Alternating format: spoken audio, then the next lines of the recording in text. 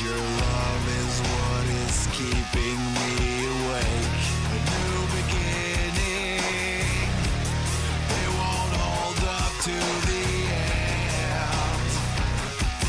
And I promise you will never be the same.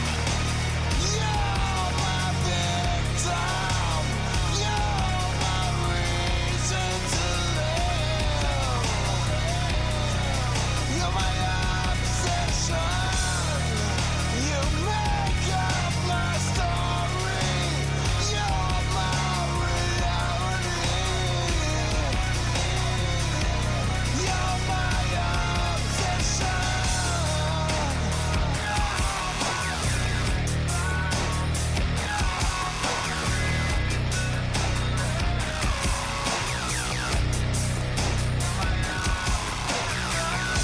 You know my weakness and all the pain I've caused to you. And you love me even though I am a fool. You see my darkness, but I seek forgiveness when I come to you. I can't promise I won't break the rules. You're my victim, you're my reason to live. You're my obsession, you make up my story. You're my reality. You're my obsession.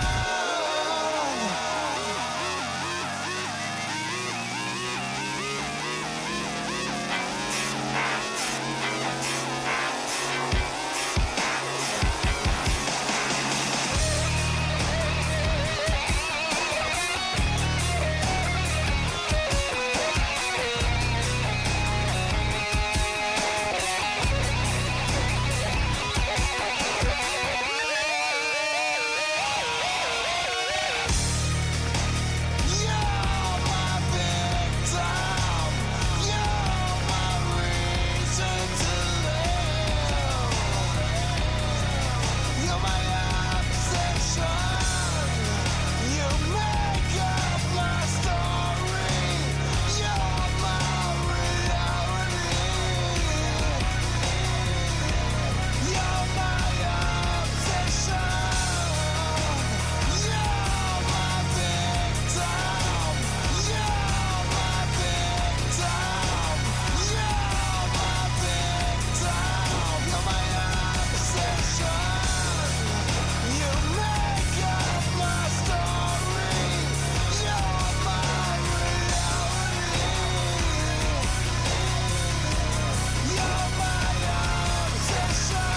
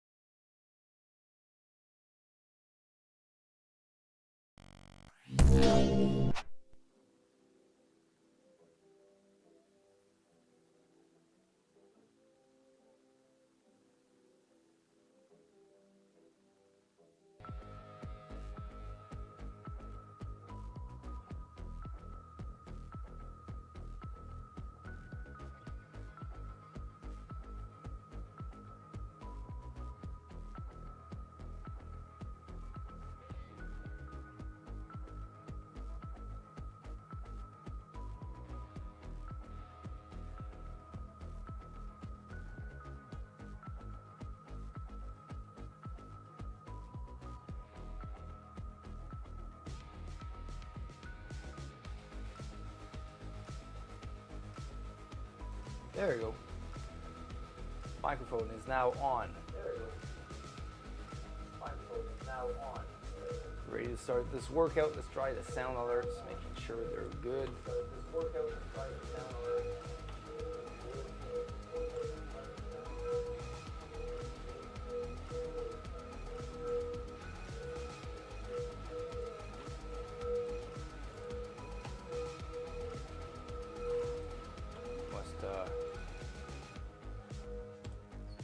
Yeah, feedback coming back through.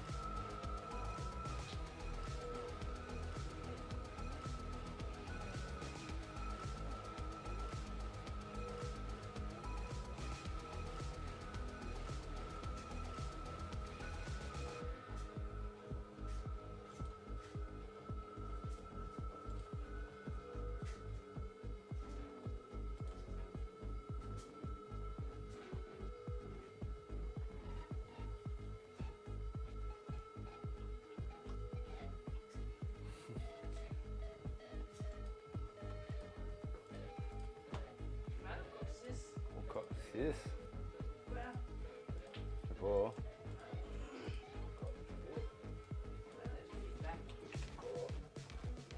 Because I'm on the channel at the same time.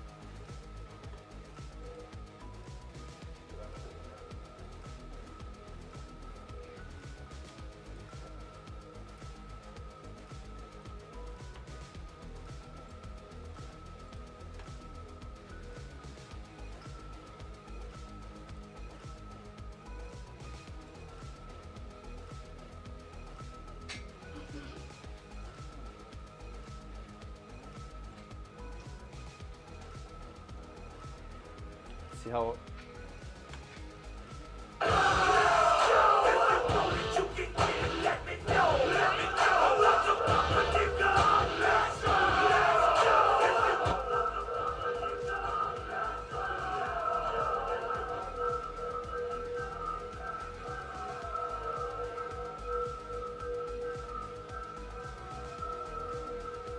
This is Sparta!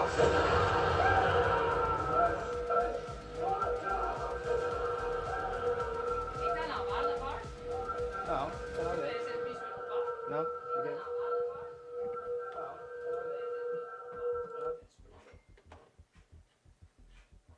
Weirdly enough, it's just not showing the.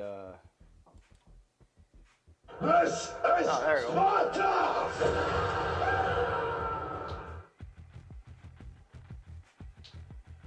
Now it's showing.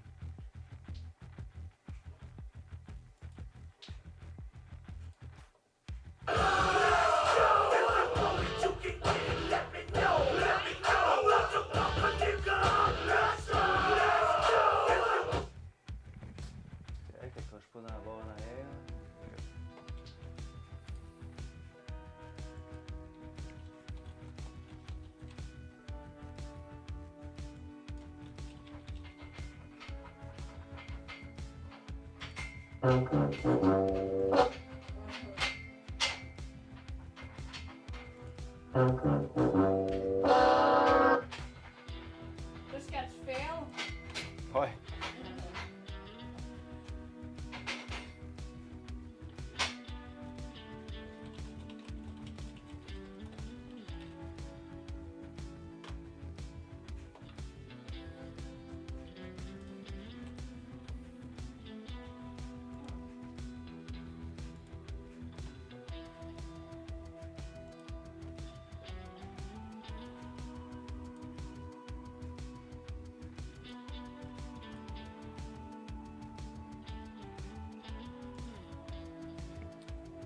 tu as une idée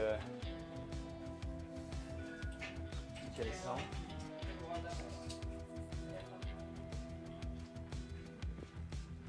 OK.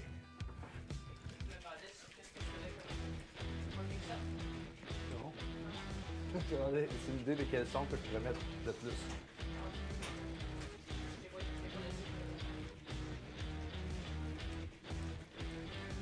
Whew!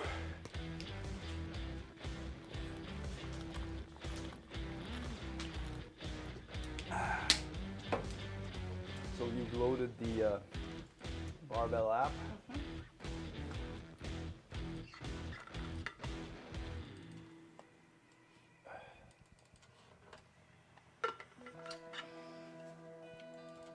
just gonna have it reload.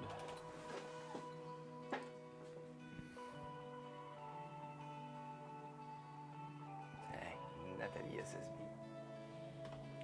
Now I'm going to be updating my training. I'm going to do an AMRAP set of close grip bench press, and after that I'm going to do a single bench press at 275 with regular grip because I think I have it in me and I want to have that in my record book.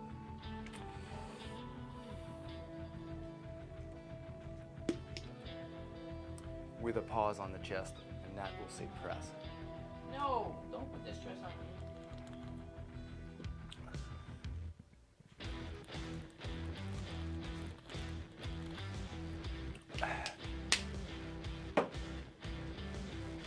You know what I should do? I should do sound alert, but with the animation that has 3 white lights, you can judge the lift, and then people can say 1 red light, 2 red, white. You know, that'd be cool.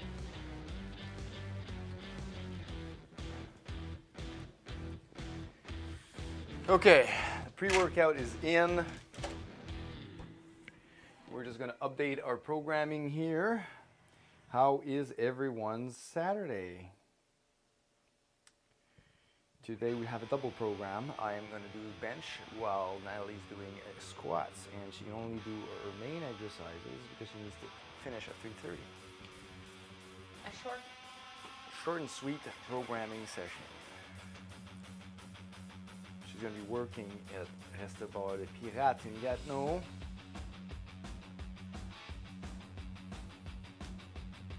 Alright, let's load up my program.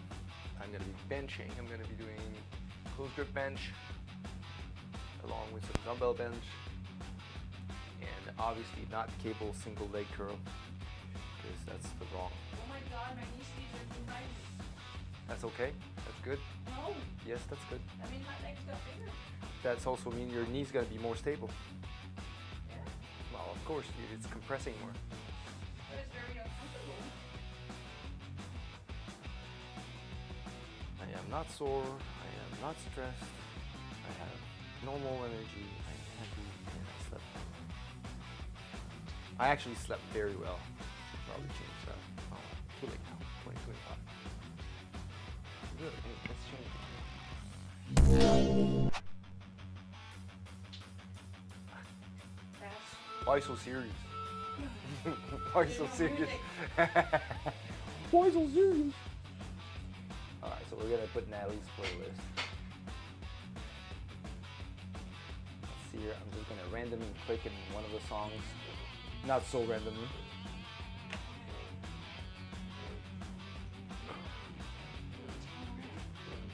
six, seven, eight, nine. Great. Alright, so program 220. Let's go to go 220 for 4 on close grip bench. So not 215. It's either I go 220 or 225, which is 2 wheels, and I think I'm gonna go 225 because I don't want CC plate on my bar.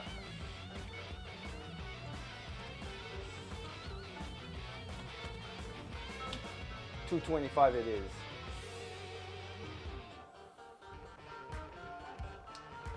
And we're gonna do dumbbell bench press at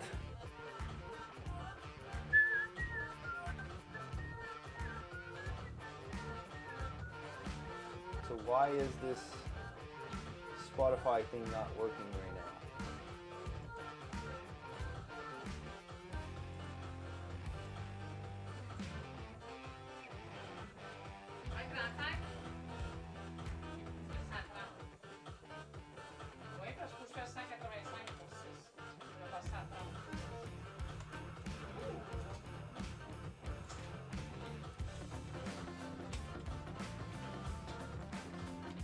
Apparently you have to refresh that token once in a while.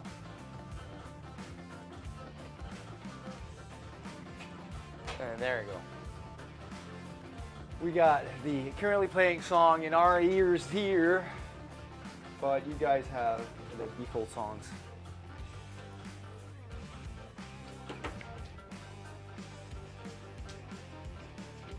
Here, I'll let you guys hear our songs today. We'll see if we get a copyright infringement. I've never seen that happen on Twitch. Like, I'm looking at other streamers and they do have all of their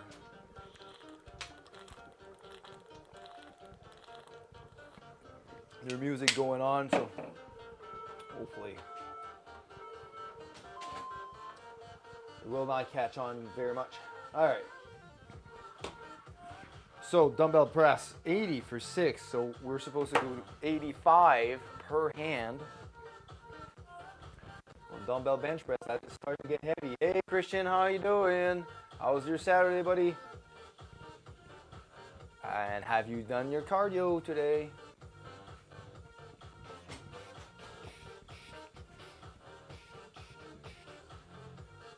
All right. Just in time to come and see Natalie do some SSB squats.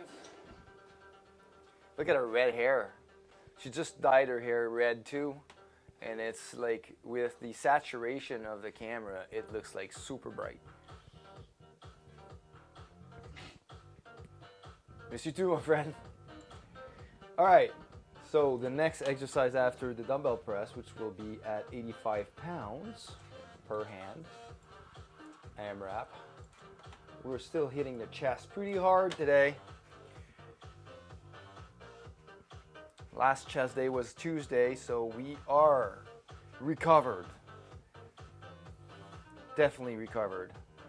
And I'm going to try a single at 275 because I want to get that number. I think I have it.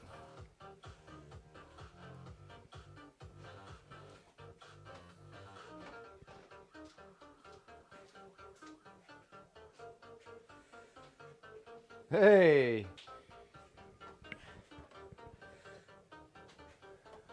Am I streaming a meal prep tomorrow? Maybe. Maybe. Not sure what I'm going to be doing.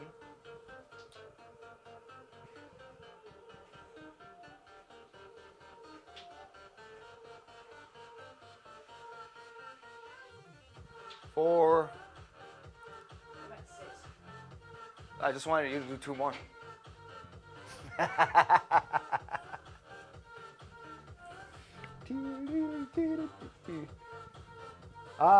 I'm going to think about it, Christian.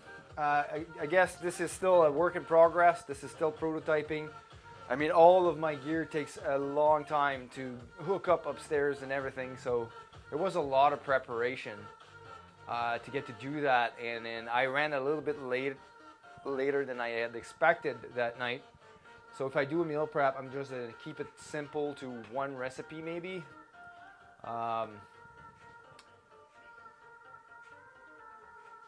We'll see. We'll see. I can probably show you guys how to make a shawarma. You know, using the baked chicken thing. Yeah. How about shawarma? You like shawarmas?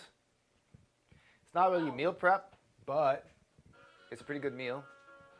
Boom,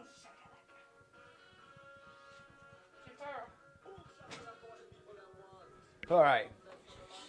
Next exercise will be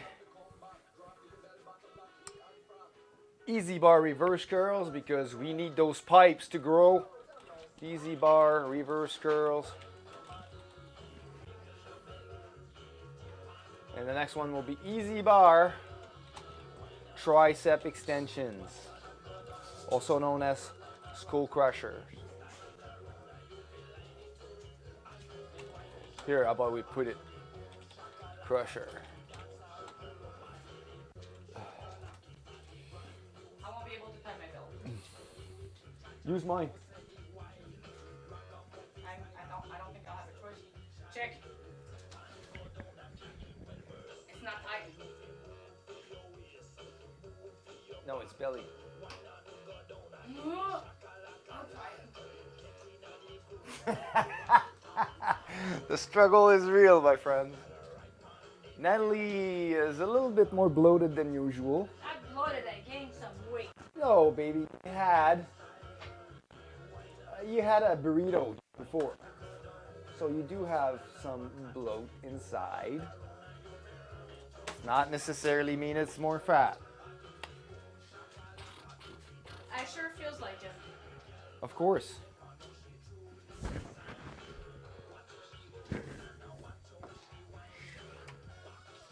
And for the weight of the reverse curls, we're going for 6 reps, so 70 pounds. Looks like it's pretty on the dot here. And tricep extensions, I think we're going to be following the same weight. What?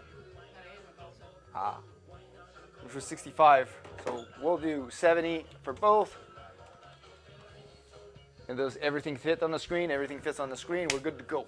This is sort here. The TFLs, did you foam roll? I did a little bit. I lay down there. You want more massage gun? At least you used the word before instead of saying, "Il manque mon." So you never tried it before? You never had shawarma before? Really? You're from Florida, right?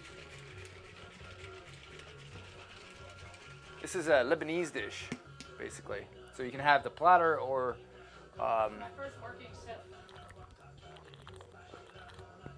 the sandwich. The sandwich is made out of pita bread with lettuce and other condiments you like.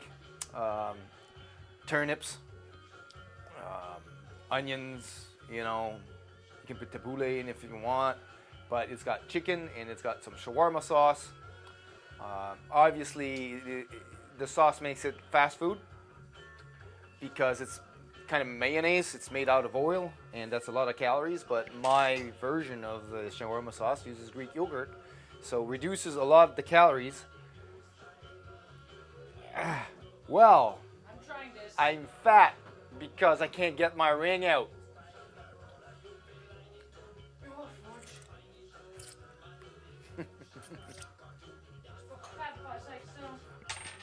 So you can't? Try with the other one. Oh, this sucks. I don't use that belt today, so you're welcome to try it. This is actually a women's belt, to be honest. Don't go too far. See, that's a little bit not enough. One more. Is it better? One more, maybe? I think it's the same. Oh no, that's good. How's that? Is it feeling loose? Not too bad. Okay, try that one. Is that a working set now? Yeah. Oh, okay. Try it. I'm nervous. So make sure you brace. When you brace, you bring your top ribs down like that. Yeah. Get on to that.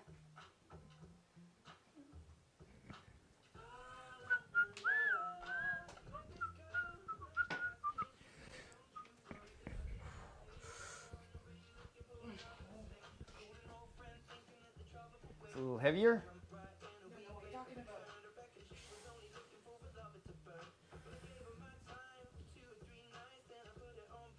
1, 2. That's pretty good. 3. You're supposed to do 6. 4.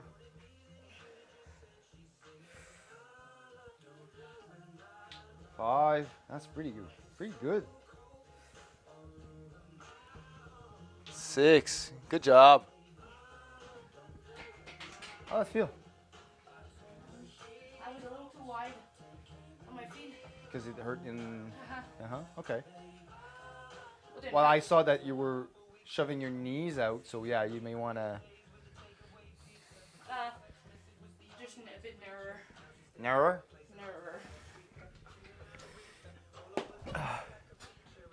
Send you lots of love. Thank you, my friend. Thank you so much. This is when it's a rep max. It's a 1 rep max. Good. It's actually a record. See the belt. It's the belt. But you had still like 2-3 reps left in reserve for sure. So I think you like the belt now. How did it feel though? Did it hurt your hips like the other one? Mais je crois. A little bit tighter?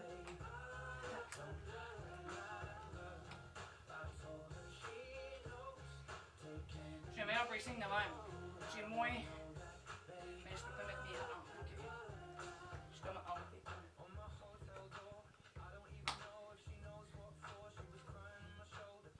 Oui.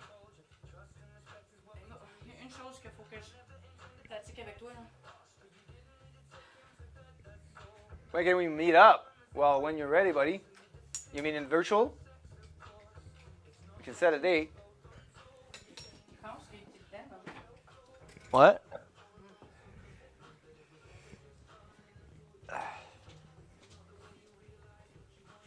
Les signaux sont mélangés avec lui.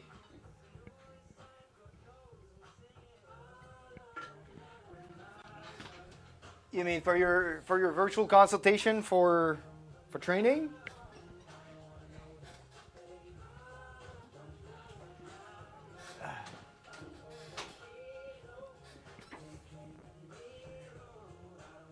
Whew.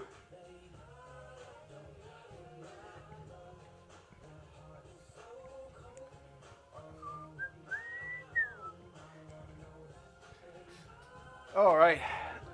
Now I'm the one. When can we meet up and grab lunch? A little far, buddy.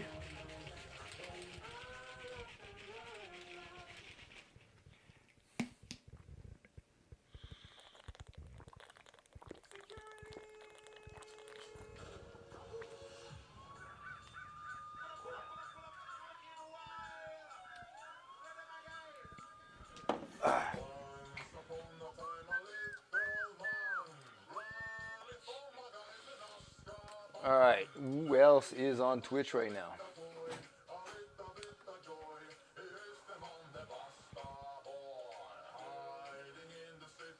I'm the one who's not keeping the pre-workout in today.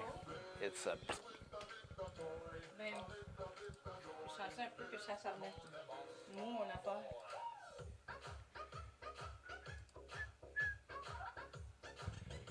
So we got Muscle Mac, we got Martini Monsters on. Ouais, toi, ça. Ah, moi, c'est 50. I'm thinking to visit Canada soon. 50.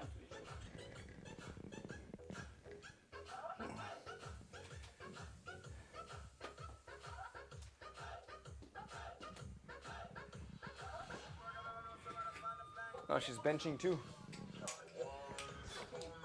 That's Martini Monsters. She's another streamer on the. There's Muscle Mac too. This guy is freaking jacked. I met him yesterday. Fait que regarde comment les femmes font des. Moi, je regarde n'importe qui sur le chat. Hier, j'ai regardé Muscle Mac. See, look how jacked this guy is. Freaking retarded. I met him yesterday. I rated his channel yesterday. But I do look at other, even female lifters. Sometimes I can help them, but she's got a pretty good bench.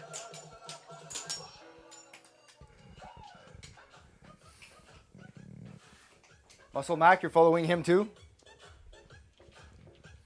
Nice. He's a pretty big dude. You can tell he's put in a lot of work.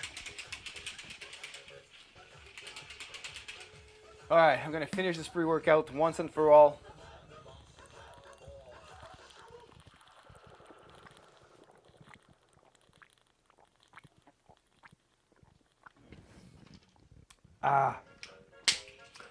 So I've implemented sound alerts in my stream now. You should be able to.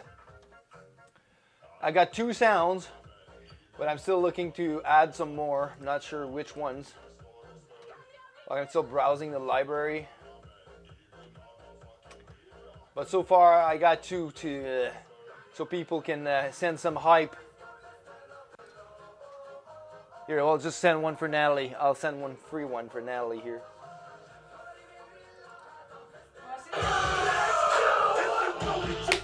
Let's go!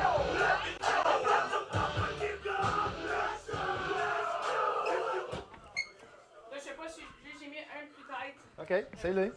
Well, I mean, it's a new belt, so you'll have to try different settings and see which ones stick.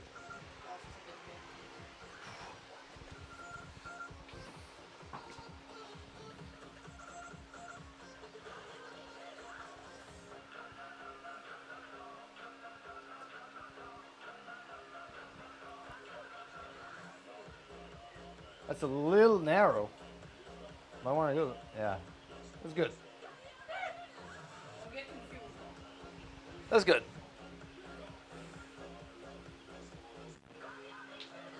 One. 2. Yes, perfect. 3, good job. You'll be lurking? All right. Thanks for lurking, buddy. 4.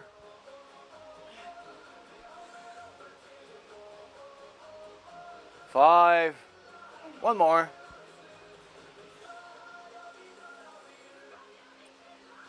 6. Done. Good work. I'm going to put the microphone here. So if, instead of putting the stream to pause, I'll just hand the microphone over to Nat.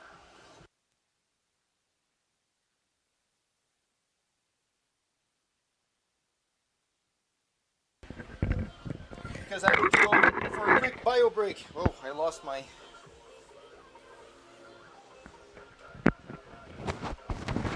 There we go. Quick bio break. I'll be right back.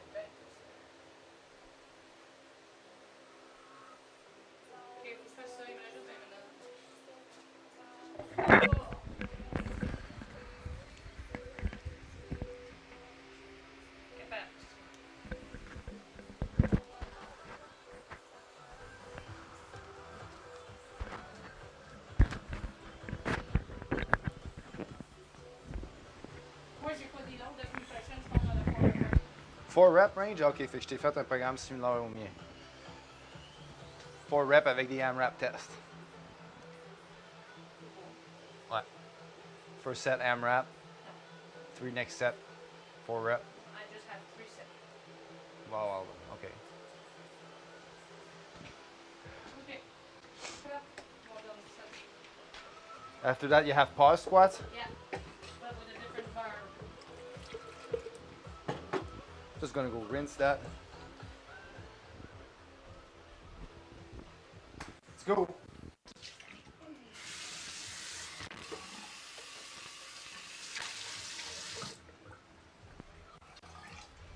Maybe on slack an egg. Wait. It's good.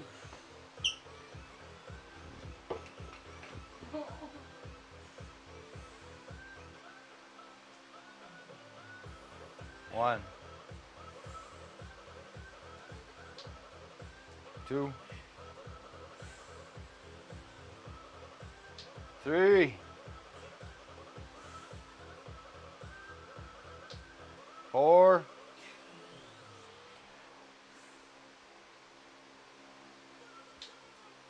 5.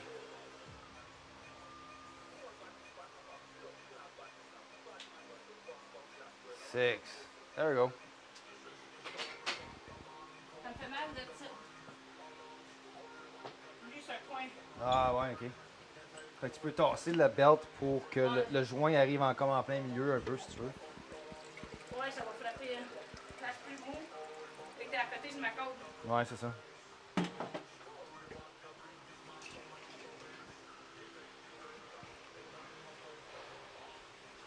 Alright, I'm just gonna do my warm up now.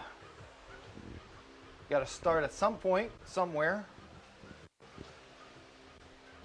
How come there's 135 gone? Huh? Oh, it's over there.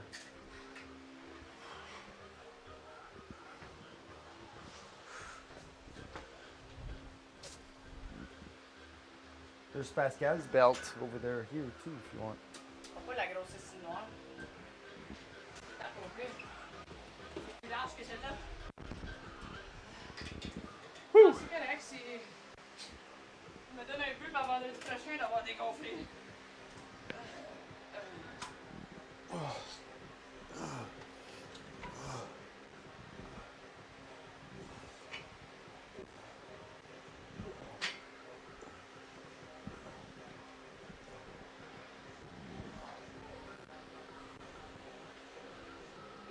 je pense que je fais peur pour les gens. Huh? Moi, je pense que je fais peur pour tes clients. Pour mes gens? Ouais, parce que chaque fois que je suis là, Y a pas grand pas monde. de monde, puis quand que je suis pas là, t'es comme, ah, j'ai un super swing, il y avait plein de monde, puis je fais le break. Non, moi je pense pas ça. Avant, c'était plus quand t'étais là qu'il y avait du monde qui venait. Hey, j'ai fait ma blonde. Hein? Allez. J'ai fait ma nouille.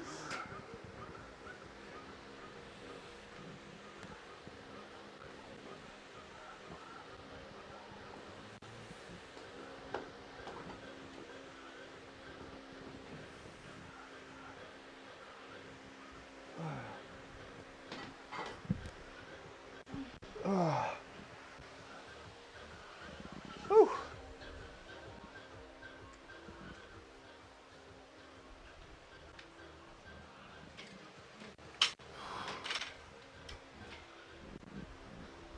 $135, $185. 185? Mais la même chose que mes. So it says 45 and a 25. I know. Thank you, dear. Whoa. This feels heavy, strangely. I know the feeling. And I didn't completely clean the gym last night. Apparently. You got 50% of it.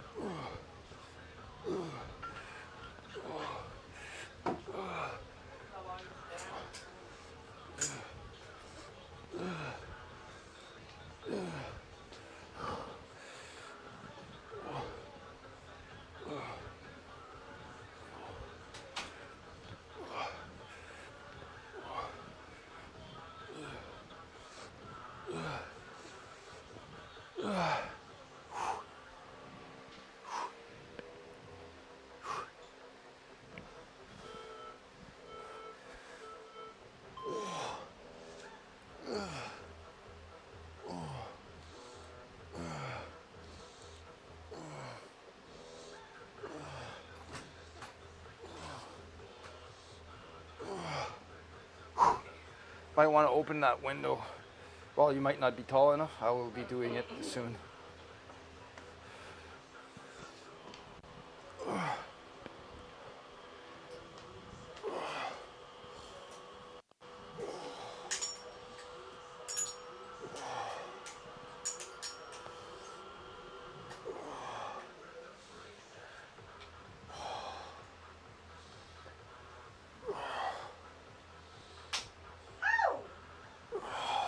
Sorry.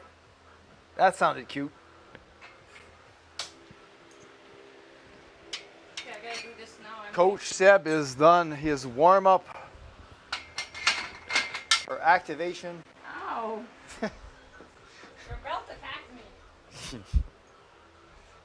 Pourquoi j'ai mal ici? Ah, c'est mon rear delt. Rear delt. Mais pourquoi il a mal? Il a mal en faisant du squat. Probablement Ouais. t'es à côté dessus quand tu... ouais, t'es là, à côté il- très dessus. Oh! Avec la barre. Gotta work, bitch. Okay, I gotta do this. I only have 15 minutes left. What a stress. I don't like this training. Stress. Sucks.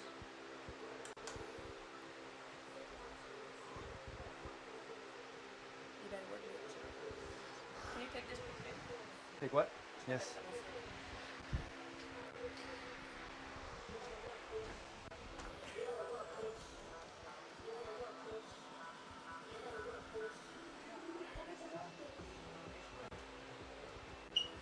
We'll do a What?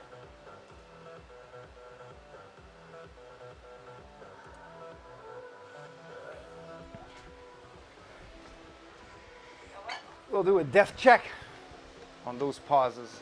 Not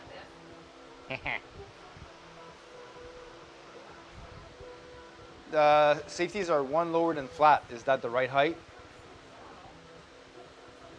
I think they're not set properly. I think you're on flat, right?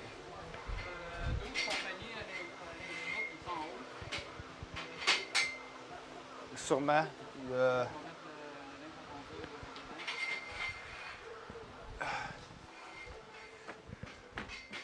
Regarde, fais juste. Ben, c'est parce que son panier à linge sale, il est sale. Je sais. Je veux pas mettre son linge propre là-dedans. Non, mais. Crisse les sites, là. OK. Puis mets le linge propre dedans, puis on le monte en haut. Ah, c'est pas grave, ça.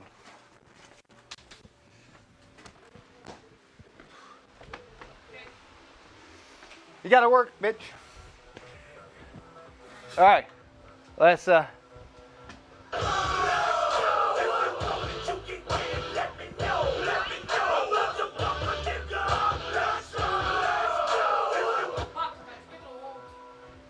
Hey, now. Mais non, je suis pas capable. C'est bien pesant. Hein? Ben, c'est 185 livres. Mais ça, c'est trop haut. Oh, mes poignets. Mais j'ai pas le temps de changer ça. Sorry. You don't have to. You don't need to tighten this up. Mine, they don't. I do.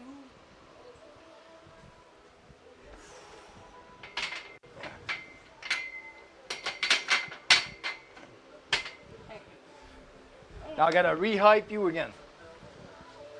Why? I don't like going from SPE to regular ones.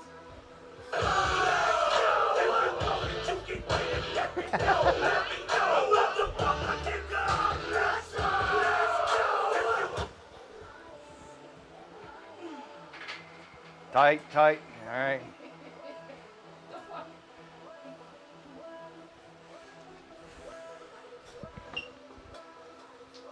One, go. One. Two.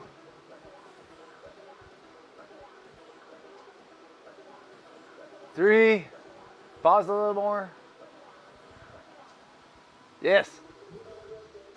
4. Pause. Yep. 5. Good job. Nice pause. What? Ew! Whoa! this strap. Ow. Pourquoi mes poignets il fait mal? Ow. Well, one, you're not wrapping your wrist. Huh? You're not wrapping your wrist high enough. Ow. That's why. Oh. Oh. And then you haven't done any shoulder I did with my. shoulder mobility work. Cool. I'm gonna warm up to bench now, and this is gonna be one higher because it's close grip.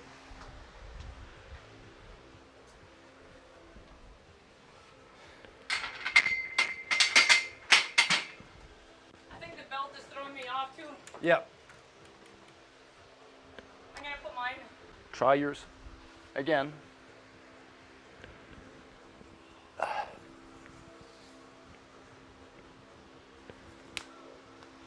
See what works.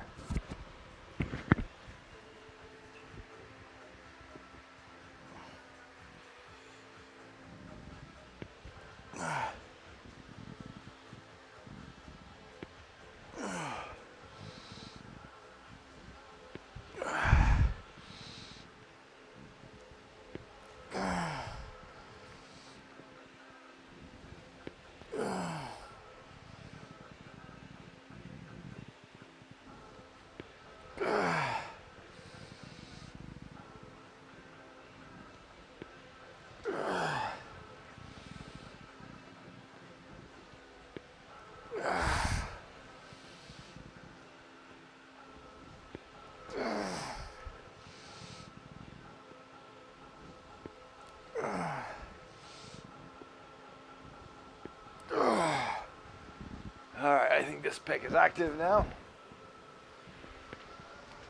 Let's go. I feel like I'm losing. What? Strength? Yeah.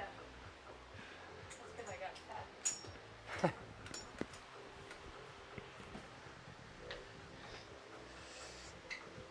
You're coming back to training after a while, so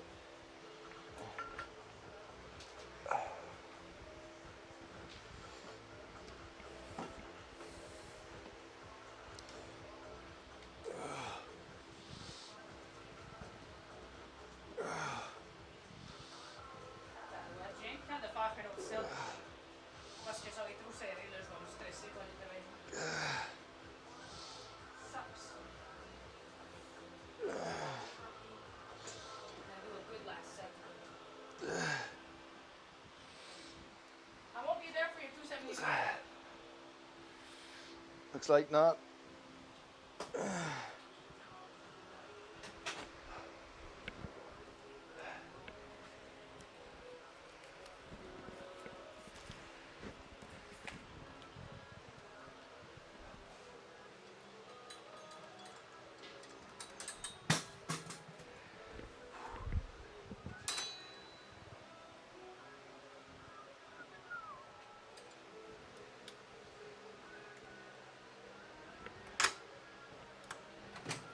I'm sorry. 4. Not gonna be able to be there. It's okay.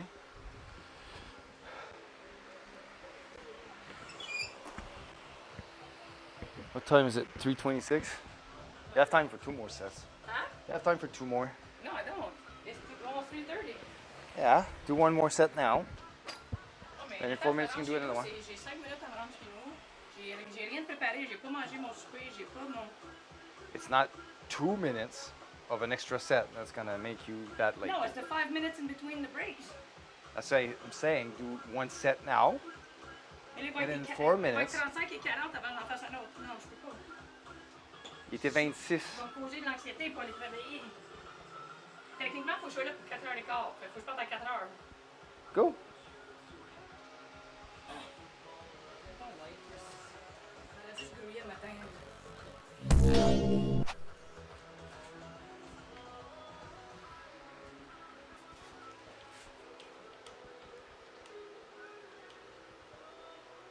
You work at 5 or at 4:30? 4:30? I work at 4:30. Technically, I should be there by 4:15. I was planning on leaving at 4:15 and trying to be there for 4:30, but je me connais, je vais juste me faire l'anxiété. Moi, ma poche de travail est perte. Ah, there we go.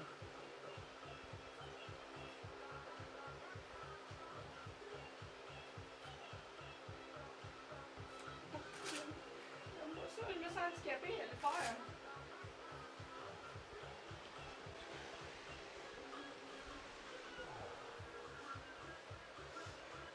If we had time, I would make you do a heavy on rack, but we don't.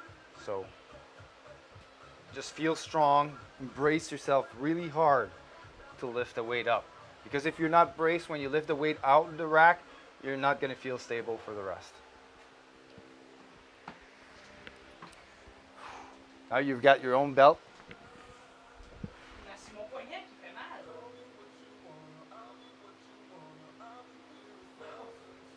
J'ai pas mal de temps avant.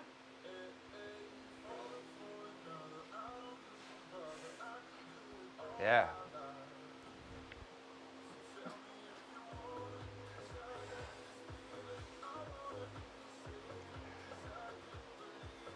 Pause, go. 1.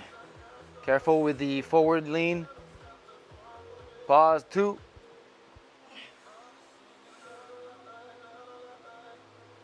Pause, 3. There we go. Pause, 4. There we go. 2 more.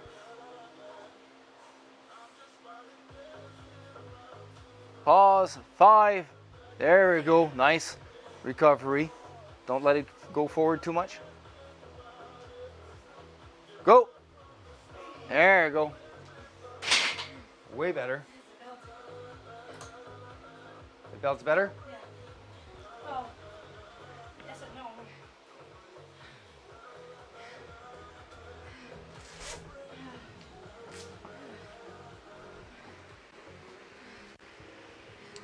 I'm going to be doing a warm-up on the bench.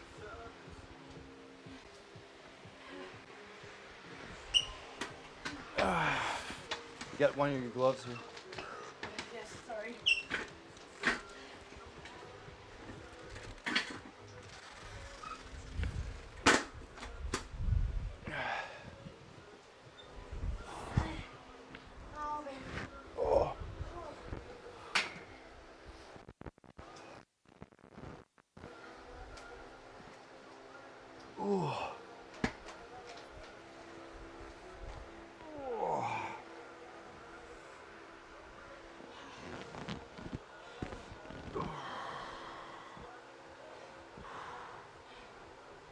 My hips are super tight. Oh yeah, don't know why.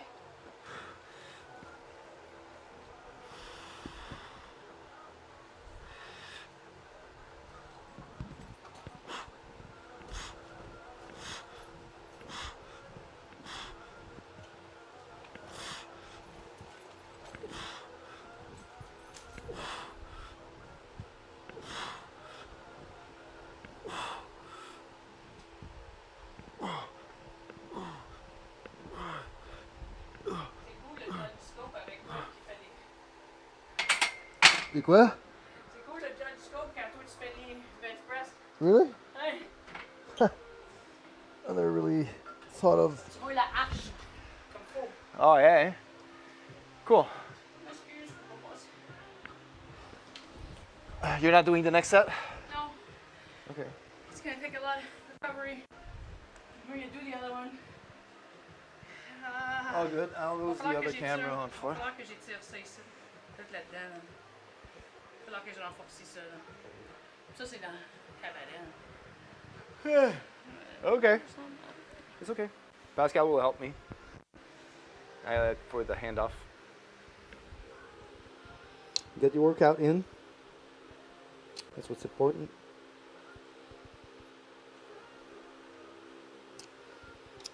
The short one. J'ai hâte de passer plus de temps. We'll be together tonight after your shift. Have fun.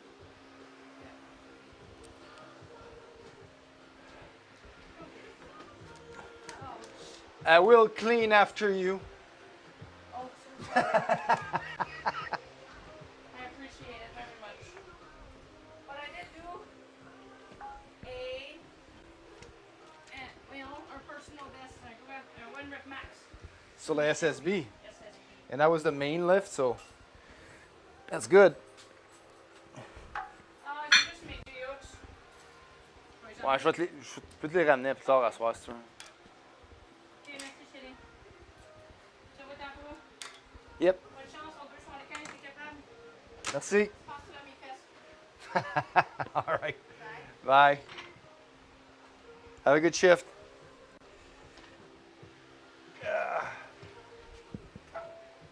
So Natalie is gone to work, and so we're going to be able to start our main workout. I was able to get 1 set of closed grip bench press in. Just the empty bar, get warmed up. We're going to store that second barbell here.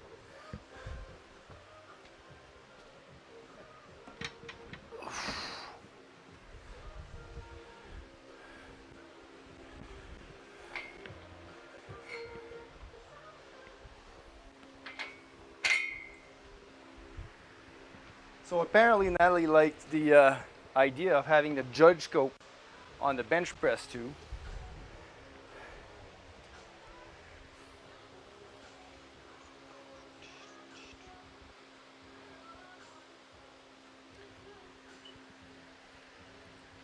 And I think I'm going to be ordering 1 more of those webcams right now because I am tired of switching this camera view. So Amazon.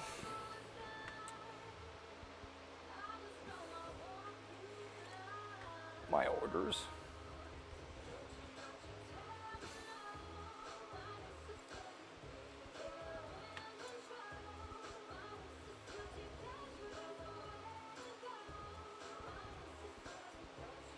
Add to cart. We're gonna get a second one of those.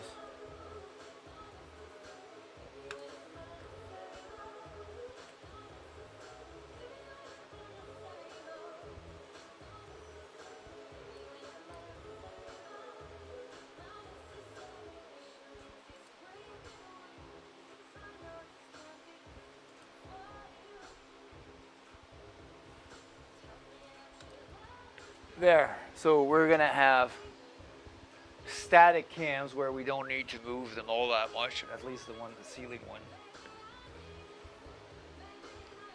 And then we're gonna be set for a little while.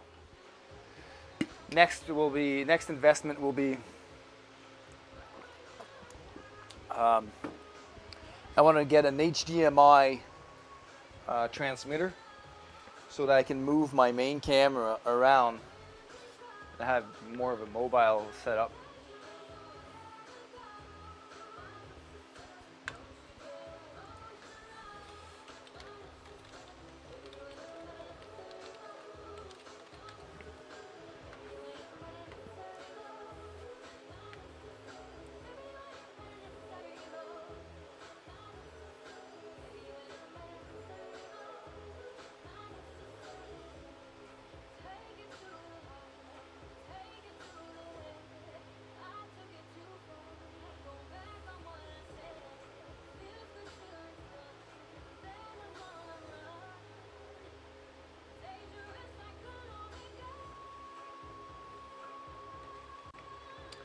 Oh, that's what it's called, a tripod dolly. Nice. All right.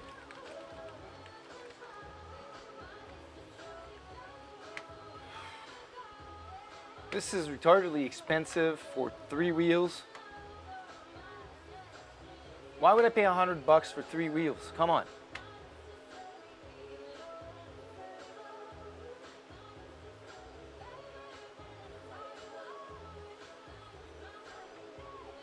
The cheapest one is $58.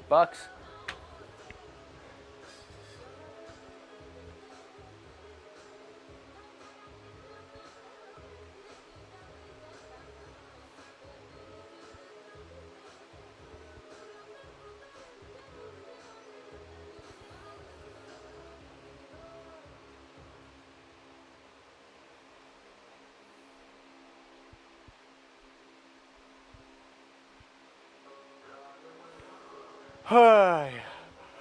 Yeah, well, it's not gonna happen tomorrow.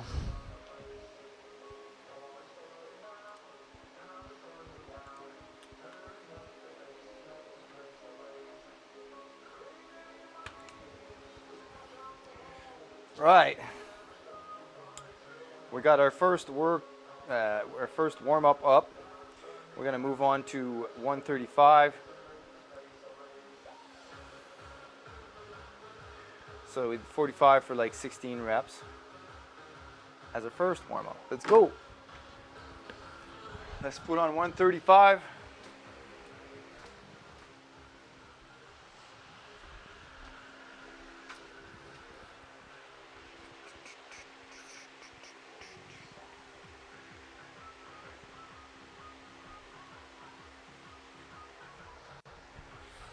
I'm gonna move this camera around. So I'm gonna be benching, so it's gonna be better for you guys to see it from the top.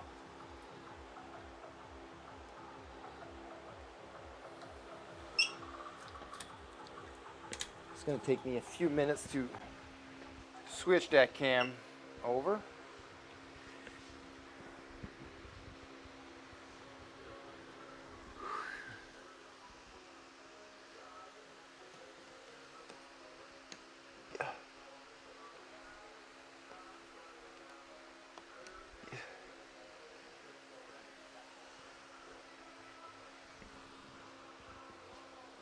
Now, to have it centered as much as we can.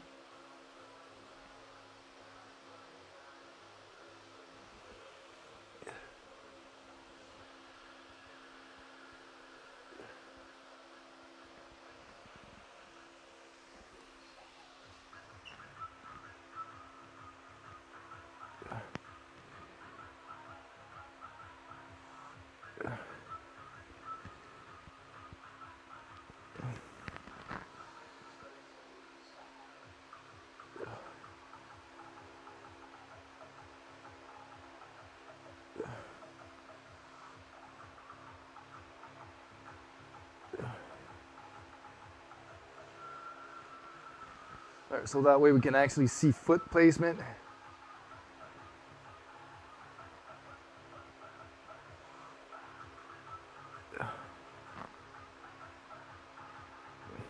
There.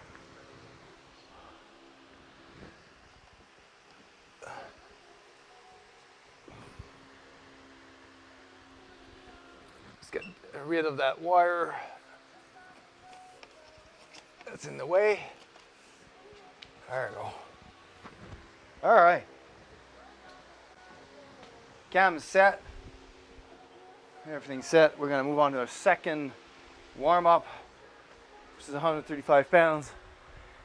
And we'll leave the judge scope there.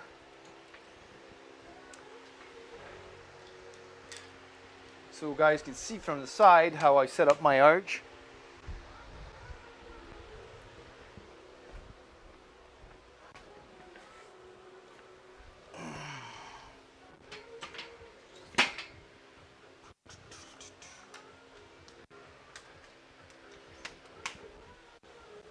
And I'm gonna set the platform here for my lift.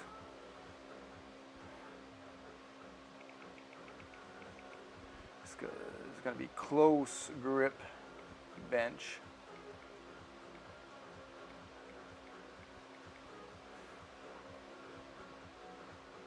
This is gonna be warm up set number 2.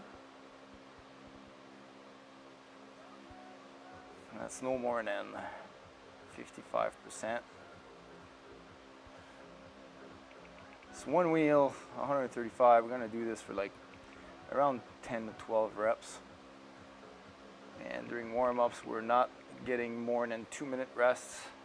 And this is not with the SSB. This is with a regular 45-pound barbell. There you go. Cameras are all set. Cameras are all set. And we're gonna be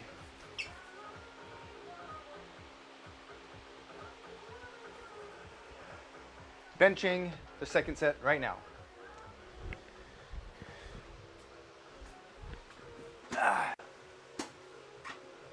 sure the bench is centered in our OCD working.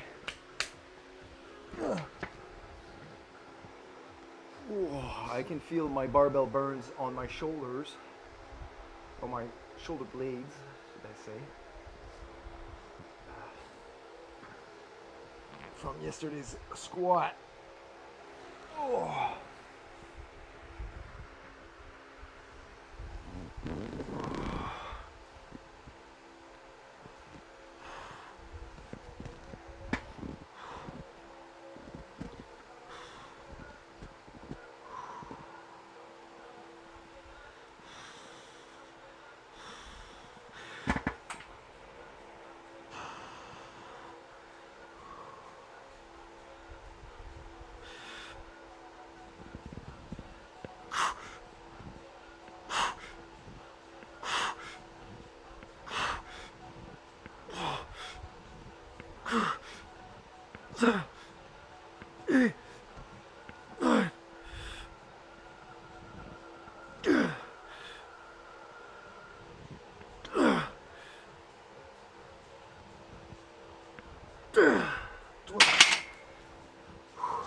Pretty good reps at different tempos, really warming up and stretching the muscles.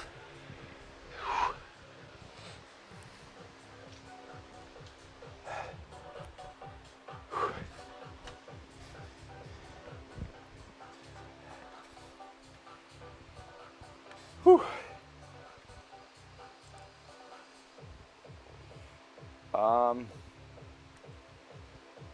Yeah.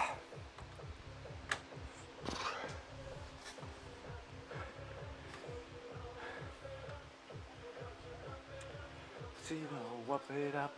You gotta work it up just to know, whoop it up. All right, so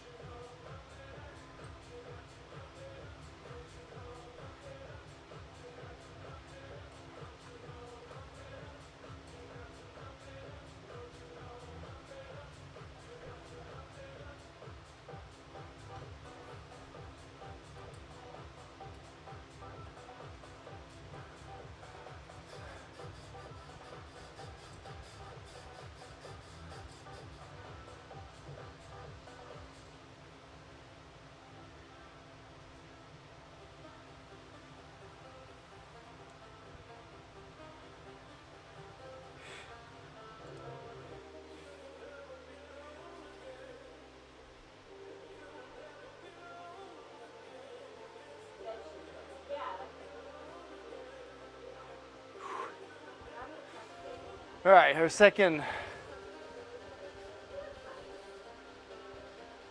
second warm-up will be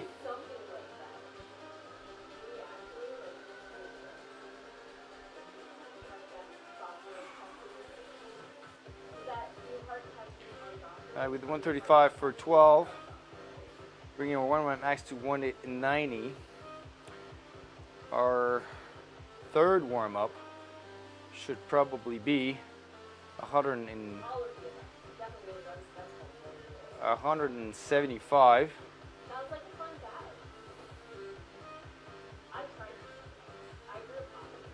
for 6.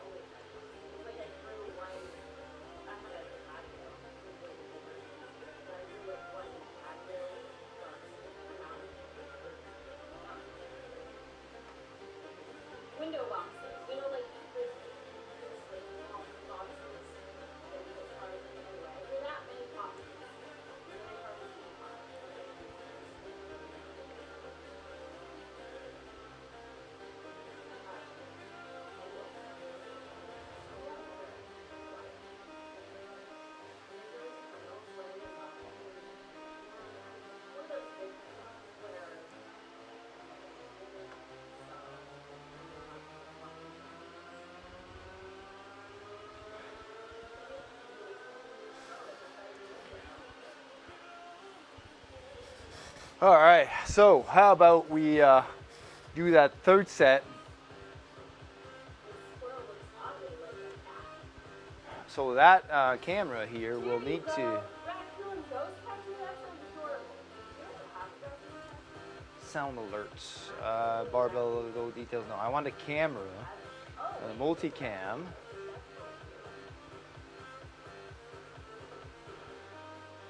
To stop trying to focus all the time. This camera.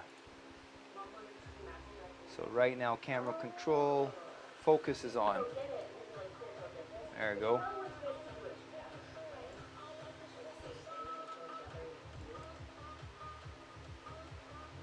So now I'll stop focusing, at least.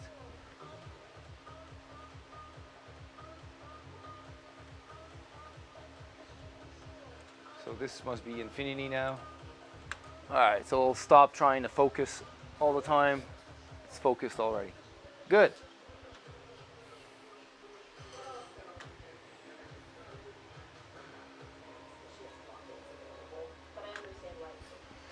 All right, so we got 135 up.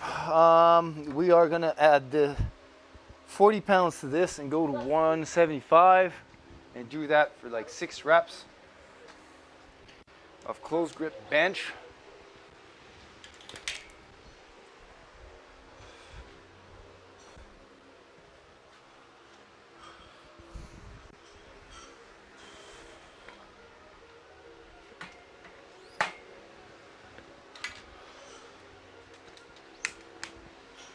For our third warm-up, and we'll be going over doing probably 205 for 4 as our fourth warm-up.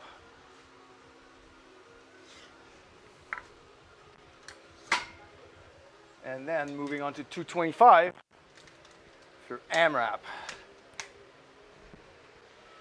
All right.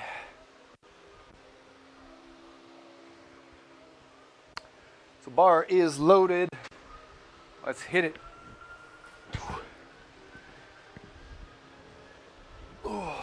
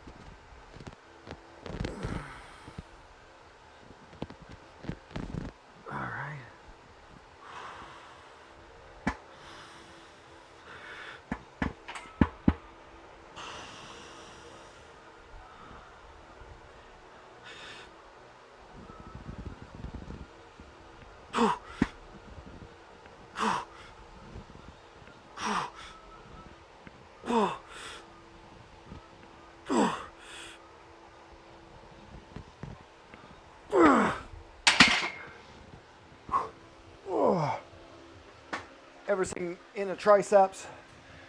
Put a lot of focus on a tricep. That's what close bench is.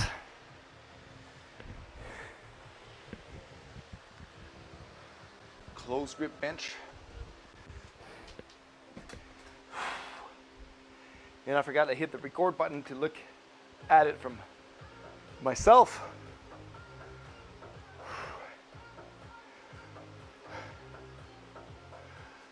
Whew.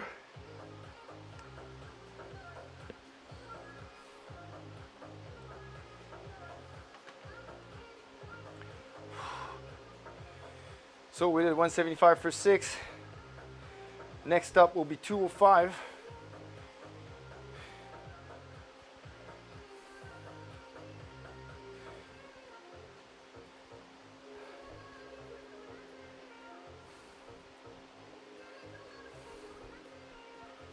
For 4.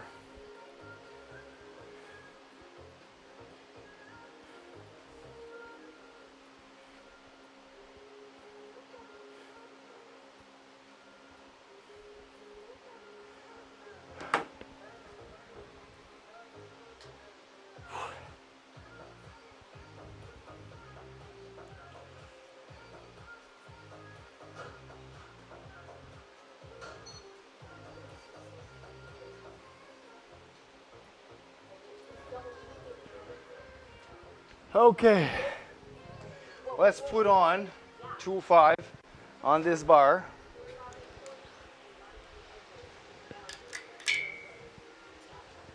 We should be able to lift that for 4 reps.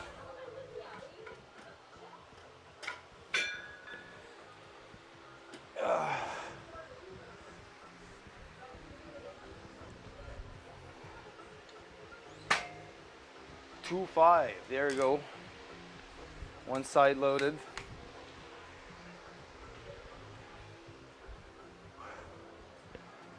Set number 4, 205. This is more closely to 75%, I think, or 70. We won't be doing that for 12 reps, no siree, Bob. Just the 4. I'm feeling this tricep here.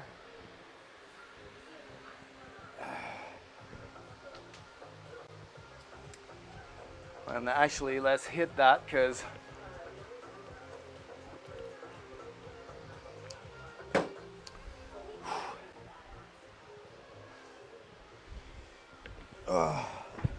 hit that for 4, and then we'll be ready to do our AMRAP set of 225, 2 wheels. It's supposed to be 220, but as I completely refuse to put on 2.5 pound plates on a barbell, this is an OCD issue with me. I decided to increase the weight to 225 and do my AMRAP set with that. I made the mistake of putting 2.5 plates on my Tuesday's bench, and I missed my AMRAP. I had to do another one. All right, let's go. Last warm up of close grip bench. Close grip being a narrower grip. This is my usual grip, normal. This would be a wide grip for me. This is my normal grip. And this is just outside shoulder width, right? And close grip. This brings a lot of the tricep into the game, and that's what this bench variation is for. It's to work the triceps. All right.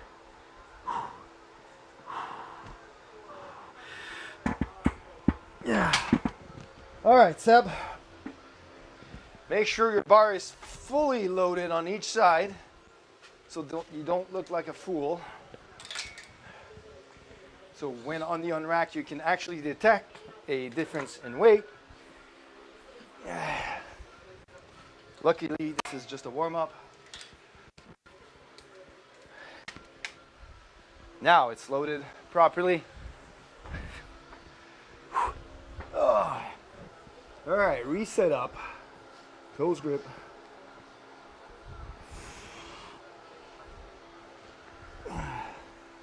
Set our shoulder blade, plant our feet, push our traps into the bench. All right.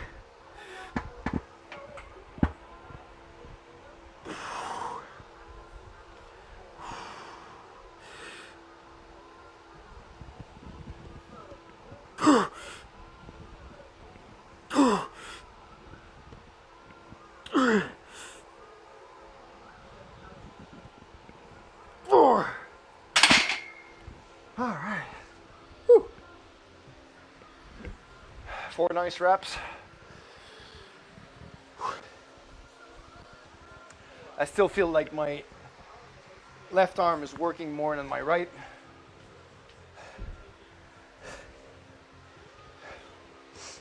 So now we're moving on to 2 wheels for our first AMRAP set. And this wheel has a very high likelihood of hitting the safeties.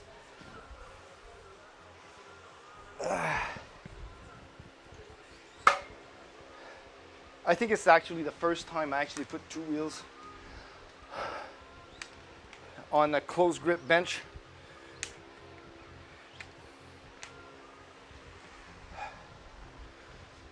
Our 1 rep max on the close grip, I think, is 260 now. Or is that my reverse grip? I'm gonna have to look it up. Nonetheless, we are gonna find our new 1 rep max today, if there is one.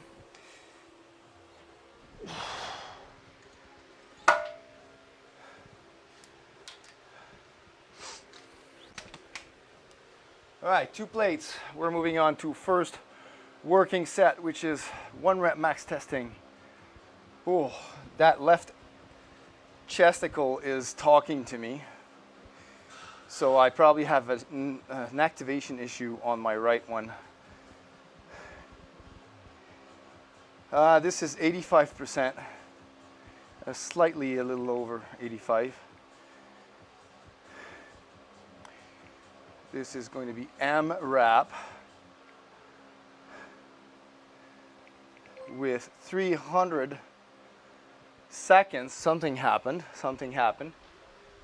Rated with stream of 1 viewers. Thank you so much for the raid, Christian. Very welcome. Very appreciated. Thanks so much.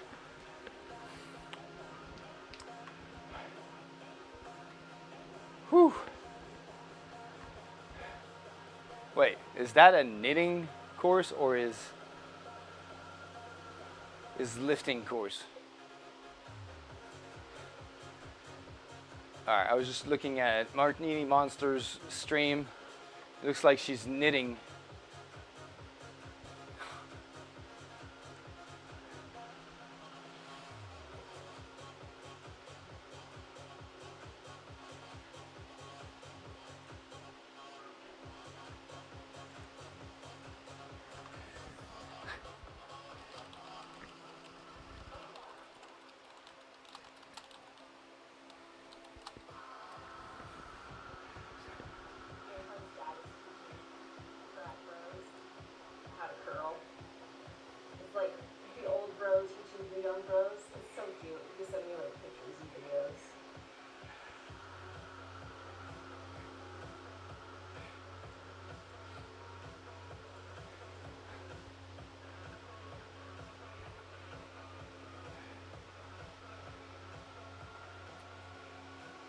My knitting 1RM.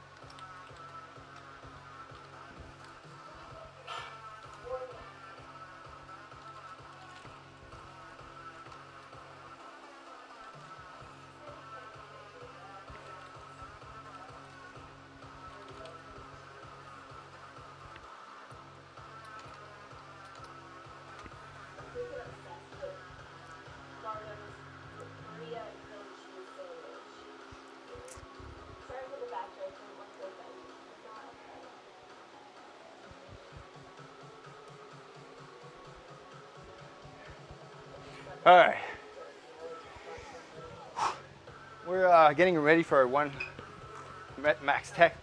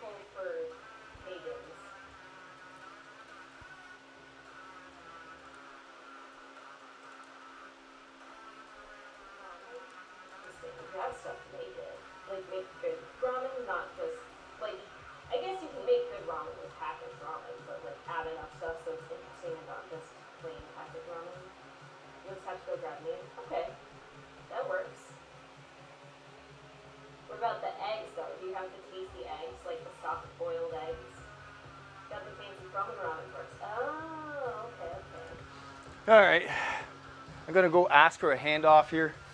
I'll be right back.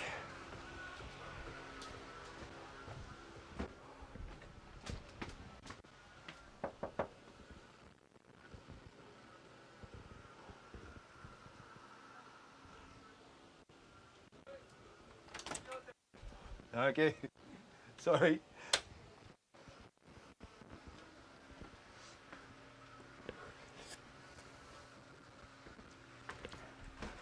All right, never mind, Oops Cake. Okay, so we're gonna unrack this ourselves. Oh, what happened here?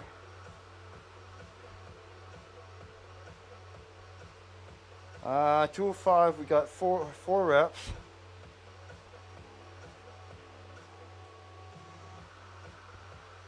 There we go. So we got 232 1 rep max. So we should be able to unrack 225. And do our AMRAP set with that. Let's see what we get.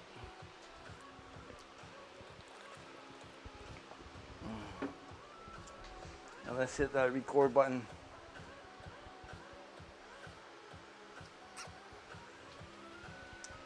Actually, we are gonna remove the judge scope on that thing. Yeah. We don't need the judge scope.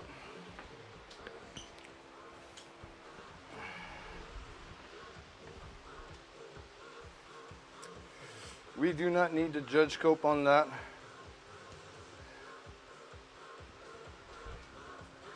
We will be using the phone to record the set as well, just in case we do get a PR.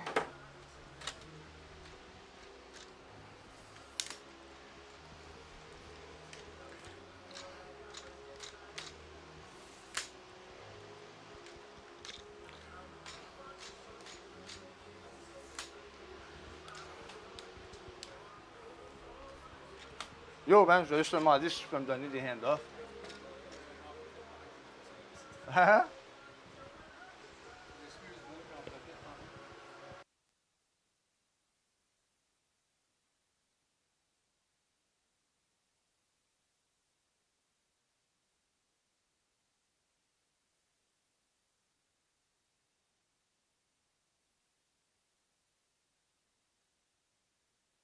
What? All right. Sending up the cam. Because we want to review this.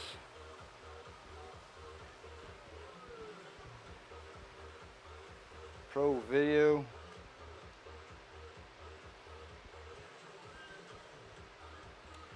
All right. Cool. C'est juste vraiment 2 sets que je veux faire là. Mon premier AMRAP sur le close grip. Parce que là, je vais vraiment aller jusqu'à failure. Ah, t'es parti? Ouais. Elle est allée travailler. Hein? Elle est allée travailler. Elle travaillait à 4h30. All right. So, first AMRAP. 225 for as many reps as possible.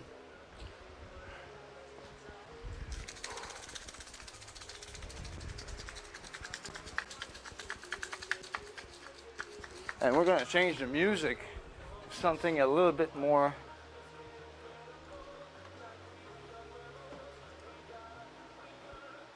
better. There you go.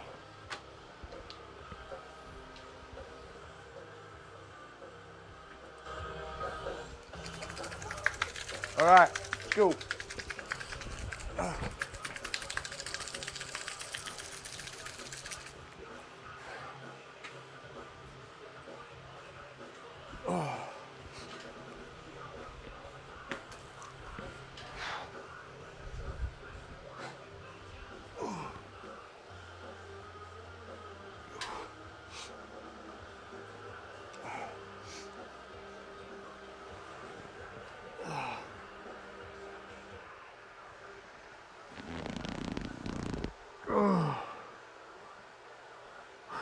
All right, ready?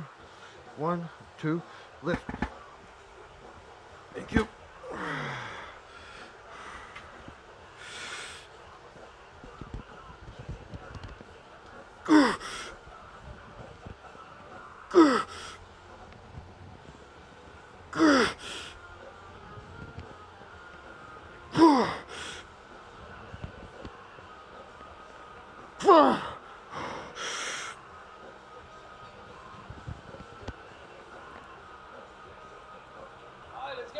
Gah! Oh. Oh. Gah.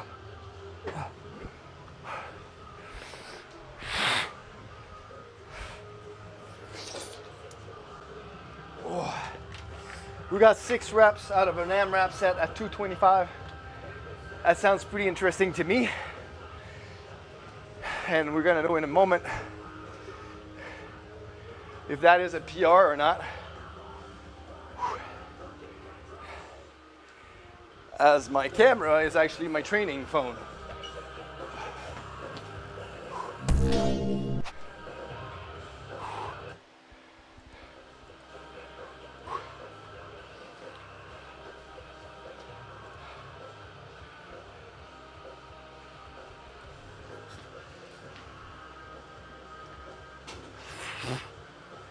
All right.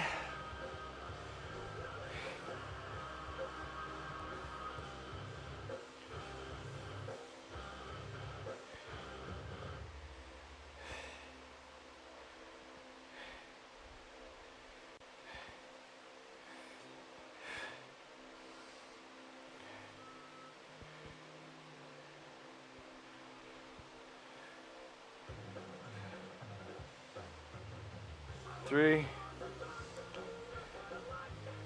4, 5. Oh, she's doing close grip too. 6. Look at that range of motion on the arms though. And mine is 2 miles.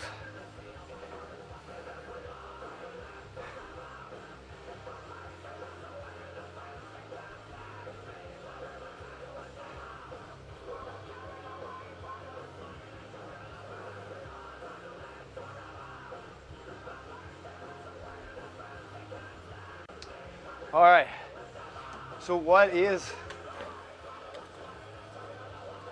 1 RM calculation for 225 for 6 reps?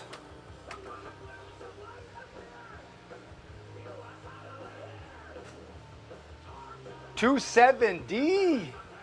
We have 270 pounds for our 1 rep max. And that was pretty much RPE 10, but we never got to failure, so. Wow, we got 225 for 6 reps at RPE 10.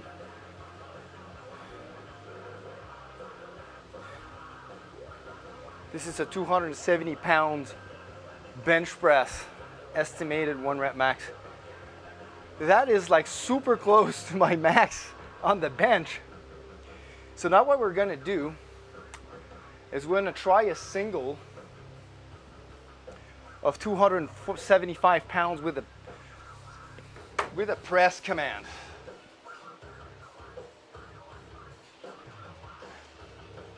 We're gonna load that bar up.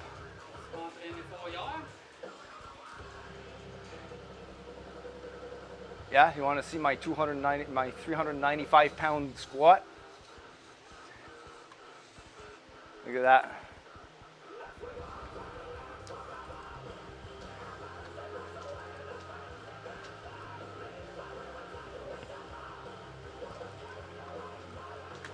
So that's 395 pounds. Yeah.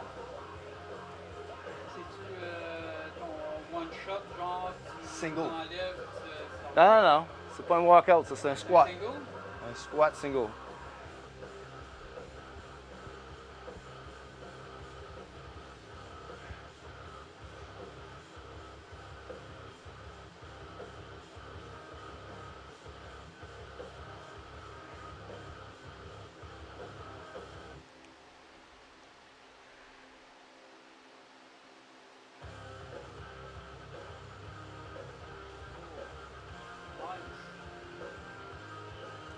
Très bien contrôlé, c'était pesant en estime, mais.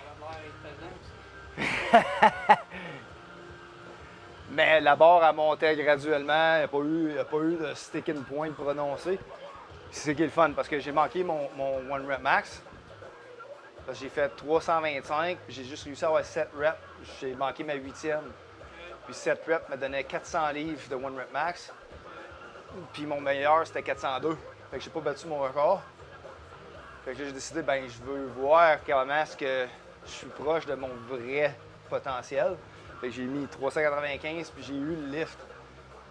Fait que ça me dit qu'après avoir utilisé beaucoup d'énergie, après avoir utilisé beaucoup d'énergie pour faire mon 1 rep max test, mon multiple, I wasted a lot of energy on the first set, but to be able to do 395 on the second for a single means that if I was fresh, I would have been able to do 405 if I was my first lift. So that was pretty good. Hey, Big Mac, how are you doing? Hey, whoa, like crap, I missed a little bit of chat here. Hold on. Oh no, that's from yesterday. Never mind. I was looking at the replay. All right, so what I'm gonna do, just a warm-up set with wide grip, just to make sure I'm stretching the muscle properly. With 225.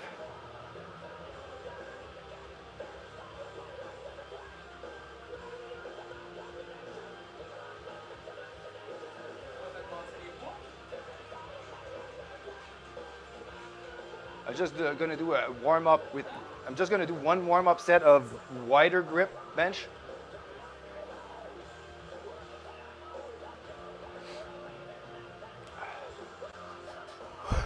And I'm going to do that right now.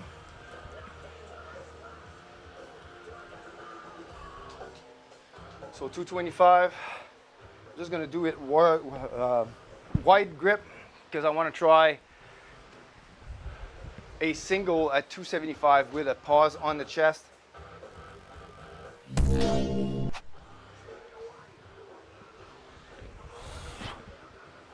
Oh. Now let's go wider. We're gonna go a little bit wider on the grip.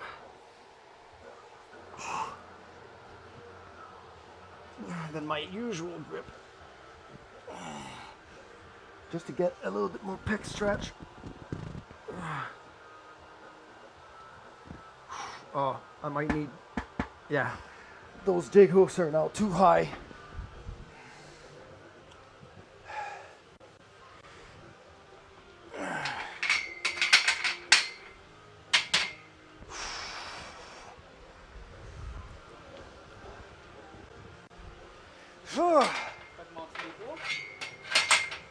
Non, je descends. Les J-hooks sont trop.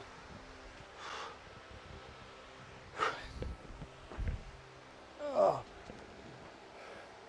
a travaillé à soir? Yep.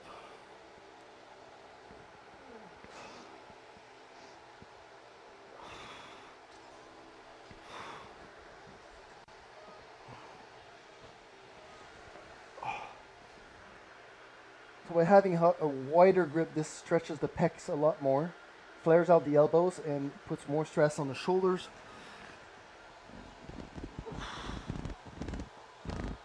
So I'm going to warm them up because I haven't warmed them up the same way with the closed grip bench.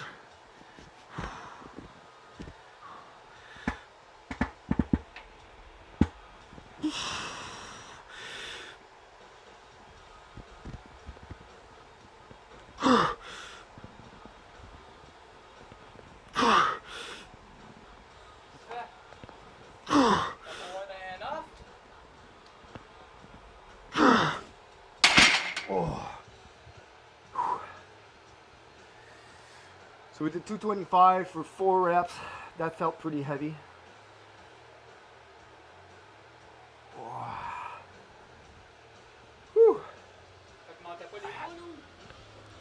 Non, j'ai dit que je faisais un warm-up à 225.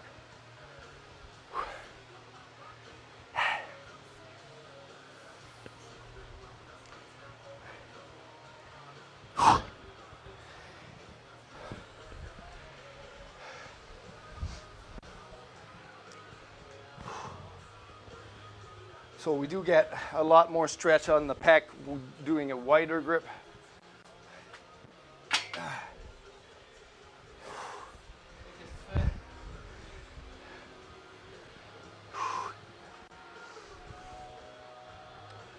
Okay. Let's try a 275 single. How much is a 225 for 4?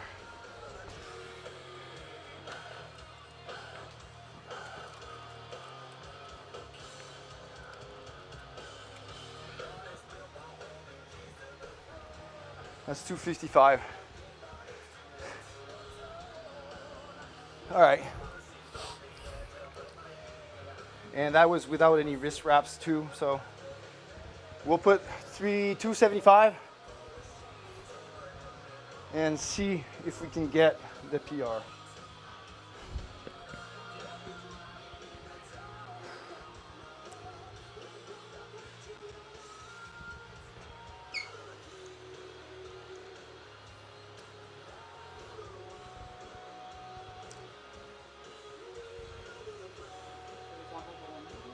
Ouais, je vais le faire là.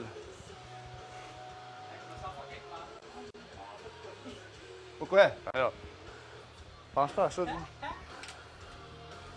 All right. Okay.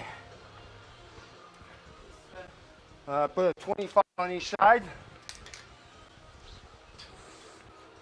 25 on each side.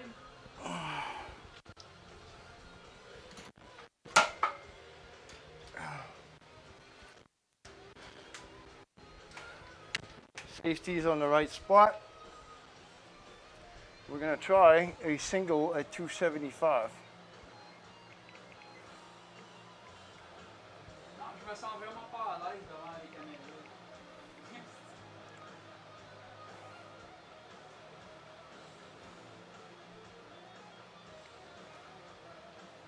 Il est beau le capillaire. Just one. All right. So an all-time max PR for a single.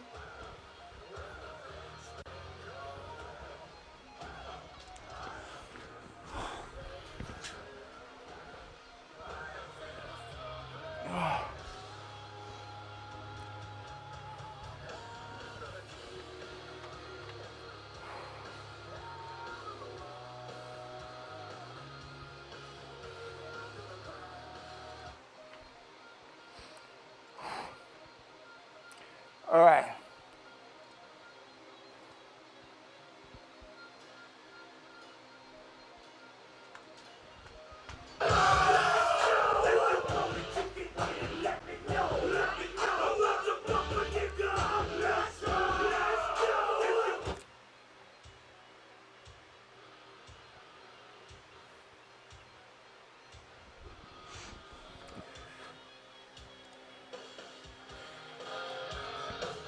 All right, let's go. Là, il faut que je reste sur mon chest une seconde avant de pousser, all right? So.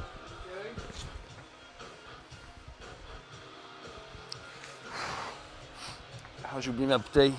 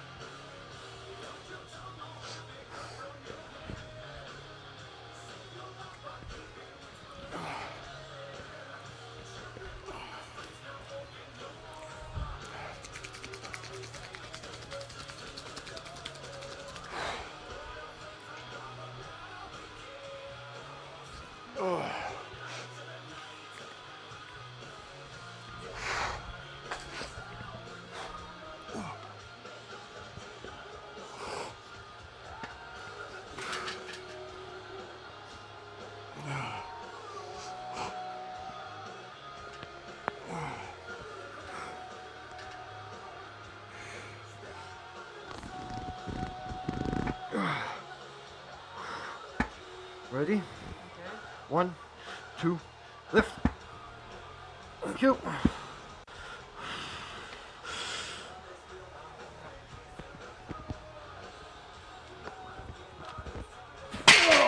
Oh! I want to try that again. T'es déconcentré? Hein? Tu veux le refaire? Yeah, I missed the leg drive. Peut-être à cause de moi, parce que ma sandale elle est ici. I don't think so. We'll try again. You can stay right behind. You don't have to move. T'as pas besoin de t'en aller. Tu peux rester en arrière. Ok. C'est intéressant, ça. I'm gonna wait another 5 minutes and gonna try that again. Combien de temps? 5 minutes?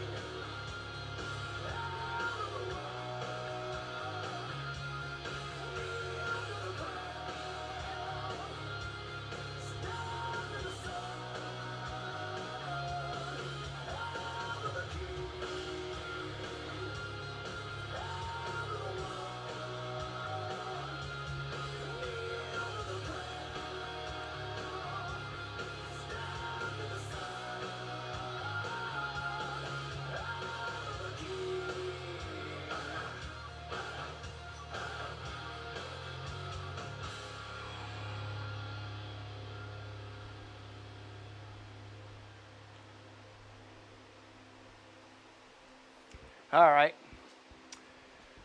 We'll see here in about 5 minutes if we can do the 275 again.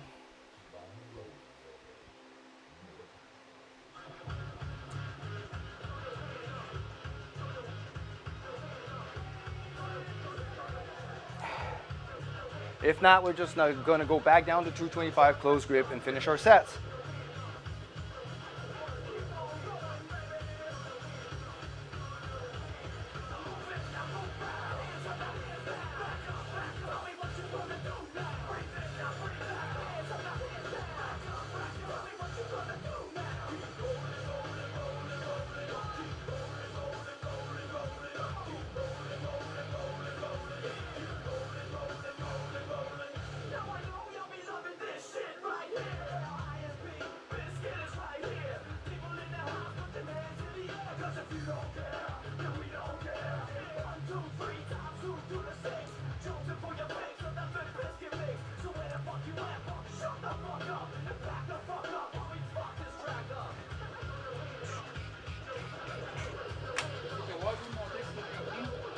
Ah non, j'ai pas vu.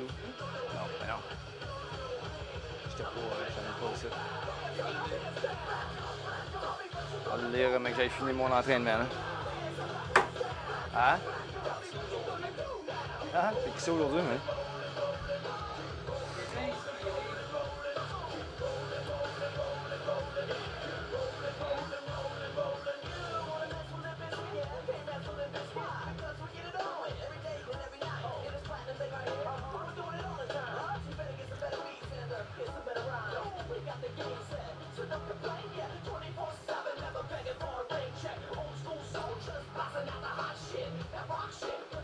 All right. I think we're just about ready to try that again.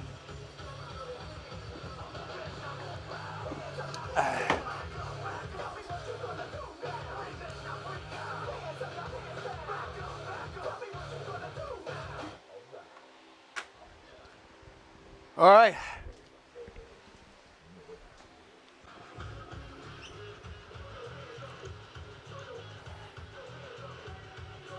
Let's go. One more time.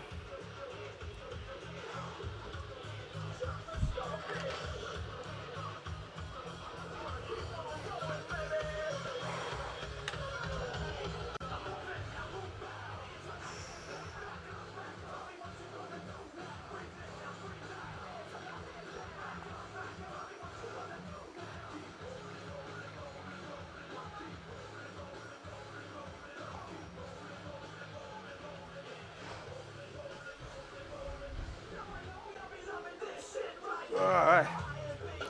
We're gonna try another single at 275.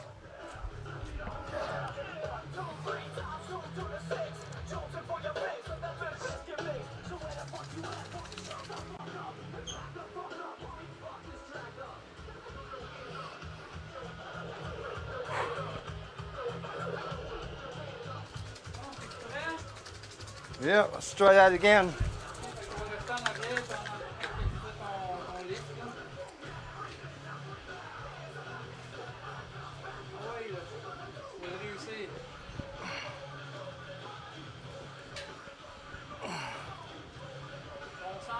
Concentration.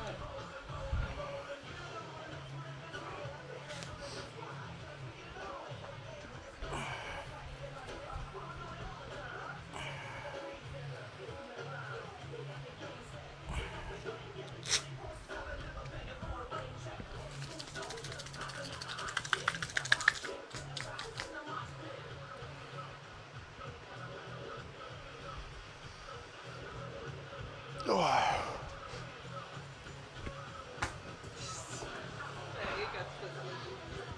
Allez, let's go, t'es capable. Je sais que t'es capable.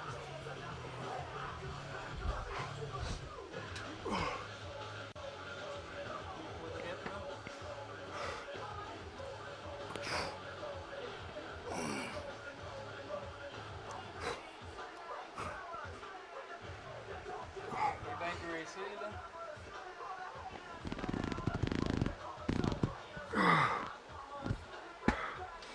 All right. Okay. 1, 2, lift.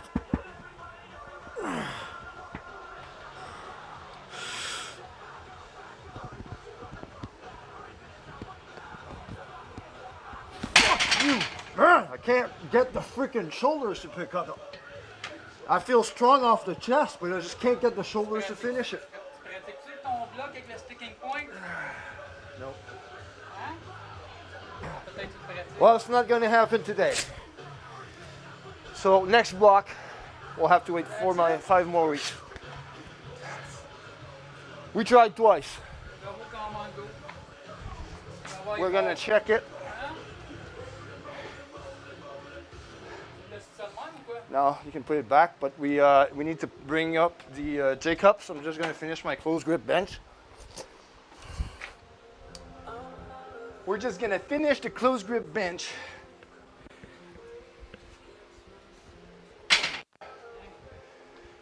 Oh, that was on flat. Okay, we need to bring it up one.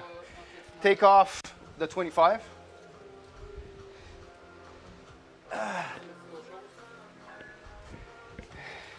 And because it's close grip, I need the J-cups to be a little higher. One higher. Ah, je dois faire ça une affaire, c'est pas faisant. Ah, ben moi, je vais aller mettre en jeu. C'est beau. C'est bon. Okay, merci. Lou. Thank you, man. Thanks, bud.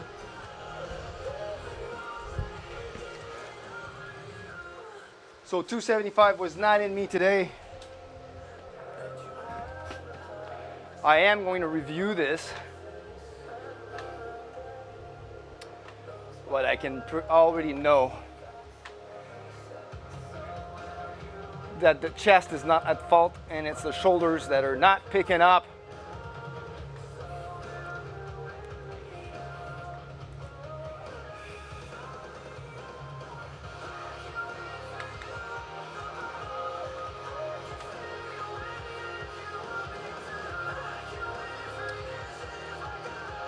But I didn't really do a normal grip warm up either. It was closed grip warm up, so the shoulders were not as ready to do that. So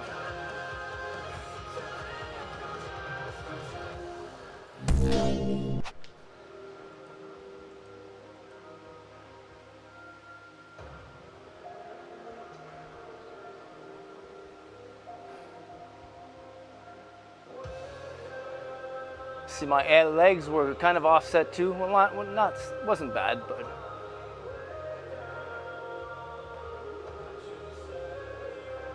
oh, the pause was awesome. That was a great pause. I would have gotten the press command very quickly on that one.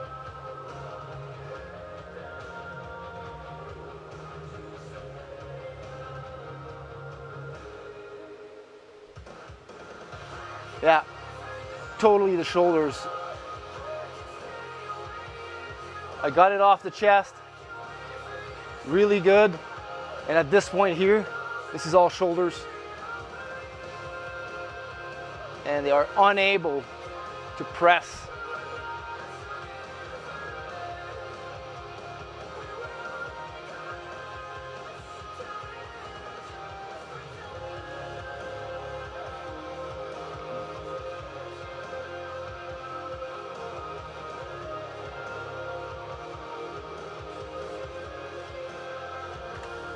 That's it for today. For the singles, we are going to do our second set of closed grip bench.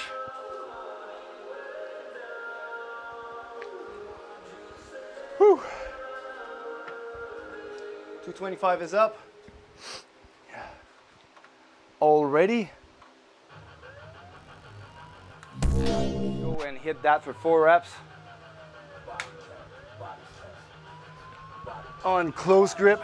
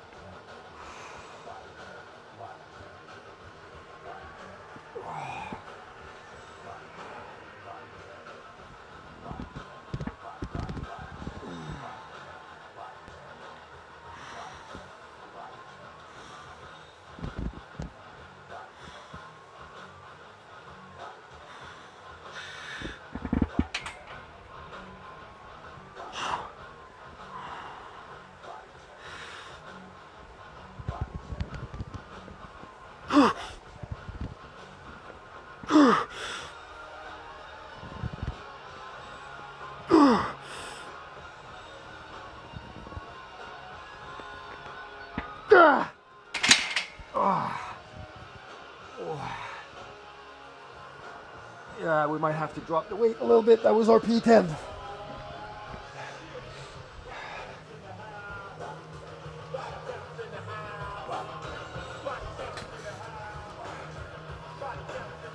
Whew.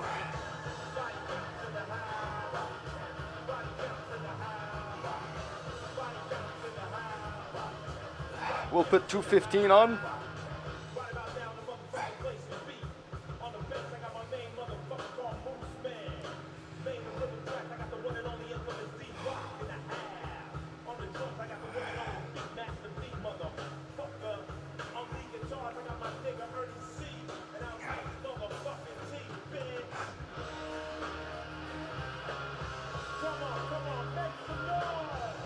For some reason, this arm is picking up all the weight and this one won't work.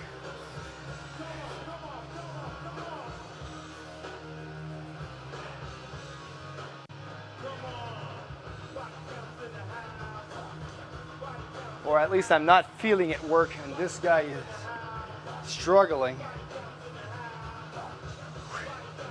I'm gonna drop to 215. So that's a 35 and a 5.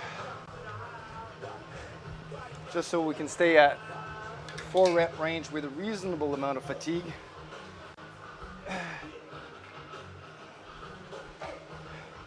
Because our 2 singles drained us pretty good.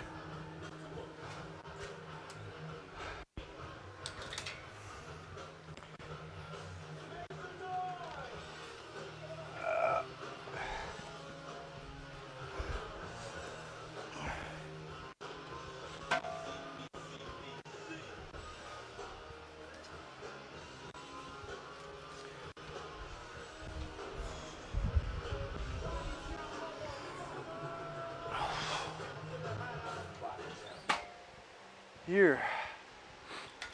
We need a 5 on this side. Like I said, we're dropping to 215 for third set of close grip bench.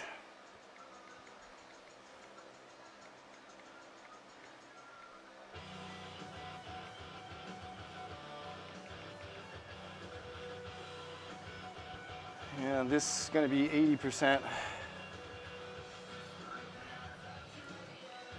I'm going to do this for 4 reps. All right, this side is loaded. We're just missing 1.5 on the other end.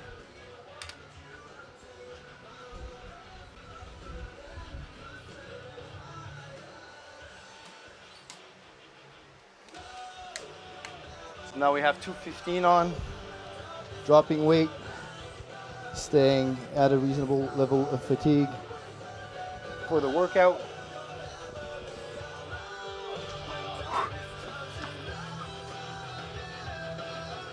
We're gonna drop the volume a little bit.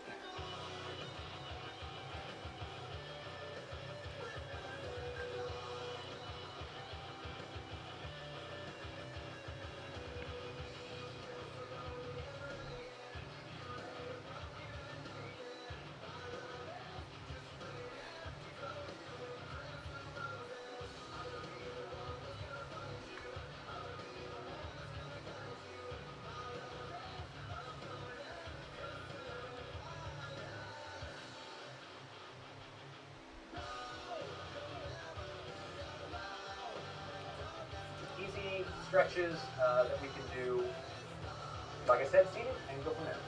The first one is the neck stretch. We're going to start from top to bottom and work our way down. Neck stretch, we've seen these before where we just kind of tip the head, the ear towards our shoulder. I like to add to this one. I take one hand and I reach it back behind my back. And you'll see the little fingers wiggling on the other side over here, like they're tickling the rotum's mouth back in the box. And what I'll do is I'll take this hand almost to kind of like hold it there. For some of us that may not feel good with the shoulder, and that's okay, just don't go as far.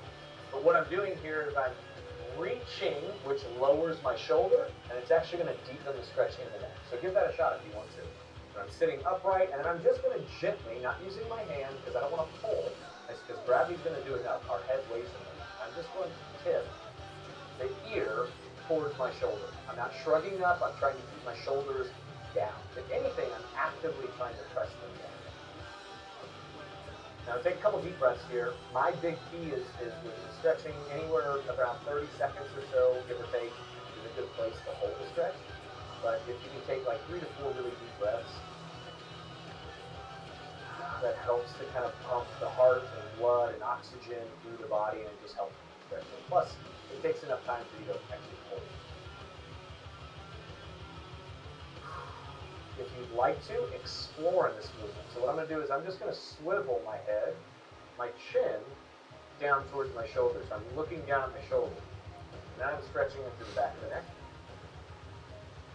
I can also swivel through the neck. All right. Up. Now I should be getting a stretch towards the front. My favorite muscle is sternocleidomastoid. We should be good to go for our next set.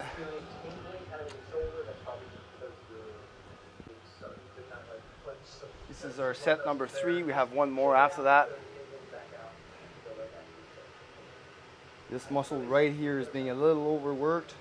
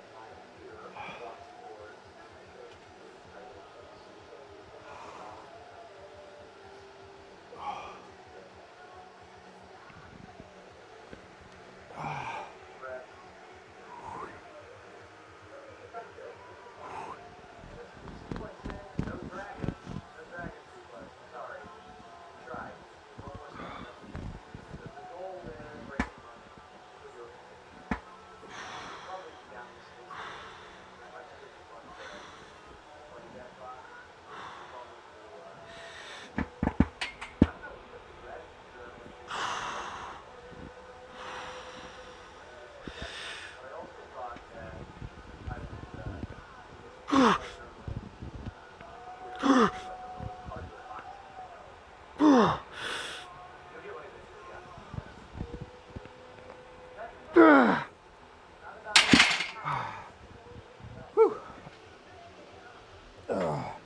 We got 4 reps, and I wanted to put extra focus on this arm, really trying to pick up the slack.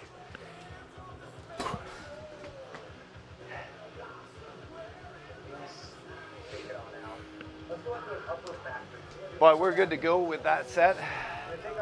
One more close grip, and then we'll be able to switch to dumbbells.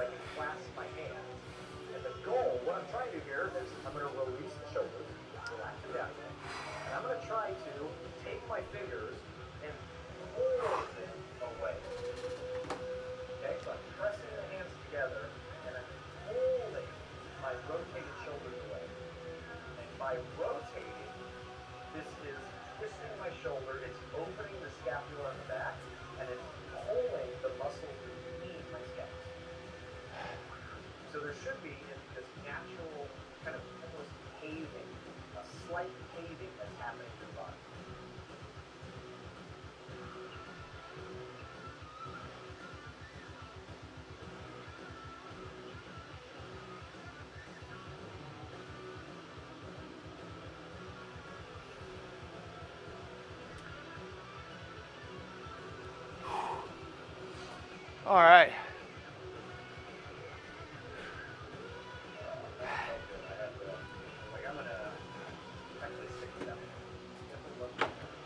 Eventually, I will have to start eating some more protein. I do have a protein bar here. Next stretch is a chest stretch. Now I can take my chair, put my hands against my That's a lot of stretching. lift my chest out. Okay, so that's one way. That's one way I can go about this. I can take my hands back behind the chair, and I can pull my chest out. So I'll get a shoulder stretch, I'll get a chest stretch, which is great. You can also, if you have the mobility, take the hand, clasp it, and hold it down. Now in the same seated position, but then it's one of my more nerve-wracking ones for me personally, and I'll explain that. It's mostly because I'm a planner, control freak, and I like to go in, which is why I freaked out when my screen dropped. So it's like, no, this is not how I plan. But I like to have a plan going into it. The journaling are some of the best things that I have, but it's also going into it, I'm just going to write, and I hope conversation comes up. And every single time conversation comes up, great, I love it. But that's always the deal. You out of here? Bye-bye. Right, there's a chest stretch. Again, I'm just going to do the chest up. If anything, try and do this one a couple times a day, because think about it.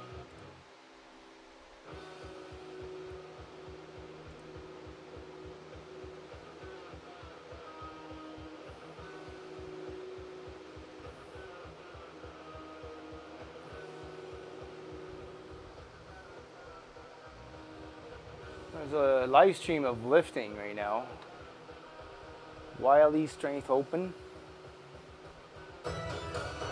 Hey, Cindy in Love. Thanks so much for the follow. Welcome to my channel. I don't think it's, I've seen you before, but thanks for reaching my nice channel. How are you today? Thanks so much for following. I will do 10 push-ups for you to thank you for the follow. It's not listed anywhere, but it's in my code to do that. So thanks so much for the follow again. 10 push-ups coming up.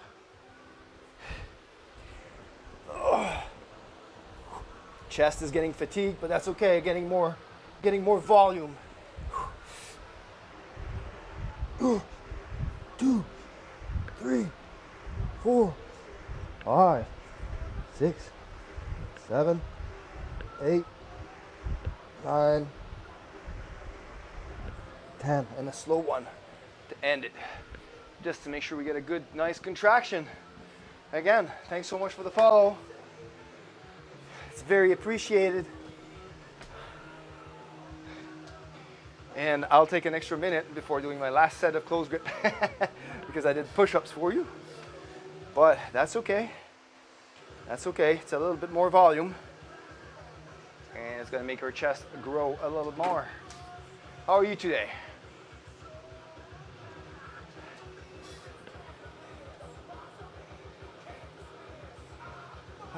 Wiley Strength. I'm looking at these streams in fitness and health at the same time here. See who's doing what. There's a few powerlifting meets going on. Nightmare Muscle Bash, Wiley Strength Open 2023, weightlifting stream. There's a bunch going on. All right, we got that extra minute rest. I'm gonna go and do my last set of 215 close grip bench.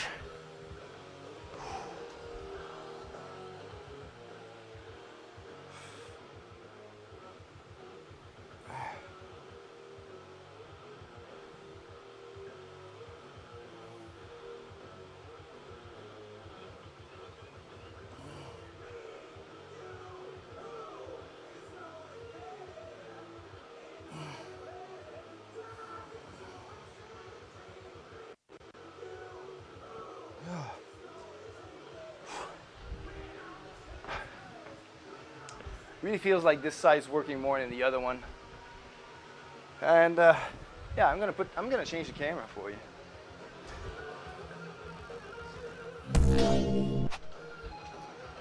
See the good setup. Oh. So I had to drop the weight to 215 because I tried 2 singles and it pretty much drained me out. So we're reducing the workload.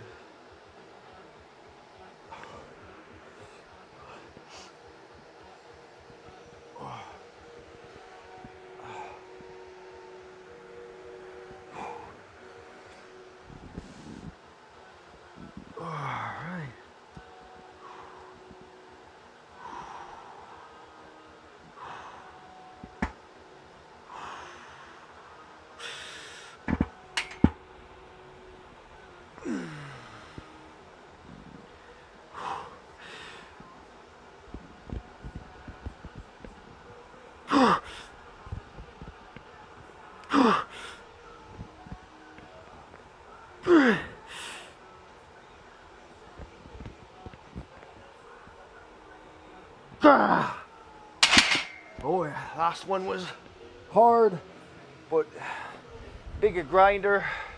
Managed to do it. Hi, I'm from Italy. Good job. Thank you so much. Hi, I'm from Canada. Welcome to my stream. Hi from Canada, across the seas.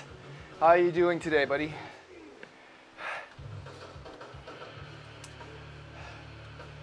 Whew.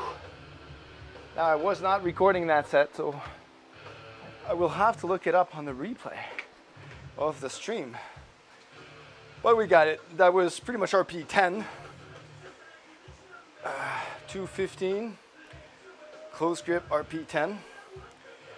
I mean, today we did a lot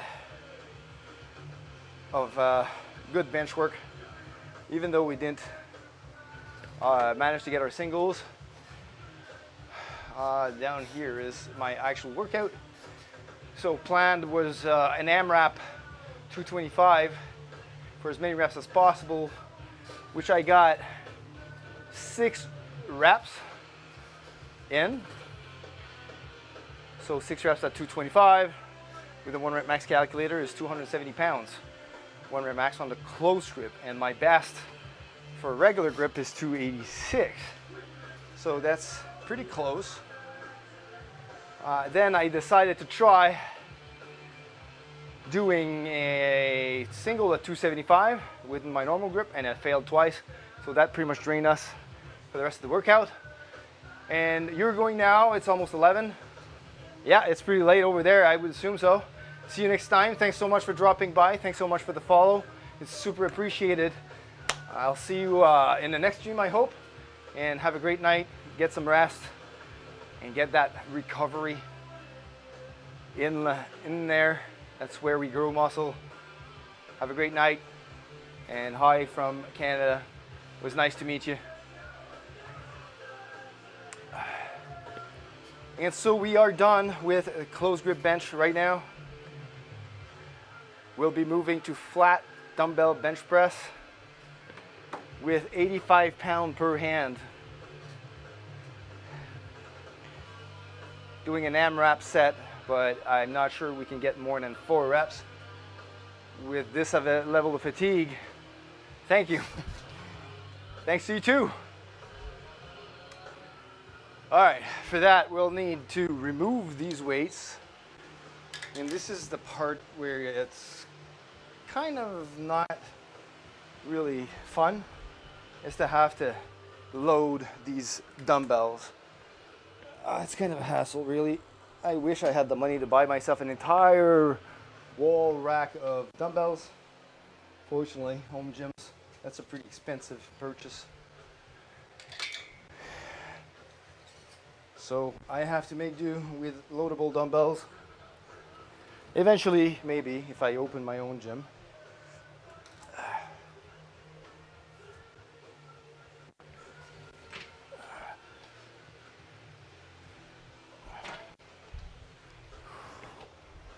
Eventually, maybe.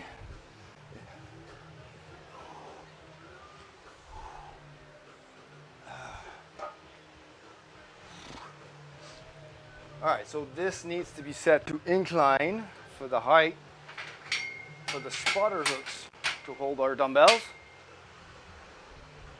Spotter hooks. And maybe if I just, switch the cam so the entire can be seen. Let's go.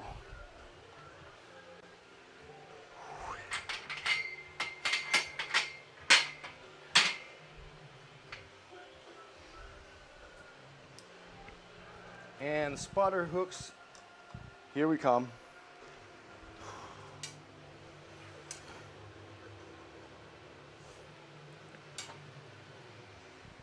This one's crooked a little bit.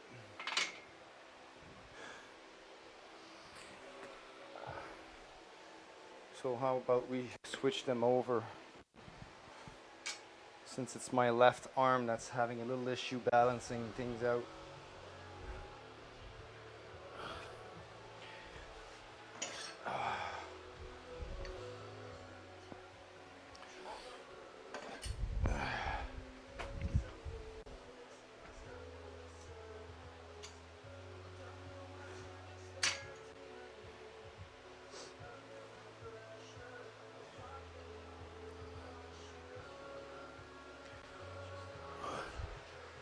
All right. Now to get 85, my app would say that I put 35 plates on, but I only have 2 of them, so yeah. We'll use 25s, that brings it to 60. Next week is deload.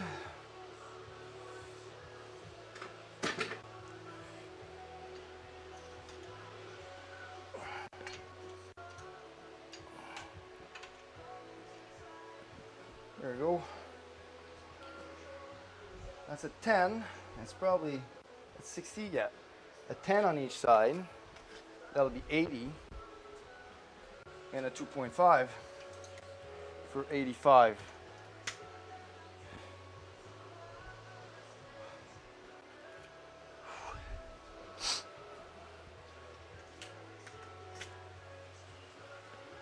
And I use these for grips.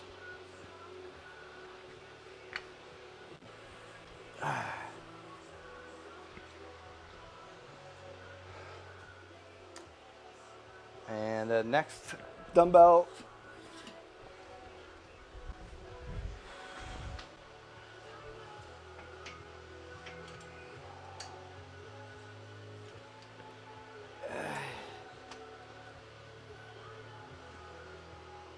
More 10s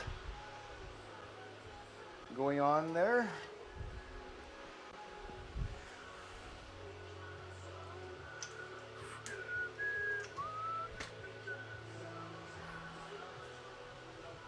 And 2.5s.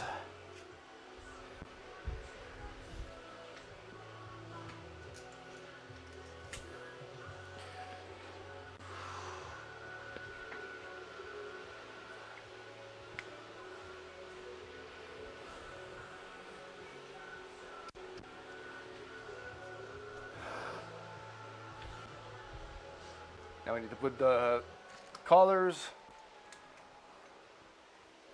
If we don't want to lose weight on the dumbbells.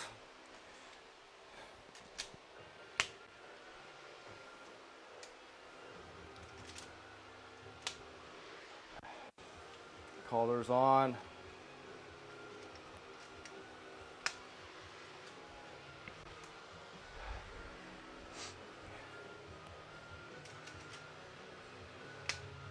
There we go. We should be ready to go. We'll just remove the safeties because we're gonna knock them on the way down for sure with dumbbells this wide.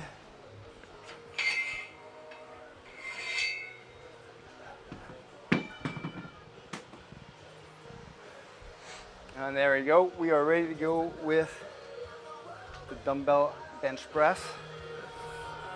We're targeting 85 pounds for 4 reps.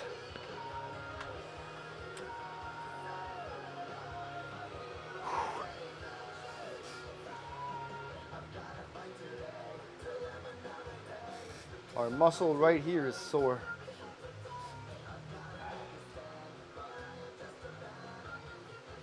This got a little overworked right here. Luckily, it'll have a week.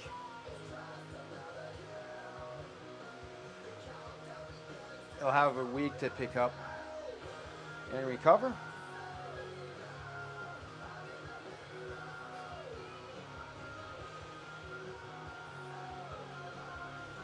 Now, I don't think this is deferred pain. This is pretty much on the spot. But that has to do with our grip.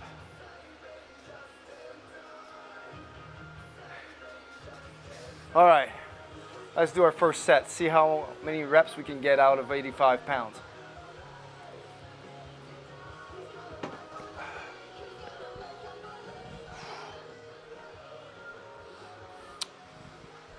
We're gonna try putting on the wrist wraps. Make sure we get good wrist control or wrist stability. You normally don't put wrist wraps for dumbbells, but for this AMRAP test, we'll do it.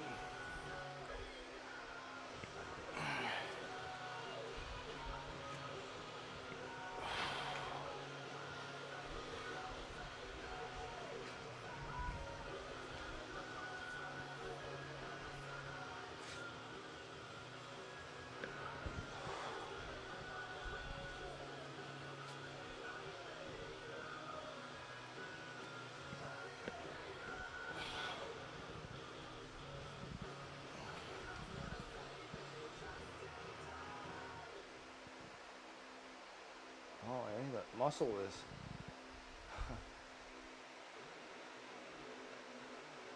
All right.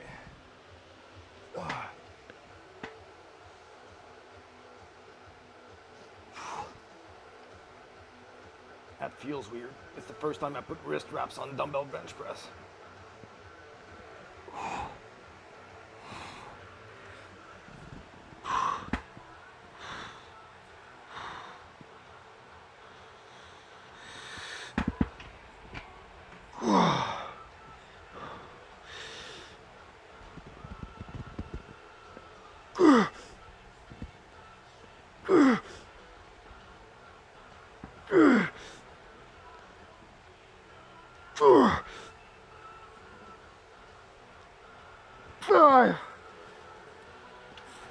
Yeah, the fifth one was really much RP10.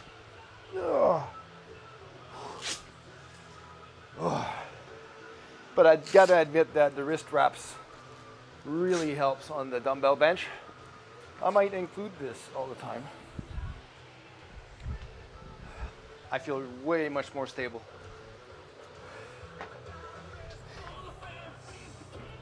So I will include that future. Wrist wraps on dumbbell bench press, especially with those runnable dumbbells where the grip is not as stable as, you know, cast or specific dumbbells.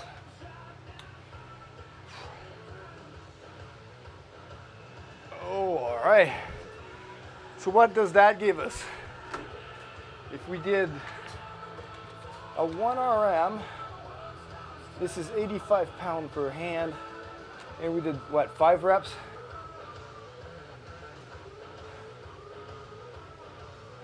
Oh, well, it's not a record. I can tell you that much.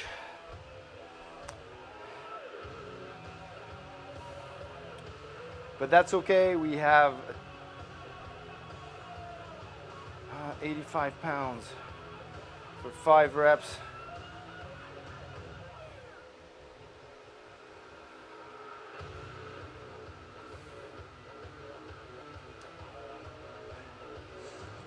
See, if we go through our history here, the best 1 RM was 101.4. If I had gotten 1 more rep, I would have gotten a PR on it.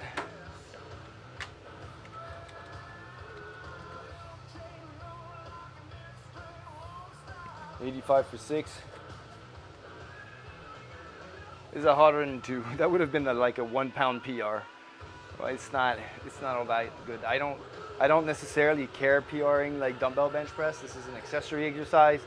It's not one of the main lifts. As long as we get decent work on the chest and balancing out like the imbalances in each arms, we're good to go. The 1 rep max test is just there so that we work with appropriate loads for the rest of our other block. So with achieving 100 1 rep max estimation, the current workload is pretty appropriate for us. So if I do just 4 reps at 85, I'm technically RP 9, maybe 8.5, so that's a good weight.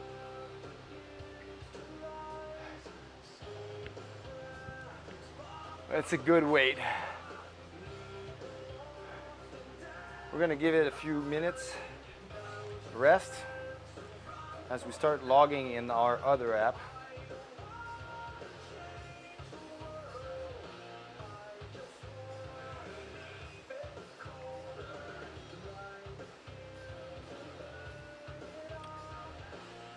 Today, shoulders, no. We're doing upper body B. Barbell bench press, closed grip, yes. Dumbbell bench press, yes. We don't have the normal barbell bench press. We only have 1 set of dumbbell bench press. We don't have incline curls. We don't have cable curls. We have easy bar curls, reverse grip, that's fine. Dumbbell reverse grip bicep curl, no. Easy bar tricep extension, yes.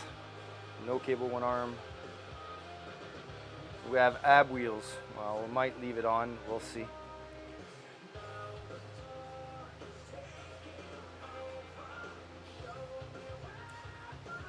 We're going to 6 rep range for easy bar curls and tricep extension, which will be done in supersets. Save.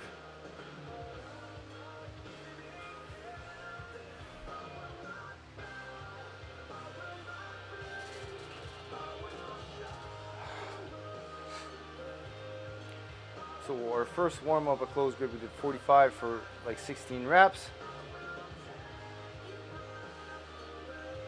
Then 135 for like 12.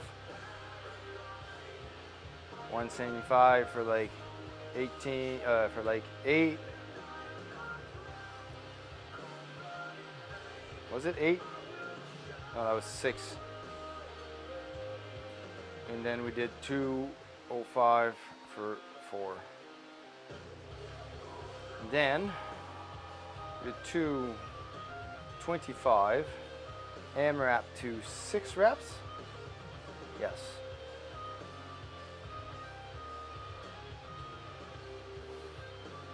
That's a closed grip bench PR. Not that we're really looking for closed grip bench PRs, but we are just looking for what's our workload. If the workload that has been set or programmed is appropriate. And then we drop to 215 for 4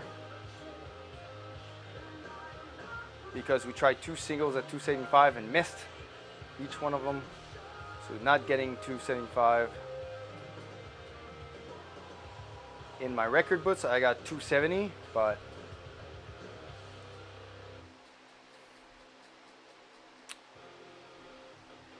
dumbbell bench.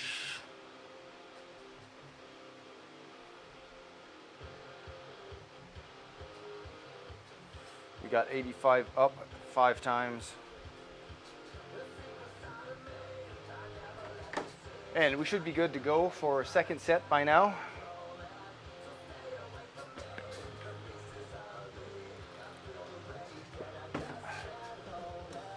There, Angry Jacks is on.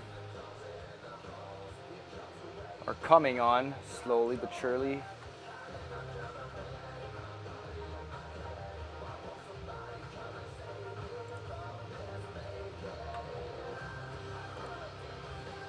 Woo!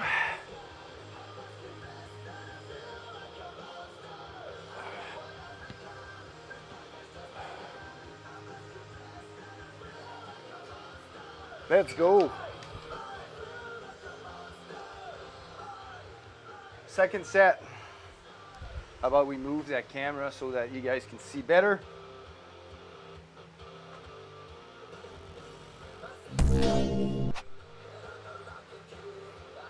How about we record it too at the same time? See what it looks like from the outside. I'm gonna put the wrist wraps again because I did like the feeling of that. Oh.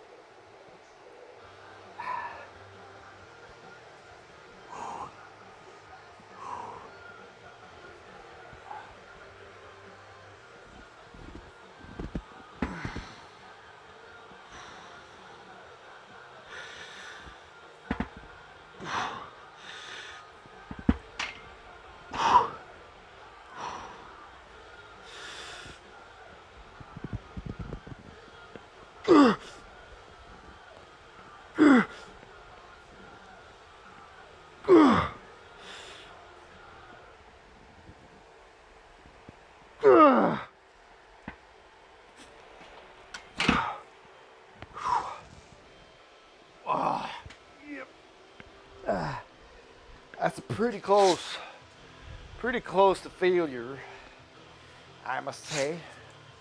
RP9, definitely.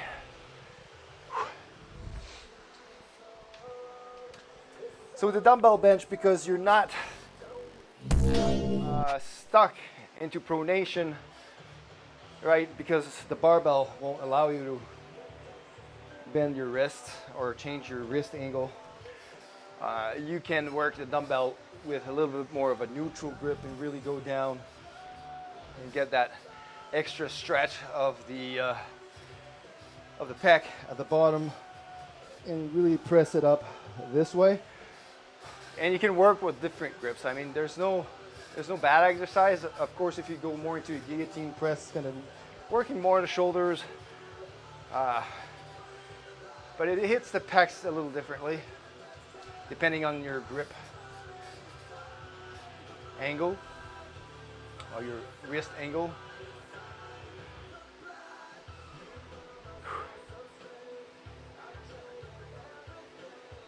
So we got 85 up for 4 reps, sustaining a 1 rep max above 90. 96.3 to be exact.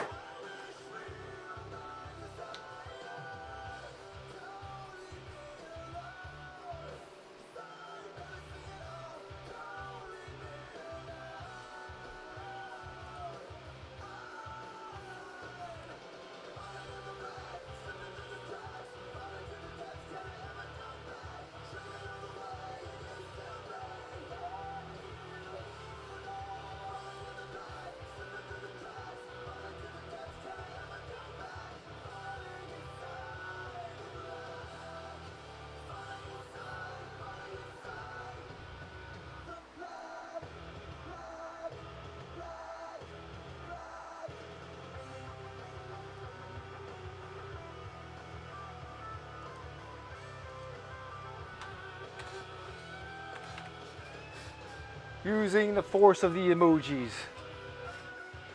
Yeah, I really pulled a muscle in my forearm right here. Right here, and that's because of the grip strength that was imposed on this arm was a little bit heavier. But I'm not at all scared that this will recover very nicely. I am not at all scared. It was just a little bit overworked.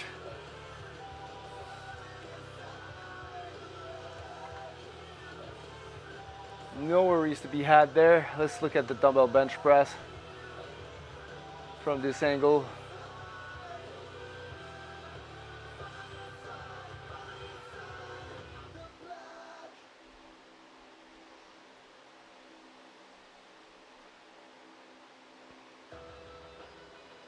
Looks pretty good to me.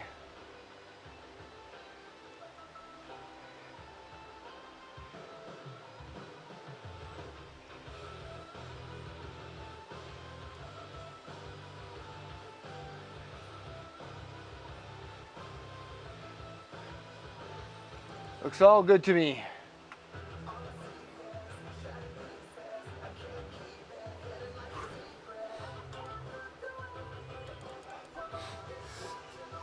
My contacts need a little bit hydration, I guess.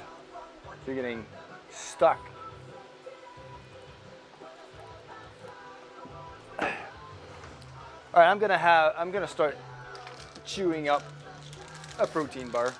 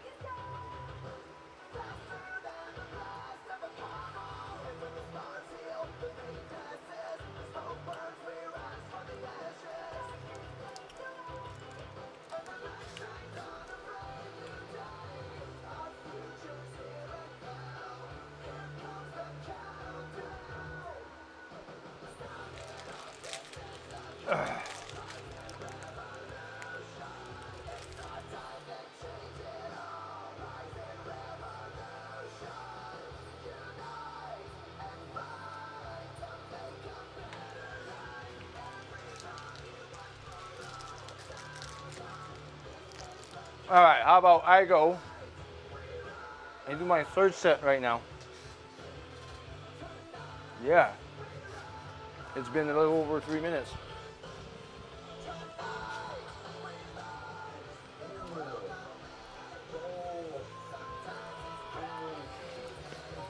Angry Jacks just came online.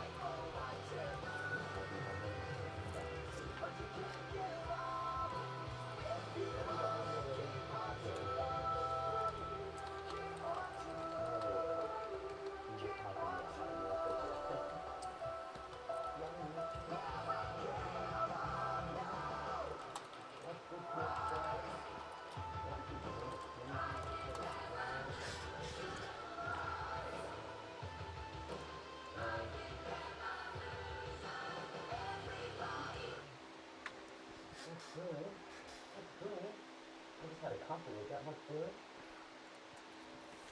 I've never heard of that thing before. What's doing? Speaking of things, for those of you that weren't around the other day, where is it? What is it? Here's our quote of the week. Oh, the best activities for your health are pumping and humping. That's what we're doing. We're pumping and humping today. I hope everybody's ready for it. Are you ready for it? Are you ready for Hangry to be pumping and humping? Right, there's a bit of a move, 24,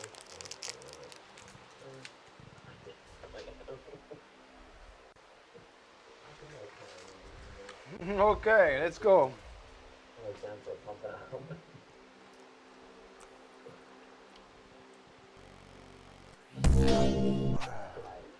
Let's do this. Third set.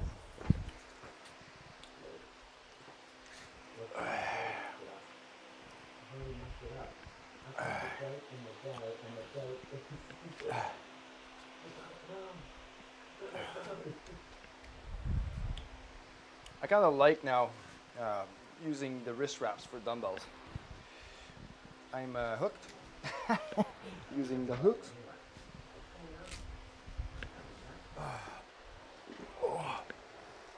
All right.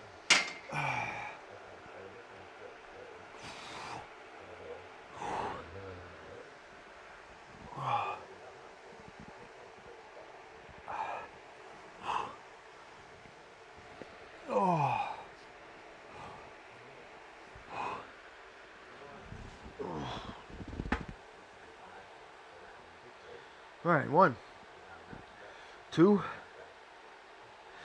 lift.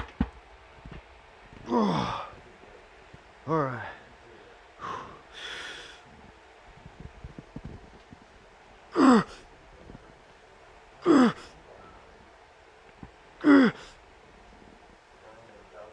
Four, yeah. Oh, felt those great. Oh.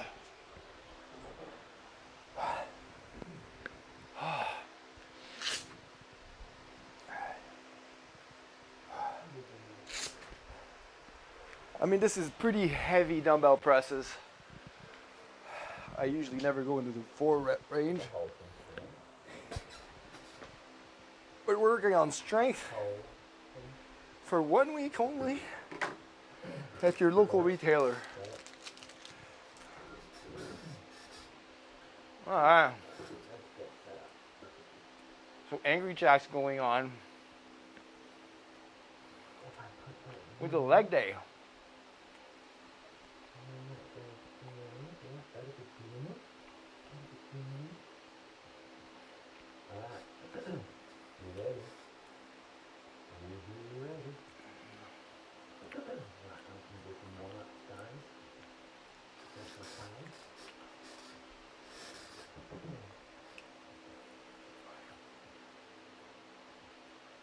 Curls.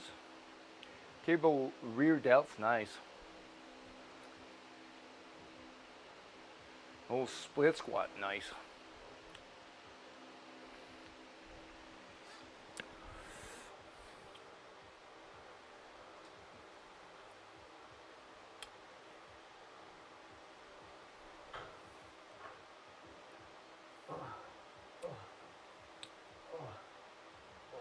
Okay. Cold day. It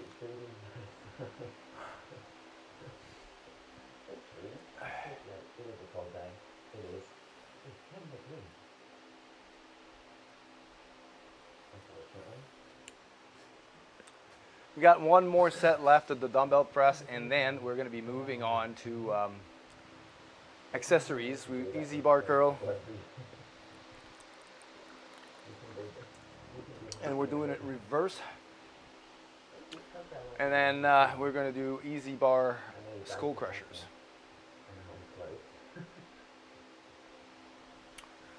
And then, it's a little late. to go to the barber shop because I wanted to get my hair cut today. Let's see if what time they close.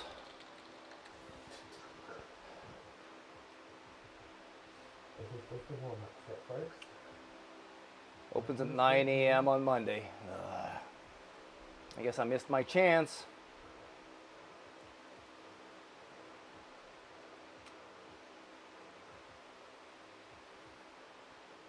All the hairdressers are like only open during the day. None of them are open at night, where you know people don't work.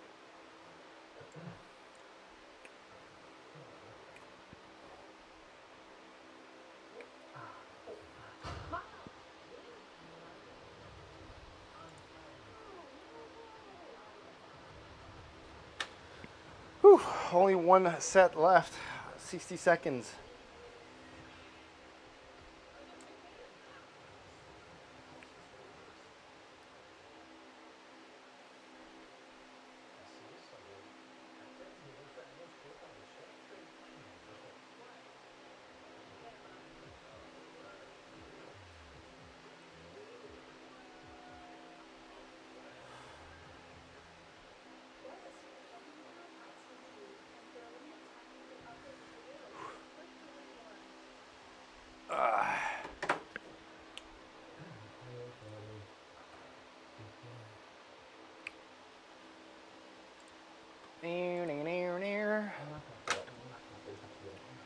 All right.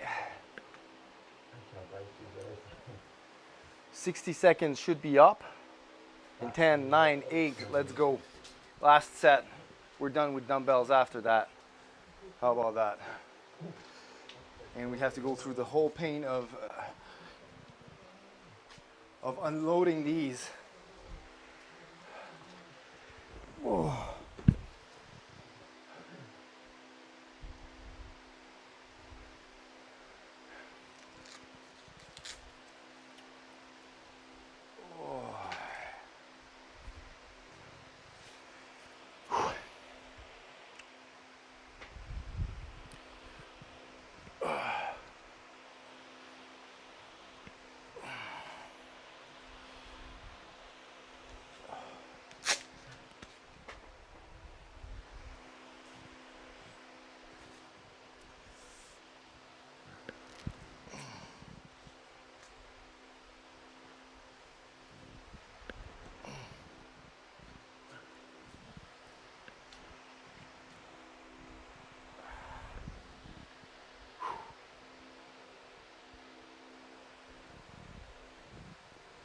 Oh. Oh.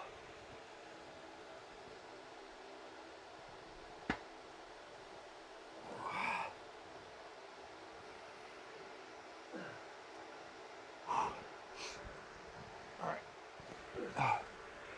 Let's do this.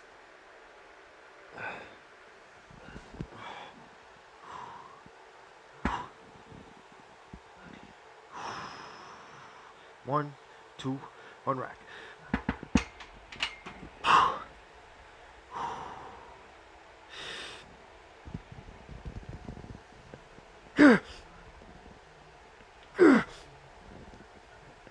Three, 4. Oh. This stupid elbow is trying to flare out all the time, won't stay tucked in.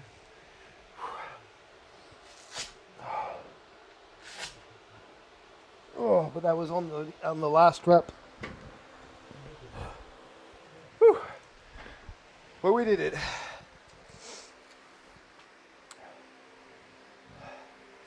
We're done with the wrist wraps for today. We're done with the dumbbells. We're gonna clean the gym and chat.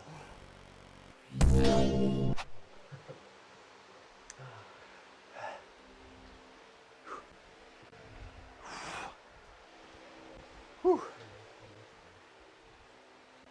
Gonna take a few minutes to unload this. Definitely chat at the same time.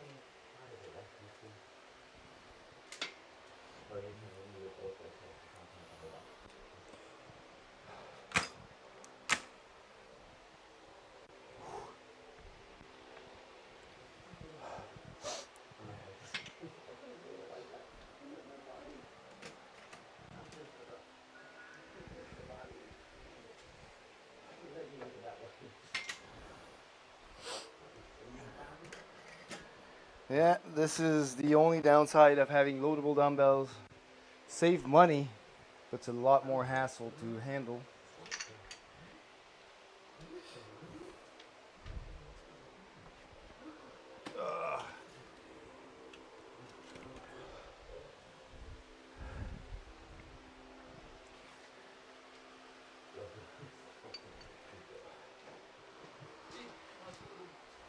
Qu'est-ce que fini? Hein? Fini mon bench.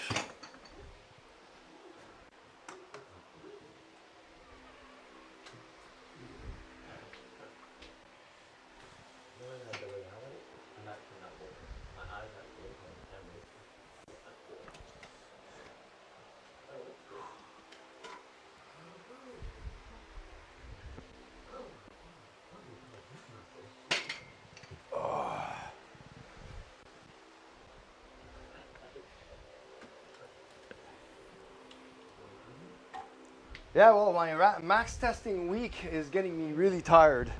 So I'm glad that it's the last day.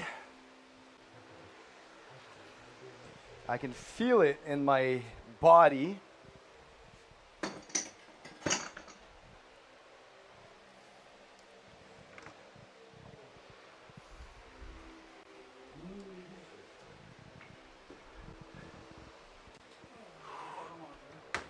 Bon, viens là, Moutou, ça va pas long.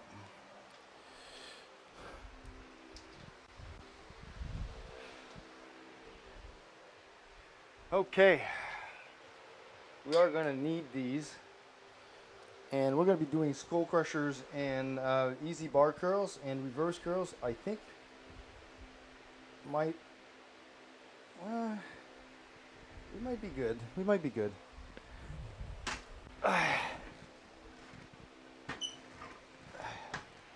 My forearm is a little swollen, probably because of the heavy bench press I've been doing.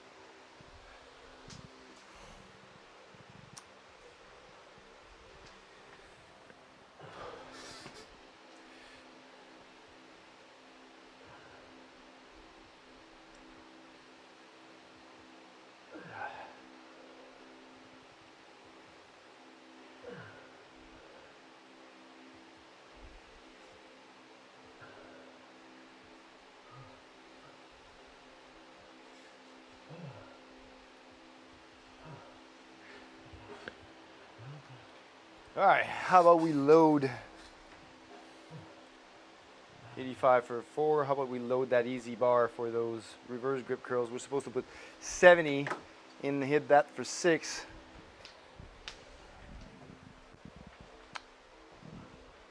£70 reverse grip. That's going to be interesting. And that's actually a 25 on each side. Nice. We're delving into big boy plates. Or, well, that's pretty much junior. Big boy would be 45s. But I am not ready to curl 110 yet.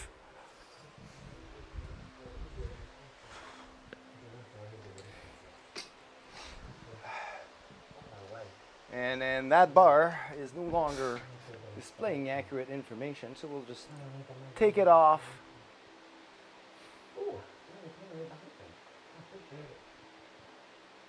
Times 3, we're supposed to do 4 reps. I mean, even the programming in here, it was not right. I'll just update it for the sake of clarity or succinctity. All right, we're going to be doing 3 sets of 6 in superset. Reverse grip curls and skull crushers. Finish up those triceps. Finish up those forearms and brachialis and biceps.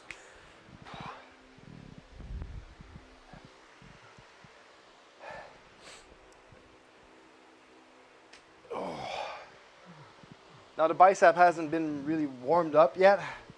You kind of did a little bit on the bench press, but not as much as we would need them to for doing curls. So we're just gonna take it really slow here and just hit like 5 or 6 reps.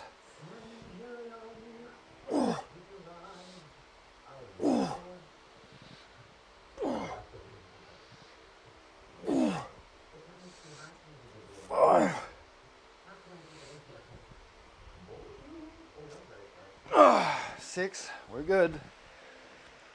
This might feel a little bit easier on a second set because now they'll be warmed up. Skull crushers now. Oh, those triceps are already pretty fatigued from the closed grip bench earlier.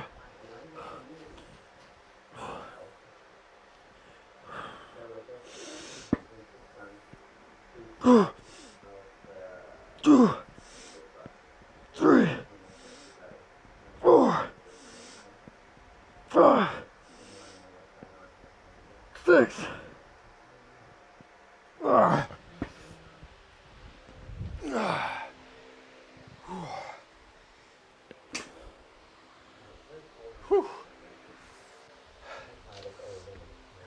So that's a pretty good weight for 6 reps on both accounts.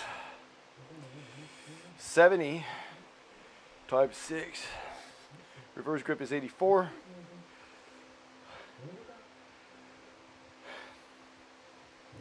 No PR here, but we're not looking to PR our accessories today. We only got 2 sets left after that. My hair being all messed up again. Whew.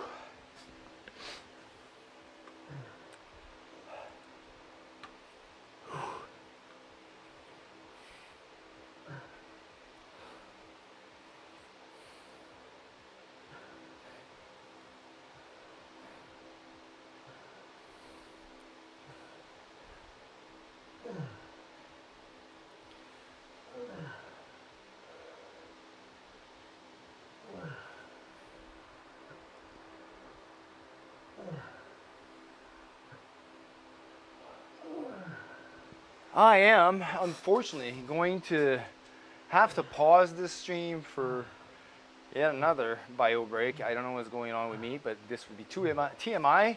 I'll be right back in about 2 minutes, so please bear with me for the last 2 sets. I'll be right back after these messages. Thanks so much for your patience.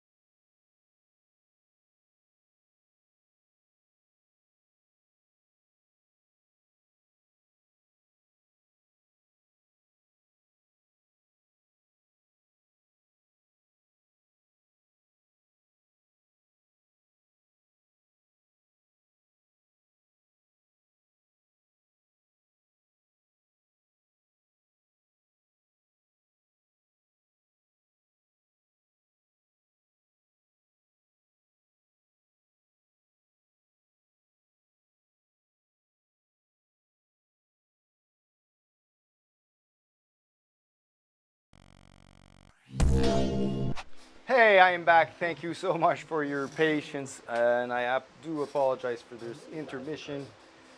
We will go and do our second set of easy curls. And there's nothing easy about easy curls, especially in the reverse grip. And let's do this. Let's do this thing.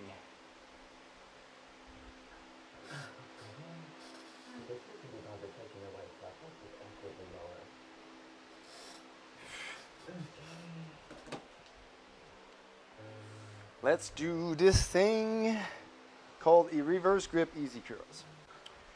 So 70 for 6. We did 6 on the first set. That was kind of a warm up. We're going to try and hit 7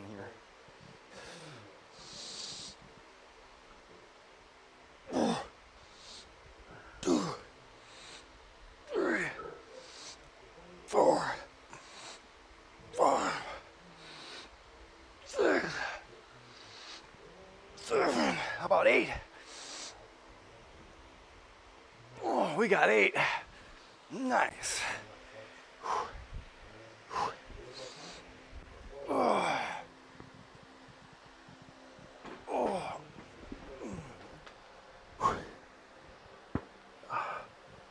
Skull crushers now. We are targeting 6.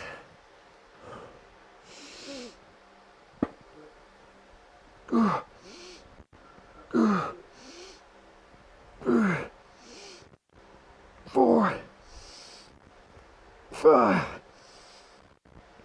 6.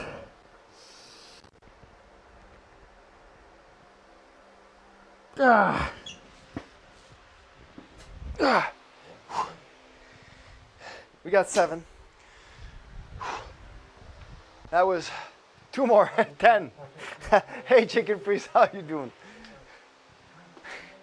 10, 10. Hey, man. Whoa, hold on. Hold on.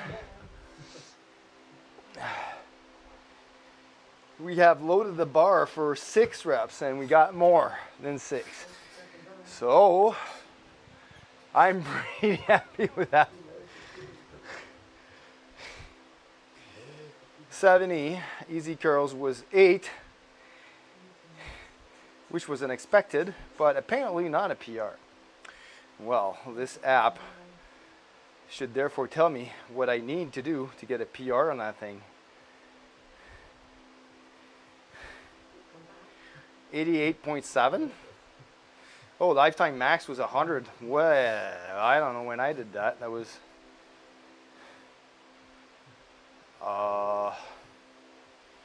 9/11/2022. So last year I was doing more on reverse curls than I am today.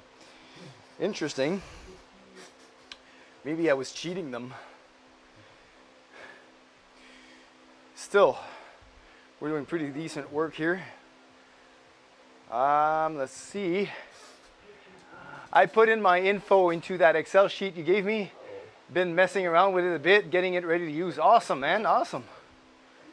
How do you like it? Isn't too hard to, hope it's not too hard to move around in there. I'm trying to make it as simple as possible. But I'm a data freak. So that tracking sheet with all the info, it's a lot. Got a little stressed a bit ago. Yeah, I mean, you track whatever you want to track in the tracker sheet. You can only track weight if you want to track weight, and if you're tracking calories, which I would highly suggest you do, I use MyFitnessPal to track my food, and then whatever total I get during the day, then I put the total there in the sheet for that day. What do you use to track your food? 70 times 7 on the reverse grip, not the reverse grip, but the skull crushers.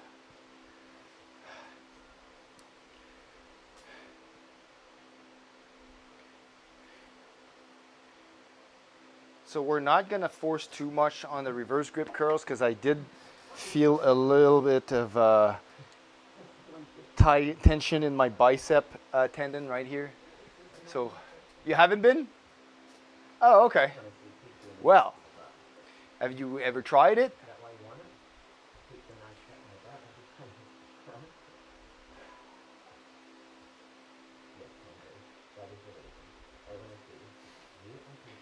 I mean, you don't...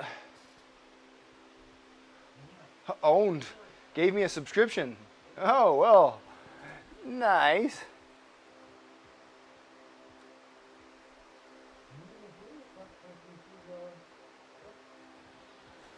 I did it in high school as part of a nutrition class. Oh, there we go. So you have the knowledge. Felt tedious? Well, how long was that class? So if it's just like a week, 2 weeks, I don't know. It really does get better after a while. The whole school year, 9 months? Okay, okay.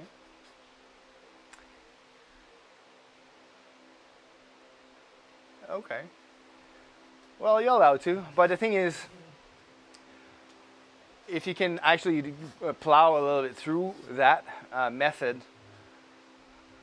it actually is going to be more training your brain into recognizing a little bit more serving sizes, so that at the end of the day you're going to be able to more easily guess a serving size that's in front of you without the scale.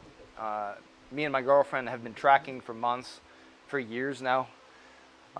Basically, this food scale is part or integrated directly into our kitchen counter, basically. So everything that we do, we put it on the scale. It's just now a matter of habit. So even if we don't count the calories, we still tear the food before we put it. Like if we put it in the pan, then we put the pan on the scale, put 100 grams of ground beef. There I go. We got 100 grams of ground beef, you know.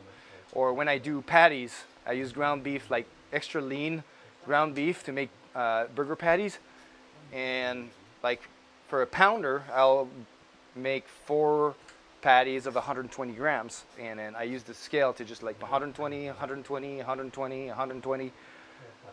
And so all the patties are the same size, and I know that that's this amount of calories. And when I look at the patty and then I look at another patty, then I can better recognize, well, that's about, I don't know, that's about this amount of calories. But then again,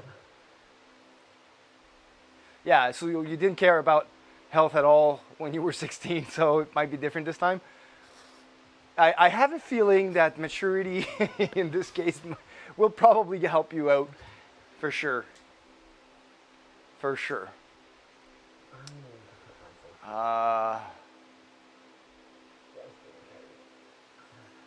Yeah, so with the use of this spreadsheet, I don't know if you know BioLane. It's a YouTuber that I follow a lot. I really like his videos. It's a great source of information, pretty much on everything nutrition studies or in training, clinical trials, and all of that stuff. Like he goes through all of the clinical trials and studies and reviews and meta-analyses, and pretty much gives you the low-man terms of those studies and what their conclusion is, and he's always referencing those studies for you to go and look at it yourself.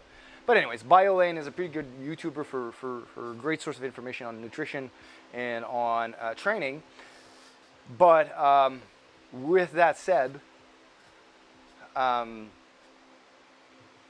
when you want to lose weight, if you really want to understand how to do that without falling into, you know, the fad diets or paleo or keto or, you know, all of these type of diets that are just hiding or abstracting what's going on behind the scenes to the people. They just think that the diet works and that's the diet that is going to make you lose weight.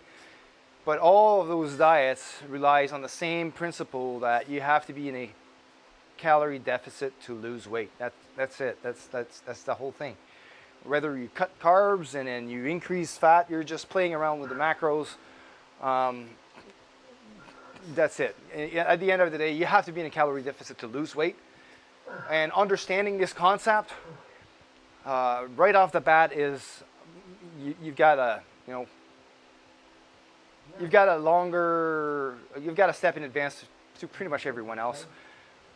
And what I like to say, that BioLane says data greater than feelings, right? So if you can abstract yourself from how you feel, right? And just look at the data that you input. So you desensitize yourself at every way and putting in there and looking at the average. You put yourself into a scientist mindset where the lab is your body and you're experimenting with it. And you see how your body reacts to certain changes in nutrition, in training, and then you get to see what it does on the scale. So when you do have that, when you step into that scientist mindset of just looking at the data and being objective about it, cutting the feelings, you're gonna get results. You're gonna get results. It's like hunger, that's kind of a feeling, right? But you have to tell yourself, I'm not gonna die of hunger. You can live 3 days without food, right? So, I mean, if you're hungry after eating a meal, just think like, well, in the next 2 hours, I'm gonna eat again. I'm not gonna die within 2 hours. So you just brush that feeling aside and it's like, wait it out, wait it out. You'll find a way. There you go. There you go. I'm going to do my last set right now because I've been resting for well over 2 minutes. It's been 5 and 7 actually. So, reverse grip curl, last set. We're not going to push the envelope to 8 because of that bicep tendon that I'm starting to feel a sting.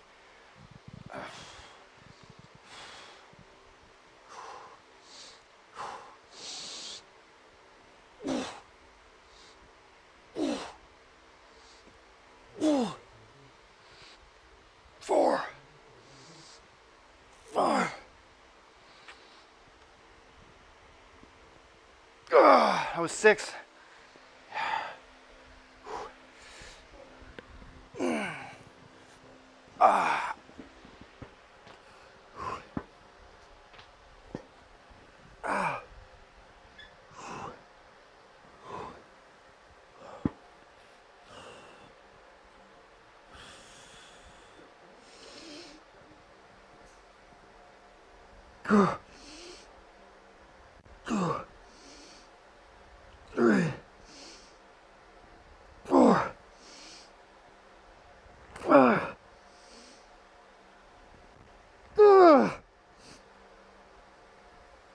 God.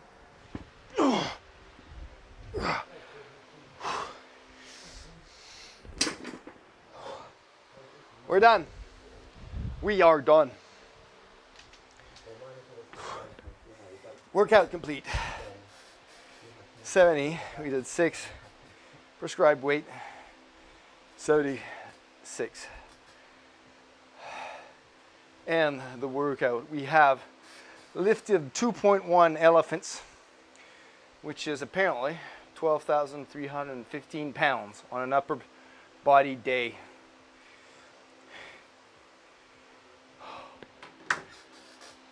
Woo.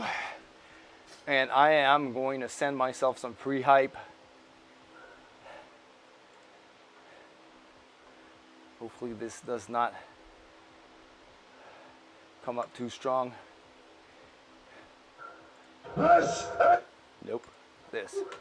This is Sparta!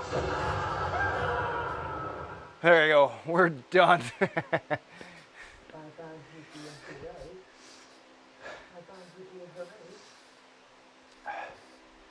So today, we got a record in the closed grip bench press, achieving 6 reps at 225, 2 wheels. And technically that's a little bit higher than 85% 1 rep max. And 225 for 6 reps on the closed grip is 270 pounds estimated 1 rep max.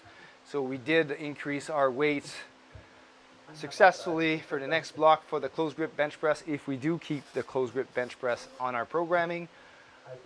But I believe that I will be stepping away from more tricep work because my shoulders need to be worked a little bit more than my triceps. I'm having issues at the mid-range of the lift on very heavy lifts. So we'll see. I'm going to be thinking about my next block and how I'm going to be implementing this, looking at my lifts, reviewing them, looking at where my weaknesses are. But I got to say that squat is looking pretty damn good based on my 395 done. Even though we haven't been able to beat the reps, we've beat the single. And bench, we did some touch and go for a pretty good high E1RM, which was 286 on Tuesday. And now we might do some tempo bench. So pause for 1 second on chest. So basically comp bench on our next PR after PR. Kinda. We didn't PR everything. But like I keep track of 2 sets of PR, right? So PR through reps, so E1RM, which is estimated 1RM, and I keep track of singles as independent PRs as well, because the E1RM does not necessarily always translate to an actual single, although in my case they are pretty close. You know, I've got some debate online with some other people training, and they're like, well, if you're only training in a certain rep range, then you're going to be better at that rep range. Well, of course you are. And that estimated 1 rep max calculator means squat for I don't know, when you train in a 10 rep range, because I'm not good at that rep range. Well, it's like, well, you just answered yourself basically. So if you train at different rep ranges and you vary the rep ranges all the time, you're going to be proficient at every rep range. So that calculation of 1 rep max is always going to get closer and closer to your actual max. So it all depends on how you train. If you want to stick to 5-3-1 and just stay in the low rep range, then that 1 rep max calculator will become more and more accurate for those rep ranges. And when you go and step in for the first time in the 10 rep range, then it's going to be way off, because you don't have the conditioning to do that already. So with my type of programming that I call the crescendo, which I will probably explain in one live stream at some point, it varies the rep range every day. So it's a weekly undulating periodization model, basically. So, you know, 1 week you're working the 10 rep range, and then the next week you increase the intensity, so you increase the load, but you're working in the 8 rep range. I'm not targeting a certain weight. I am targeting a fatigue level for every set. So every set needs to be completed at an RPE of 8 and above. So either you want to have at least 1 to 2 reps left in reserve after completing each set. And depending on how you feel that day, that fatigue level might be a little bit higher, but that's normal because we can't perform good on every day, so you'll have bad and off days. But when you're calculating a certain load for a certain day, let's say I'm going to be working for 10 reps at 70% of my 1 rep max, that's usually close to RPE 8. But if that day, when I start lifting that for 10 reps, it's not, I'm nowhere near being able to do 10 reps of that, then I'll lower my 1 rep max so that it lowers my weight for that training day. What I want is to be able to load so that I get a set at RPE 8 after completing the amount of reps. And with that, the suggested load that's based on your 1 rep max, the percentage, that's just kind of a suggestion. But as you train more and more and more with that, that suggestion becomes more and more accurate because your 1 rep max becomes more and more accurate across all rep ranges.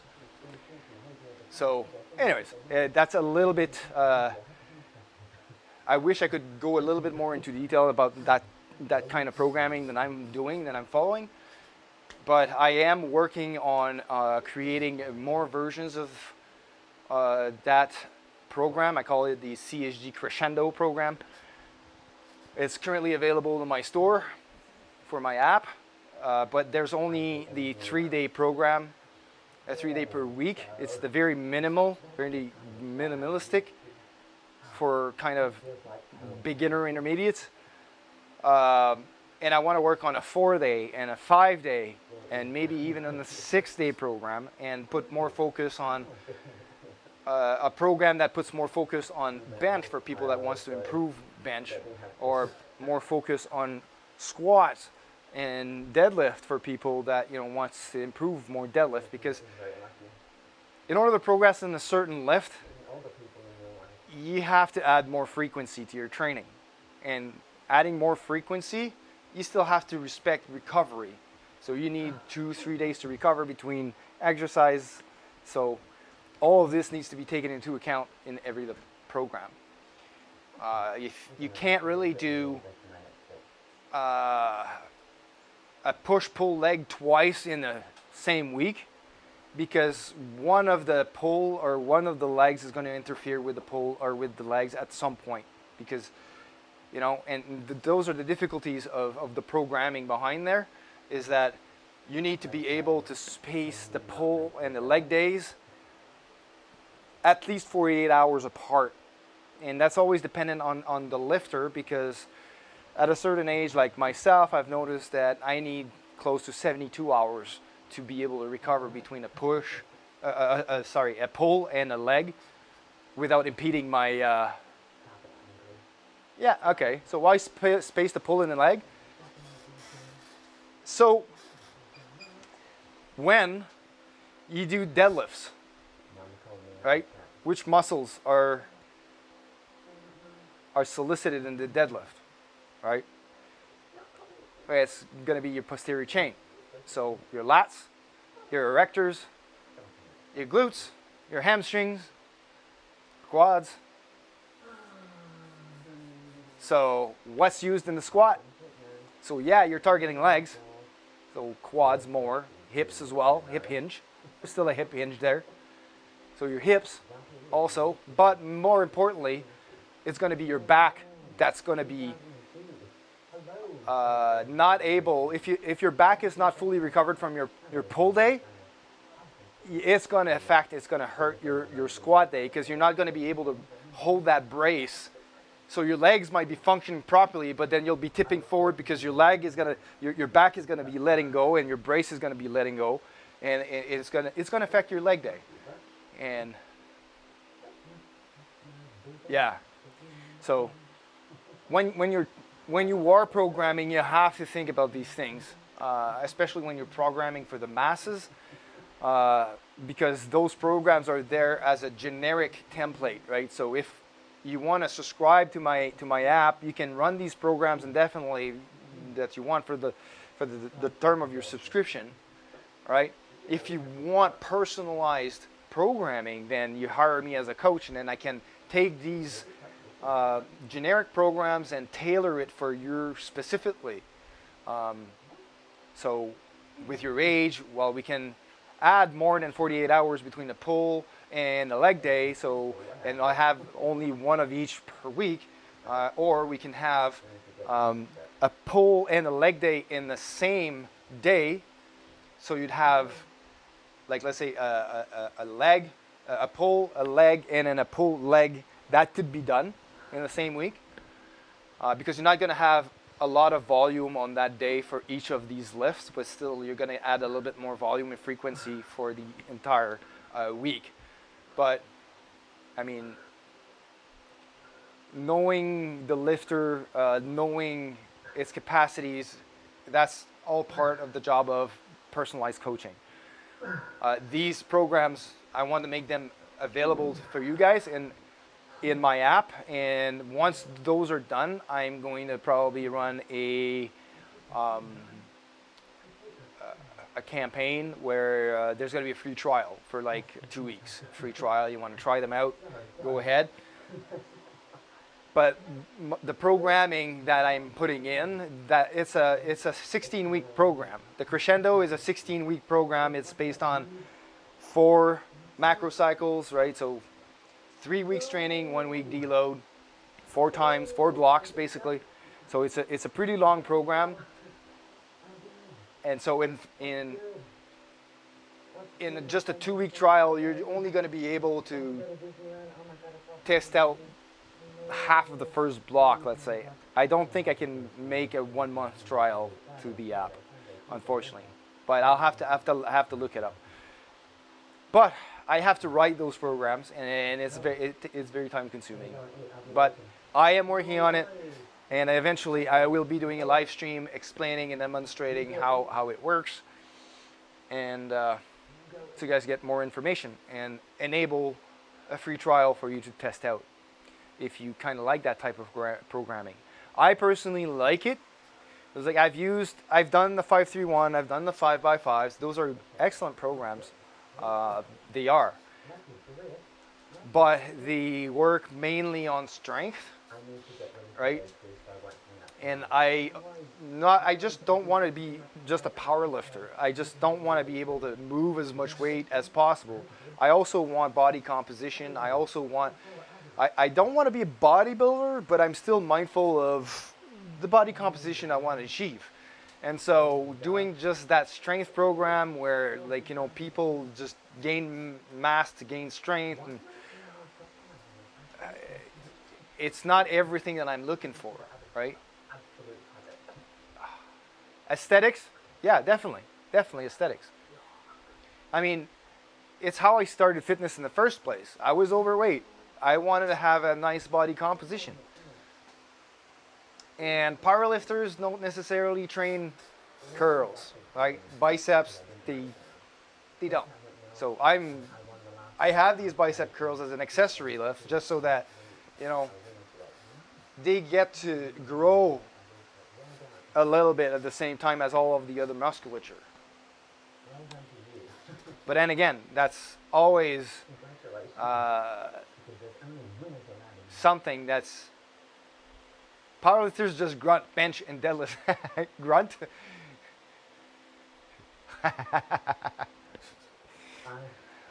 No, they just, there's very strong people. And in powerlifting meets, I've seen some jacked dudes that are lifting a lot of weight. It's, like I said, there's a lot of powerlifters that it's like gain weight to move heavy mentality, but there are a lot of other lifters that are the same as me, that are still like, they're not doing powerlifting for the sake of just being a powerlifter. They still care about aesthetics. They still care about, you know, they want to look strong. They want to look like they can kick anybody's ass, right? Type of thing.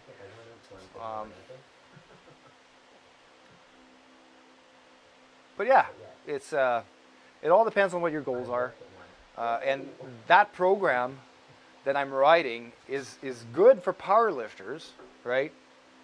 And especially powerlifters that are new to the powerlifting sport, because the thing with powerlifters, when you do the 531 or when you do all of this strength training, right? You're increasing your strength, but at a certain point you'll saturate strength for muscle mass that you have on your frame right now, right?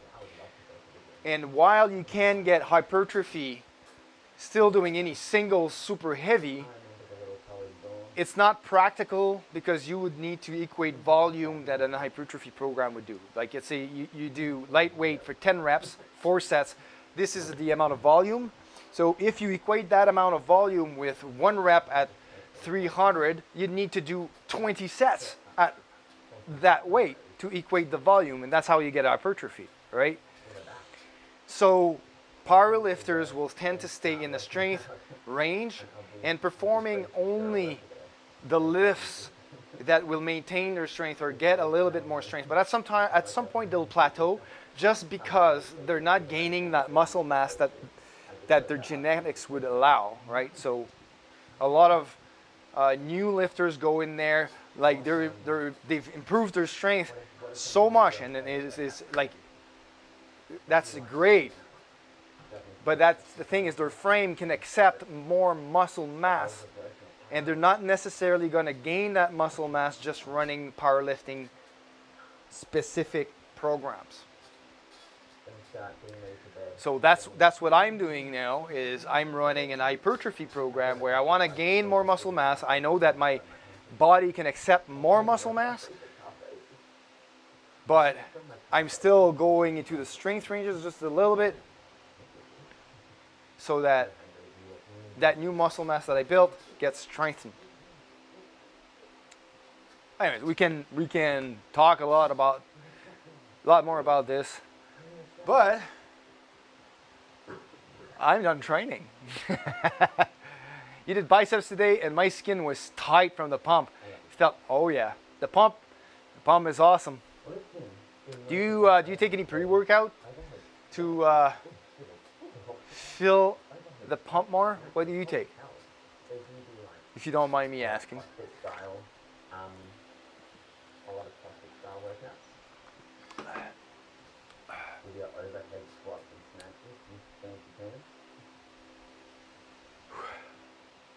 Bamfed by Bucked Up.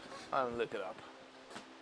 That's probably a US brand that we are not allowed to get in Canada because Canada regulations are pretty tight. They got their nose up their whatever. High stimulant nootropic pre-workout. All right, high stims. Let's see the stims in there. Here, I'm gonna put that to desk browser.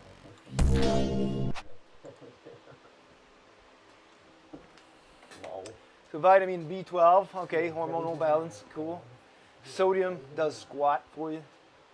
It's not even, you shouldn't even consider there's sodium in there. That's just nothing. 6 grams of citrulline added 2 for 1. That's a low dose. For 1 scoop, all right. Beta alanine 3.2, that's a little bit on the low side. Caffeine 333. Okay, so they really want to do the devil. If you take 2 scoops, you're going to be at 666. That's supreme stimulation for you.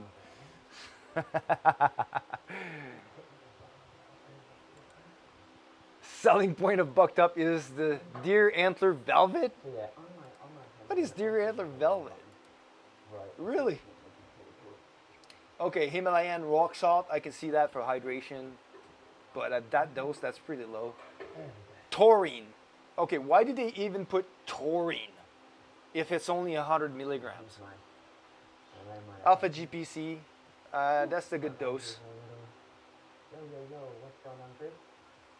Tyrosine, that's a little bit low. It's not even worth mentioning.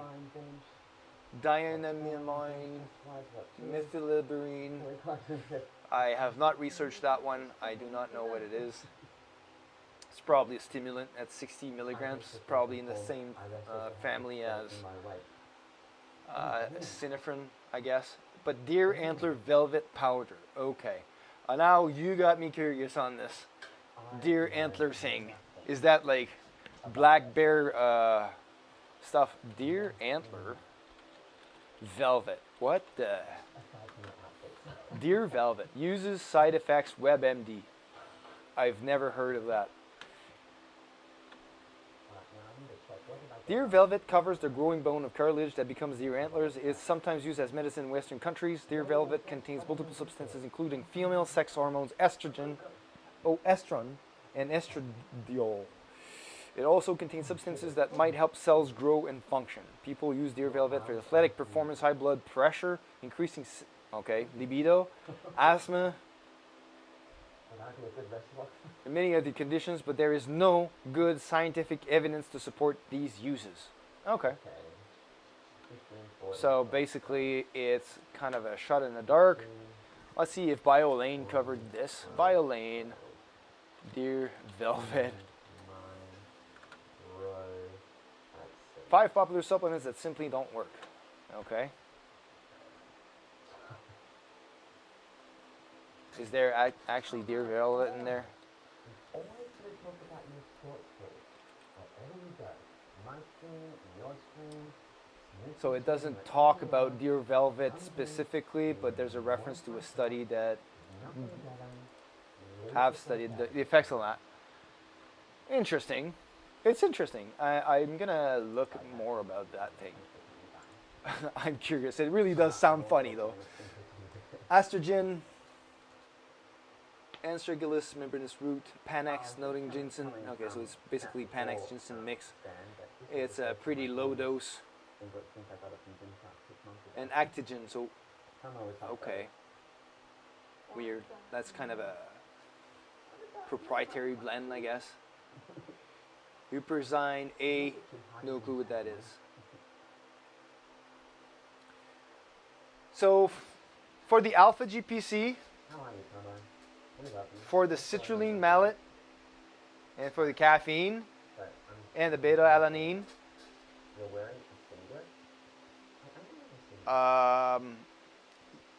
okay, so for the caffeine, depending on how tolerant you are of caffeine, I mean, at 333 milligrams for me, that's a high dose.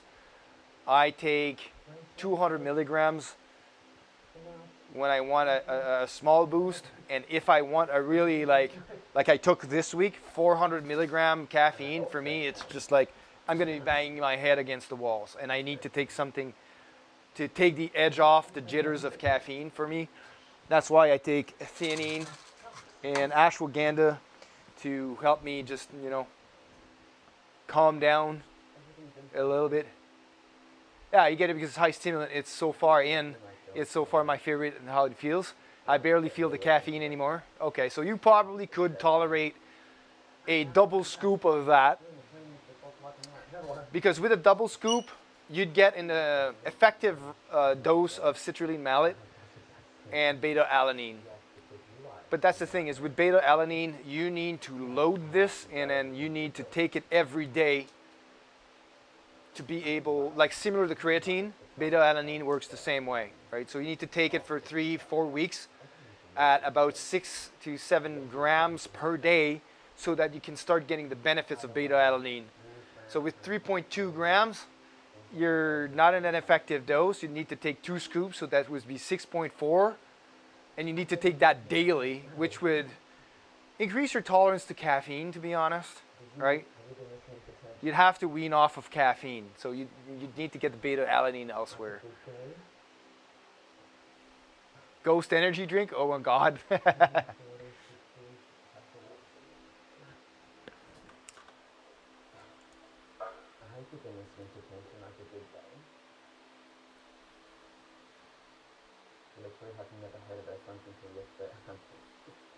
Their low caffeine one is called Bucked Up Normal. There's also a low caffeine one. Okay, cool. But yeah, so if you, I mean, to be honest, all right, I have caffeine pills here that's outside of, so if I want a stem boost, I take 2 of these, 400 milligrams, there you go. So I can have a pre-workout without caffeine. I take 2 scoops, I would get the normal dose of the ingredients that I want, and then take 2 pills of caffeine if on days that I do need caffeine. But then I'm not getting a good dose of taurine, of tyrosine, you know, those are, they're just there so that people see, oh, there's taurine, cool. But what I put in my pre-workout in taurine is like 2 grams. 2 grams of taurine in every pre-workout that I make. Obviously, I take creatine. Beta alanine I buy separately. I put 7 grams in every day. And that's why I buy all the ingredients together. I make my own mix. It all depends on which effects you want to get, right? So citrulline is going to be a NOS booster. It's going to be increasing blood flow. That's going to give you a huge pump. Citrulline is the supplement giving you a huge pump. increases blood flow, and it helps tremendously on recovery, right? So you're going to be able to recover faster with citrulline, but it's also the supplement that's the most expensive to buy, especially because you need a high dose. Yeah, Total War, Crazy Hitchy. All right, so the Crazy Hitchy, that's the beta-alanine. So beta-alanine at 3.2, you might not feel the hitchiness with that. Let's see how much Total War pre-workout has.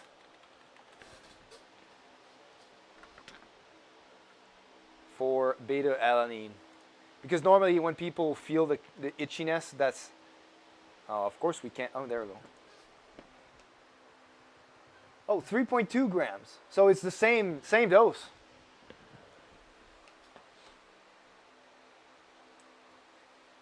Oh, see, this guy has agmatine sulfate.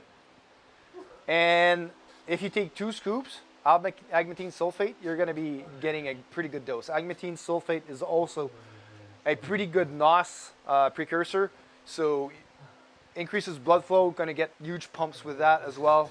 So combine that with citrulline, your pumps are going to get like crazy. You also have to understand that caffeine is also a vasoconstrictor, so it kind of counters the effect of citrulline and agmatine, right? But it's not that much. So on days that you're not taking any caffeine, but you're taking citrulline and taking agmatine, your pumps are going to feel it like crazy, a lot more than on days that you are taking caffeine. Caffeine, you'll get the energy boost out of it, like the energetic thing. Large banana 1, other ingredients is listed but not quantities. So this one, the Total War one, has a little bit less caffeine, so for me it would be a little bit more tolerable. Oh, but it's got dicaffeine malate. So, oh, okay, yeah, so that's basically 350 milligrams. Calcium, silicon, and silicon dioxide sound particularly lovely. Oh, those are fillers, basically.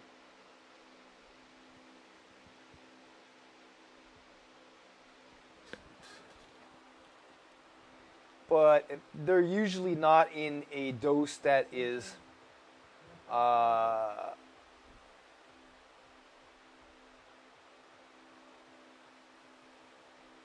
they're usually not in a dose that actually toxic for you, so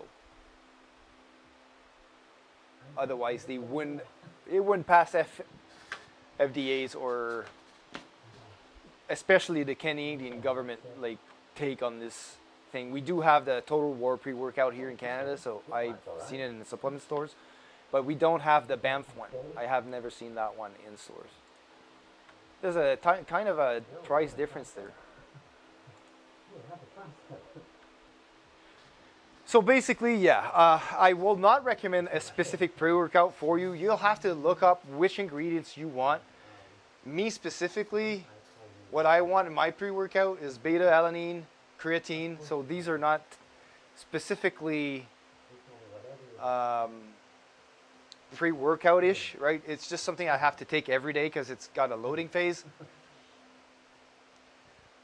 Other ingredients will increase, will also improve the flavors, might also improve bioavailability, like black pepper is often added to pre-workout. That's mainly for getting more bioavailability of the ingredients they put in, so it's more, it's absorbed faster into the bloodstream. But some of them are also just filler or coloring and taste, so they're low levels and FDA safe.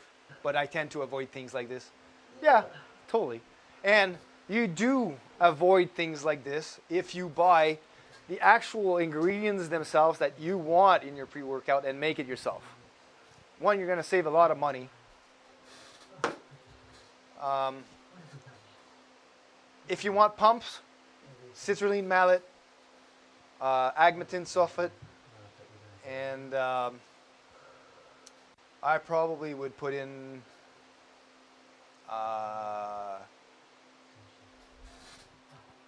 that's pretty much it. Citrulline and agmatine for pumps.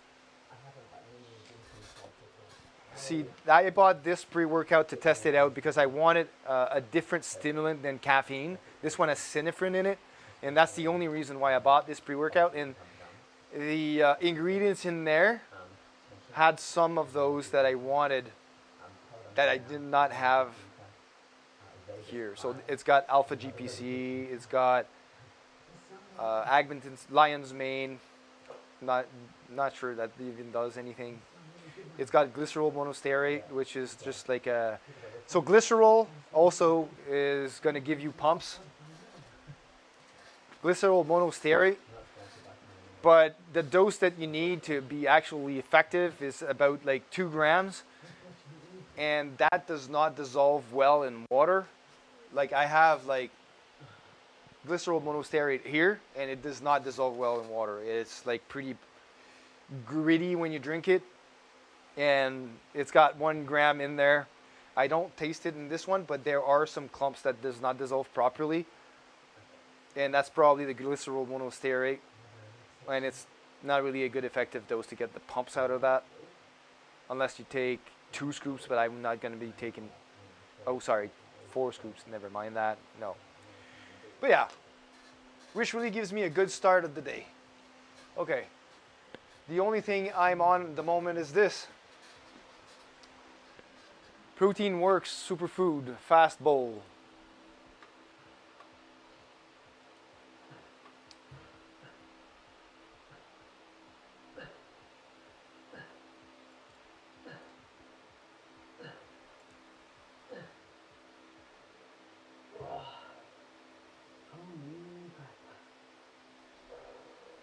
Okay, well that's just protein.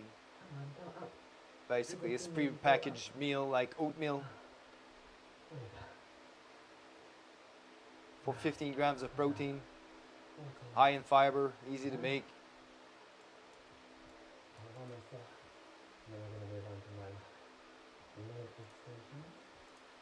Yeah, that's not really a pre-workout, to be honest. Like for breakfast, you can create your own breakfast if you'd like. I use, I just make myself a nice Greek yogurt with, granola and some chia seeds for fiber, and, with the Greek yogurt you get the protein you want. If you want more protein in your breakfast, you can add like protein powder directly to it. You can make it taste whatever you want. I like to add like raisins to it. Get some carbs. You can. Oh yeah, Greek yogurts. When I discovered Greek yogurt, this changed my life. My life. I'm making everything out of Greek yogurt. Everything. My protein cheesecake. I don't know if you watched my meal prep stream last week. I think it was last weekend. It might still be in my list of videos, but it's definitely still available on my YouTube channel. I made a protein cheesecake. I made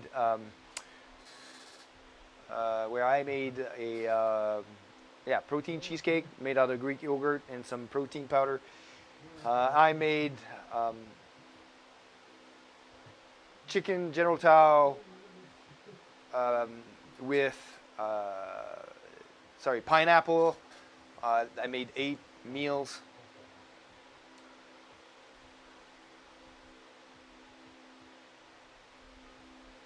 Yeah, sardines are pretty good too. I mean, it's a fish. 25 grams per 100 gram. That's pretty high. Sardines, chicken, there's tons of sources of protein.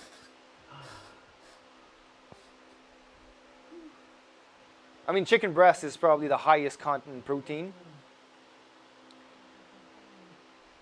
But sardines for variety, getting fish, getting some of those omega-3s in there as well. All pretty good.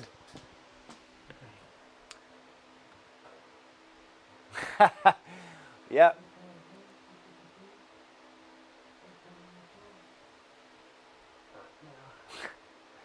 Most protein shakes give me farts that will peel wallpaper. Well, now, are there still people using wallpaper? And like, I don't remember seeing a house with wallpaper on in ages. Now I come to think about that. It's probably because you've been in a lot of houses around me. Maybe people just said, no, well, we're not gonna put wallpaper up because, you know, large banana will keep staring at it down with his protein.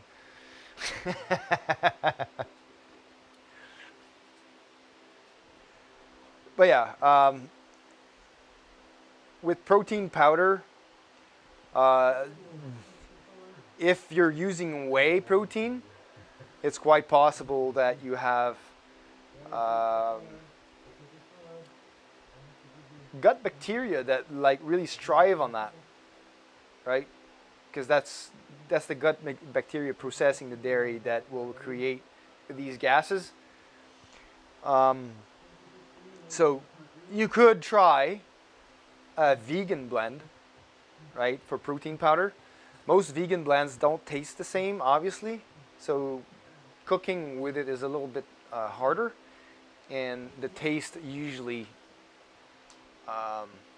it does not taste as good as the whey protein.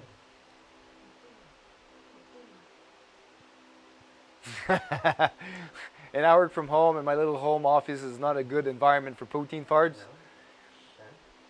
Yeah, well, you need good ventilation in this case, that's for sure. That is for sure. Oh, oh. God. Well, I'm going to stretch out a little bit here while we chat. And, you know, tidy up the gym. Tomorrow is a rest day, and next week is deload. It's going to be a week of feeling like we're not doing anything in the gym. That's okay. We'll use that week to create or program our next block, figure out what we want to do. I think I'm still going to be keeping hypertrophy in focus. Definitely going back to conventional deadlifts.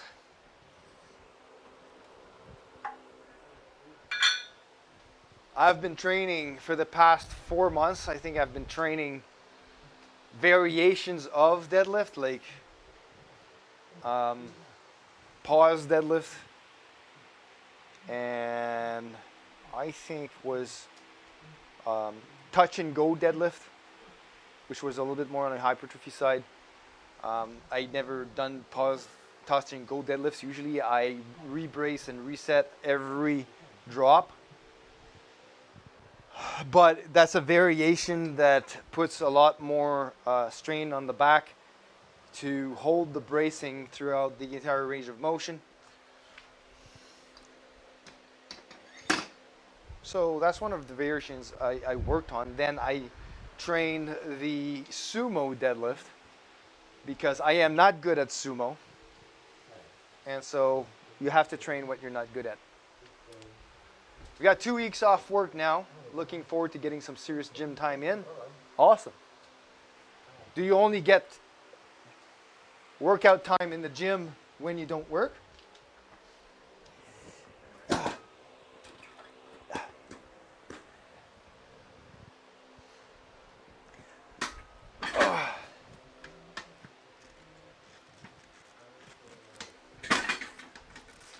And I think I'll be spending some time this week as well when I'm creating my programming for the next block to actually try and come up with a 4-day program of my CSG crescendo and try and get that out the door. Creating a 16-week program and making all the pieces fit together so that we handle recovery and we handle enough volume, enough frequency. Takes some time.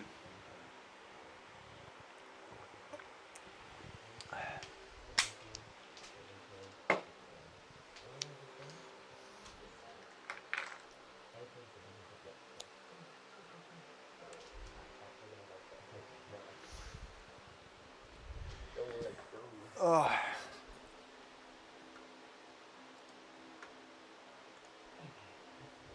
got a message. An anonymous gifter gave you a tier 1 subscription month. Oh, nice. I got a subscription to Angry Jack's channel.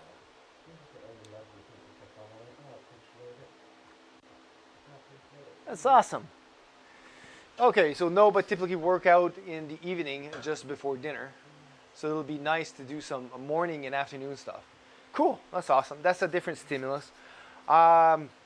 Myself, like, a friend of mine trains like at 5:30 in the morning, 6 in the morning, and I envy him for that. I cannot for the life of me train that early. My body just will not accept this training time. It's just like motor units are not registered. They're not. My cortex, cerebral cortex cannot connect with the muscles at that early in the morning.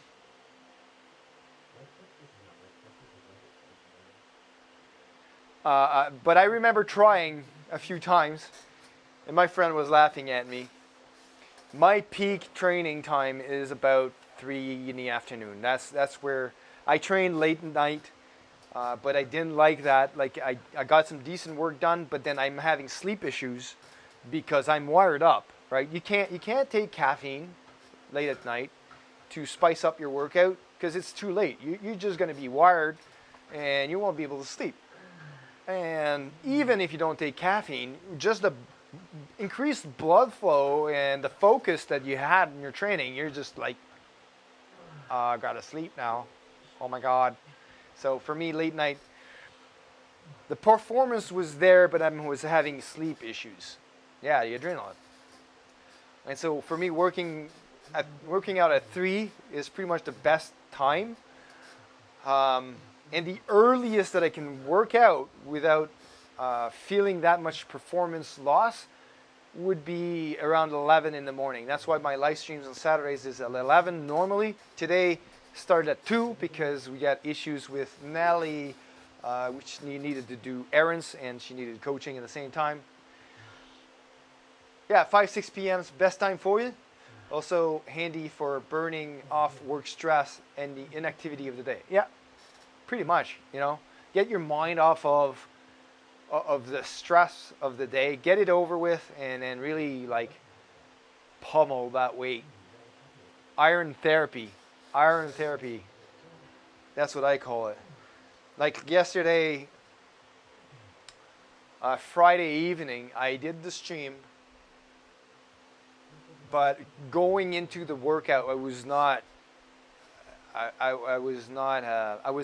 was feeling annoyed. I was feeling because there were some issues with the trade with the kids and some of the stress with family basically, and that happened. And as soon as I hit the gym and I hit the stream, I had fun and I got my mind off of things, you know, training out and working out. That handles so much on the mental aspect, on the mental toughness and unwinding. It's pretty great. But yeah, that cannot be achieved for me at 6 in the morning though. Sorry, Phil. Sorry. You will not get me to train at 6 in the morning anymore. Never again. But it's still nice to train at different days during the day, during different hours. If the workday has left me angry, then I'll do an hour's sleep, steady state on the rowing machine. The breathing rhythm really cleared my head. Okay. That's one way to do it too, for sure. I personally cannot do cardio because then I get to overthink things. Doing cardio on like I have an elliptical right here. I don't use it. I do my cardio on the ice. I'm a ice hockey player, and I started playing ice hockey as a means to get cardio with fun. And a fun way to get cardio in. Yeah, pretty much. Because I can still think doing cardio. Same as with chicken priest. While lifting weights, this is heavy. I need focus. I need to really control all the muscles. I cannot spend time thinking about anything else but me, the weight, and the bar. While cardio, I can get into a overdrive state where, well, I don't need to focus on achieving, moving my body parts, so I get to overthink. While I play hockey, though, I am looking for that puck. I am looking to take that puck away. I am looking to make that pass. I am running to get that puck and to try and put in the net. And I don't have time to think about anything else but that action right there. And sometimes I'll push my limits trying to achieve that without even knowing my heart rate will go to 170. And that's why I got my watch. I look at how much weight loss, or not weight loss, but what was my heart frequency during. That's interesting. Bike and rowers, my meditative state, in fact, sitting in zone 2 for an hour is probably best with totally blank brain. Nice.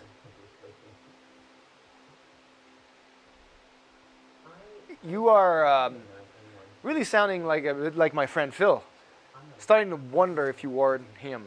But you don't train early at 6 in the morning, so I don't think you are him. But he does rowing, bike as well. He likes to do that. No, you're not. No, because you'd be training at 6 in the morning if you were. I'm busy counting reps while lifting. Walking and running is different. Takes a special type of crazy. Yeah. I'm gonna hook up my phone here. Can I hook up this phone? I think I can.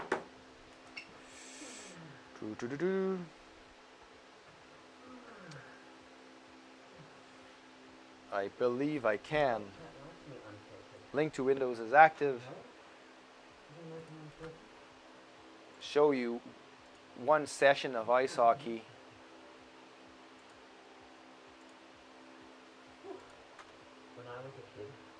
For that, I will need to activate the device. Z Fold 2. Make default.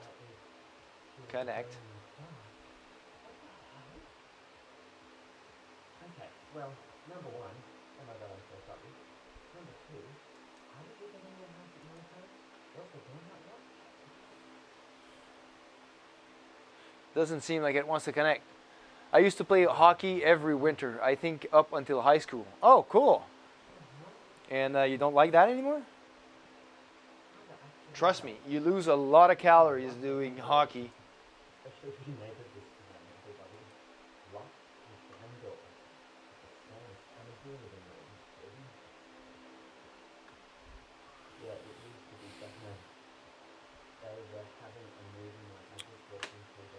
Alright, for some reason,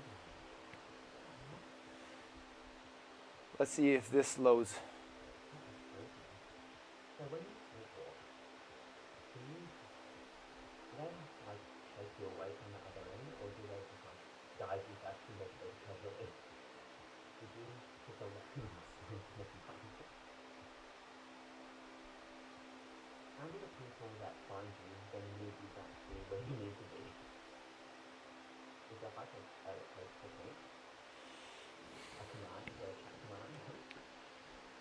Alright, I can't get my link to Windows to work with my other phone.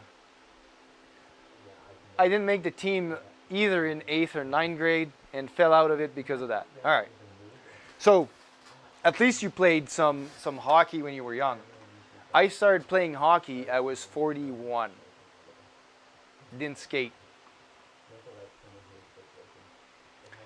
And the reason why I started playing hockey is because of my girlfriend. My girlfriend was a pro hockey player in the women's team back then. She went to, she was part of the national team Canada and went on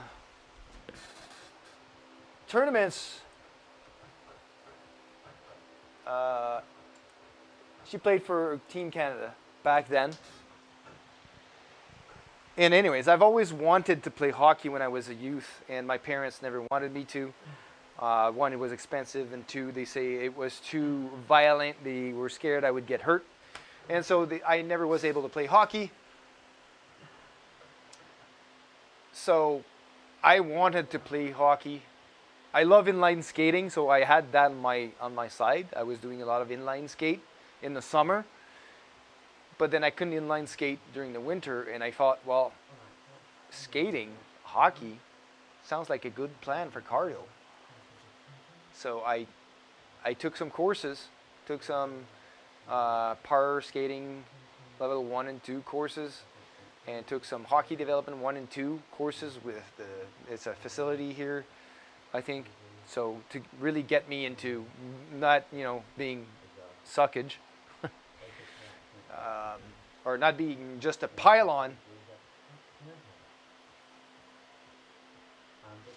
I used to do a lot of sports before high school. I think I just started caring more about what people think, and being overweight playing sports sounded like a horrible level of bad attention. No, man. No. I hope that you changed your view on that. A girl got you into hockey. It was a girl that stopped my playing rugby. Running around a frozen pitch, getting the snot between out of me on a Sunday morning, versus lying in bed with my girlfriend.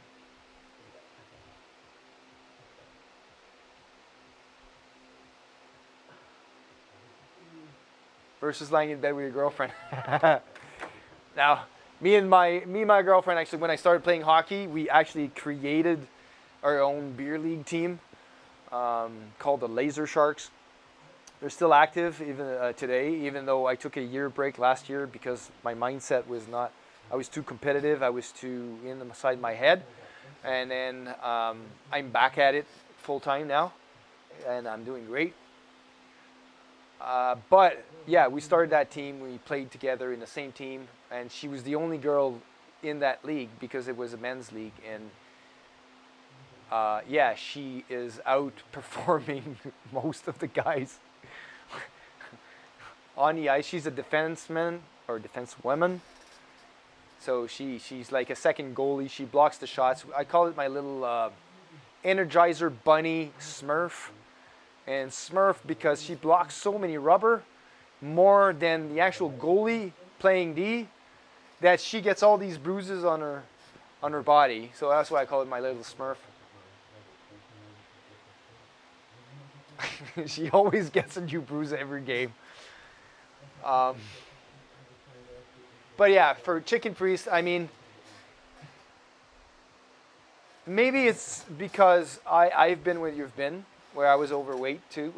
When I started playing hockey, I was overweight as well on the ice. I was like 260. But trust me, that cardio, and especially in beer league, in adults beer league, there's a lot of other people like that. So me, the way I see it is like you're getting the work done, you're getting the exercise done, right? You're not bailing out. And that's what I see when I see people overweight doing exercise. You're not sitting on your couch at home and just sulking, right? You're getting the work done. And I admire everyone that does that. And I speak for myself, but I'm pretty certain that's pretty much how everybody feels when we look at people doing that.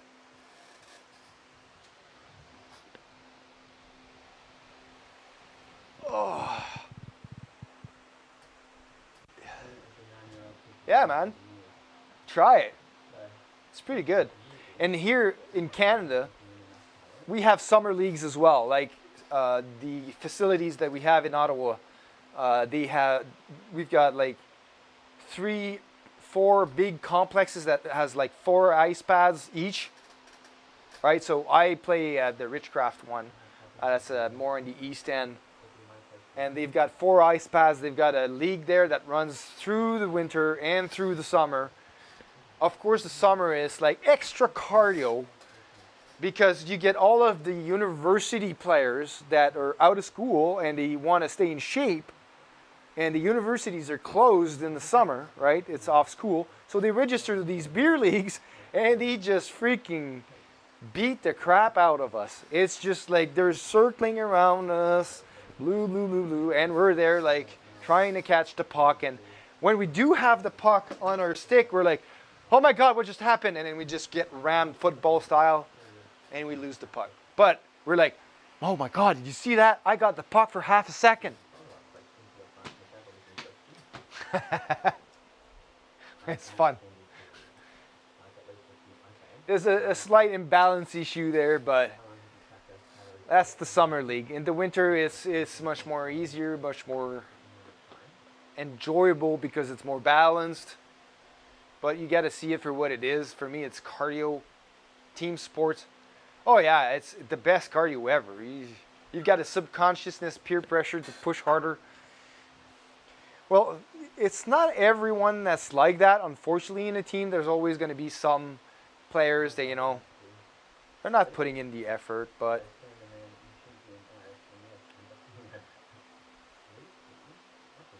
all right, so we do have, hold on here, note 9, 2. I'm going to show you some of my past games that I record on this thing here. It's offline, let's bring it on. Link to Windows is up.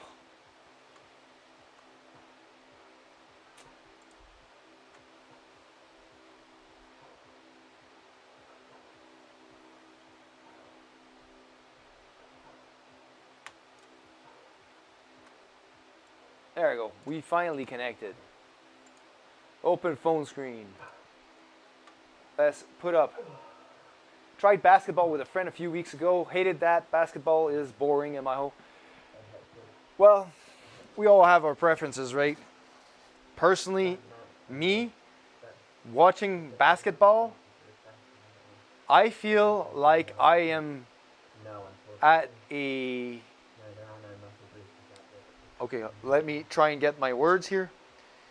Watching a basketball game live, like being in the stands, feels like I am at a hypnosis therapist where score, score, score, score, score, score, score. Oh my God, he missed the freaking that. Oh my God, this highlight reel of the game in basketball, he missed the net and that cost them the game. So the game will finish 146 to 132, but the highlight of the game is that one missed basket. That's how I feel.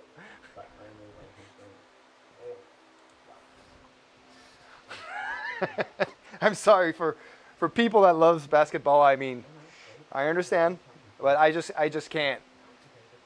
I just can't watch it. I find it boring.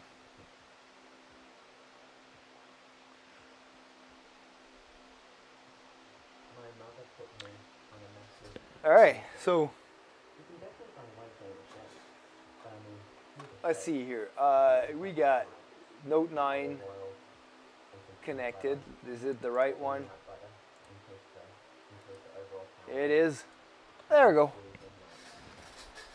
So I use a Samsung watch. I think it's the Galaxy Watch 5.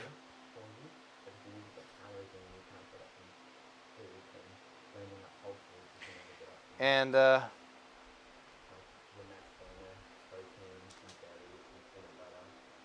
think I'm going to be starting a migraine here because I got blank spots. So yeah, I use Samsung Health to track all of this. Ice hockey, that's my last game. Average heart rate 117 beat per minute.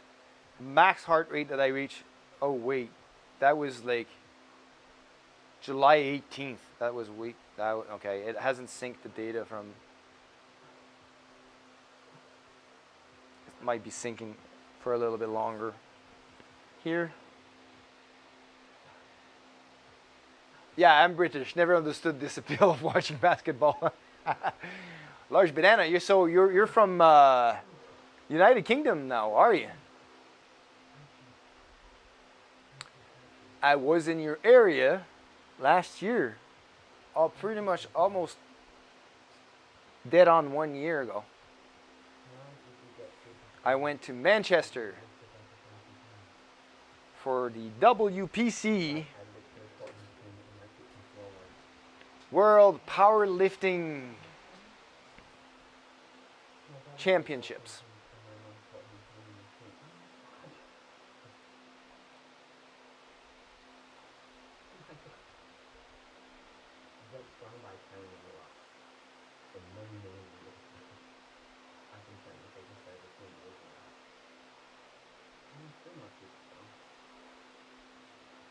You're down on the south coast?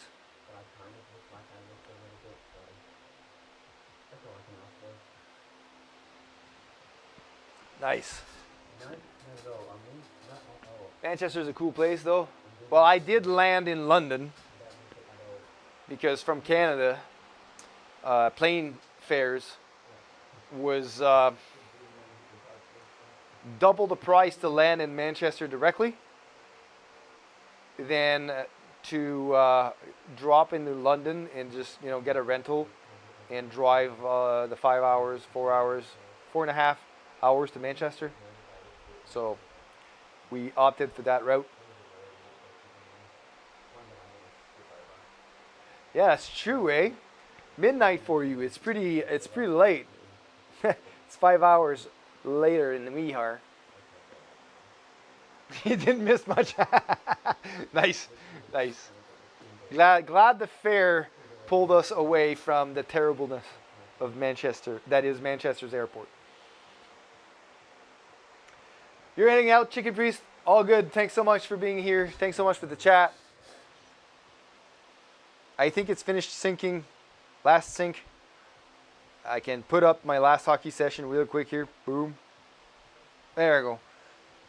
Average heart rate 122, 147 max. So that's on my peaks on the ice.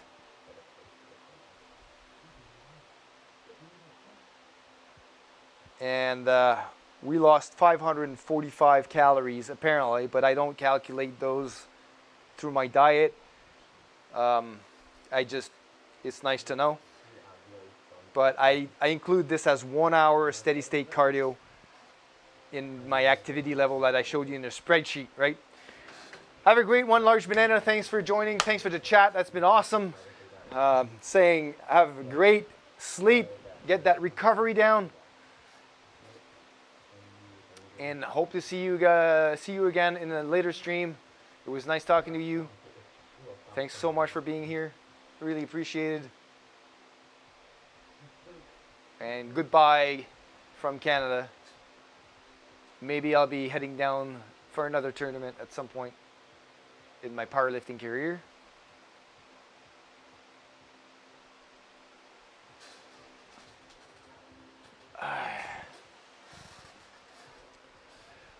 And thank you again for the Excel sheet. Anytime, Chicken, for the Excel sheet. Anytime. Thanks so much for being here. We really appreciate it, and I really hope that this helps you. Track your calories and get those that cut to work in your favor, and so that your workouts get beneficial to you to actually lose the weight.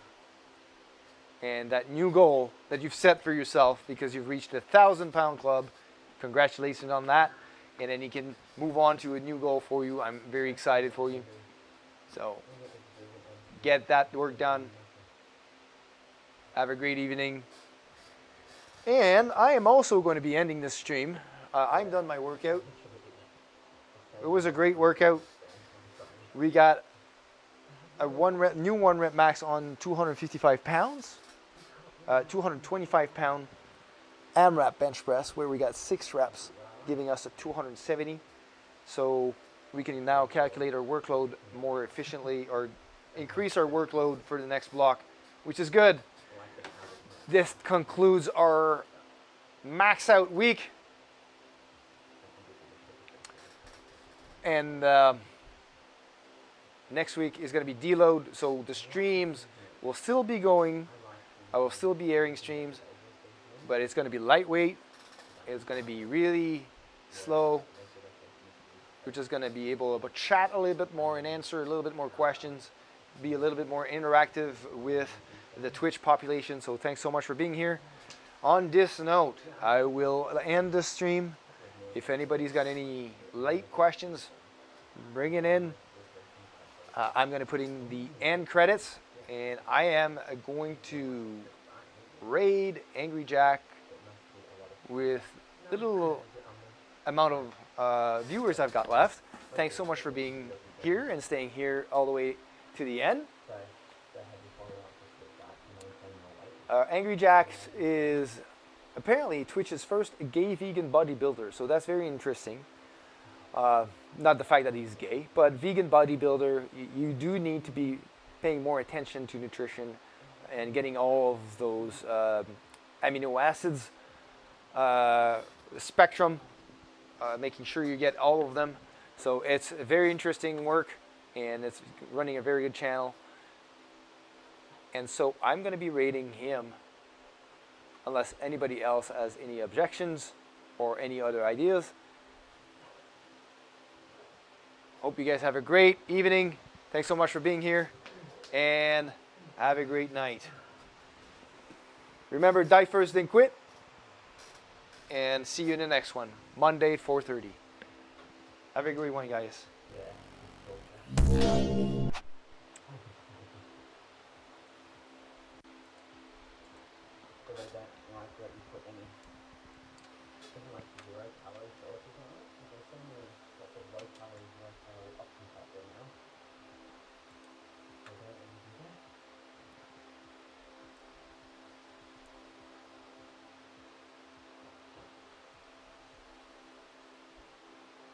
I'm not concerned, but I'm curious about the terms of the concept.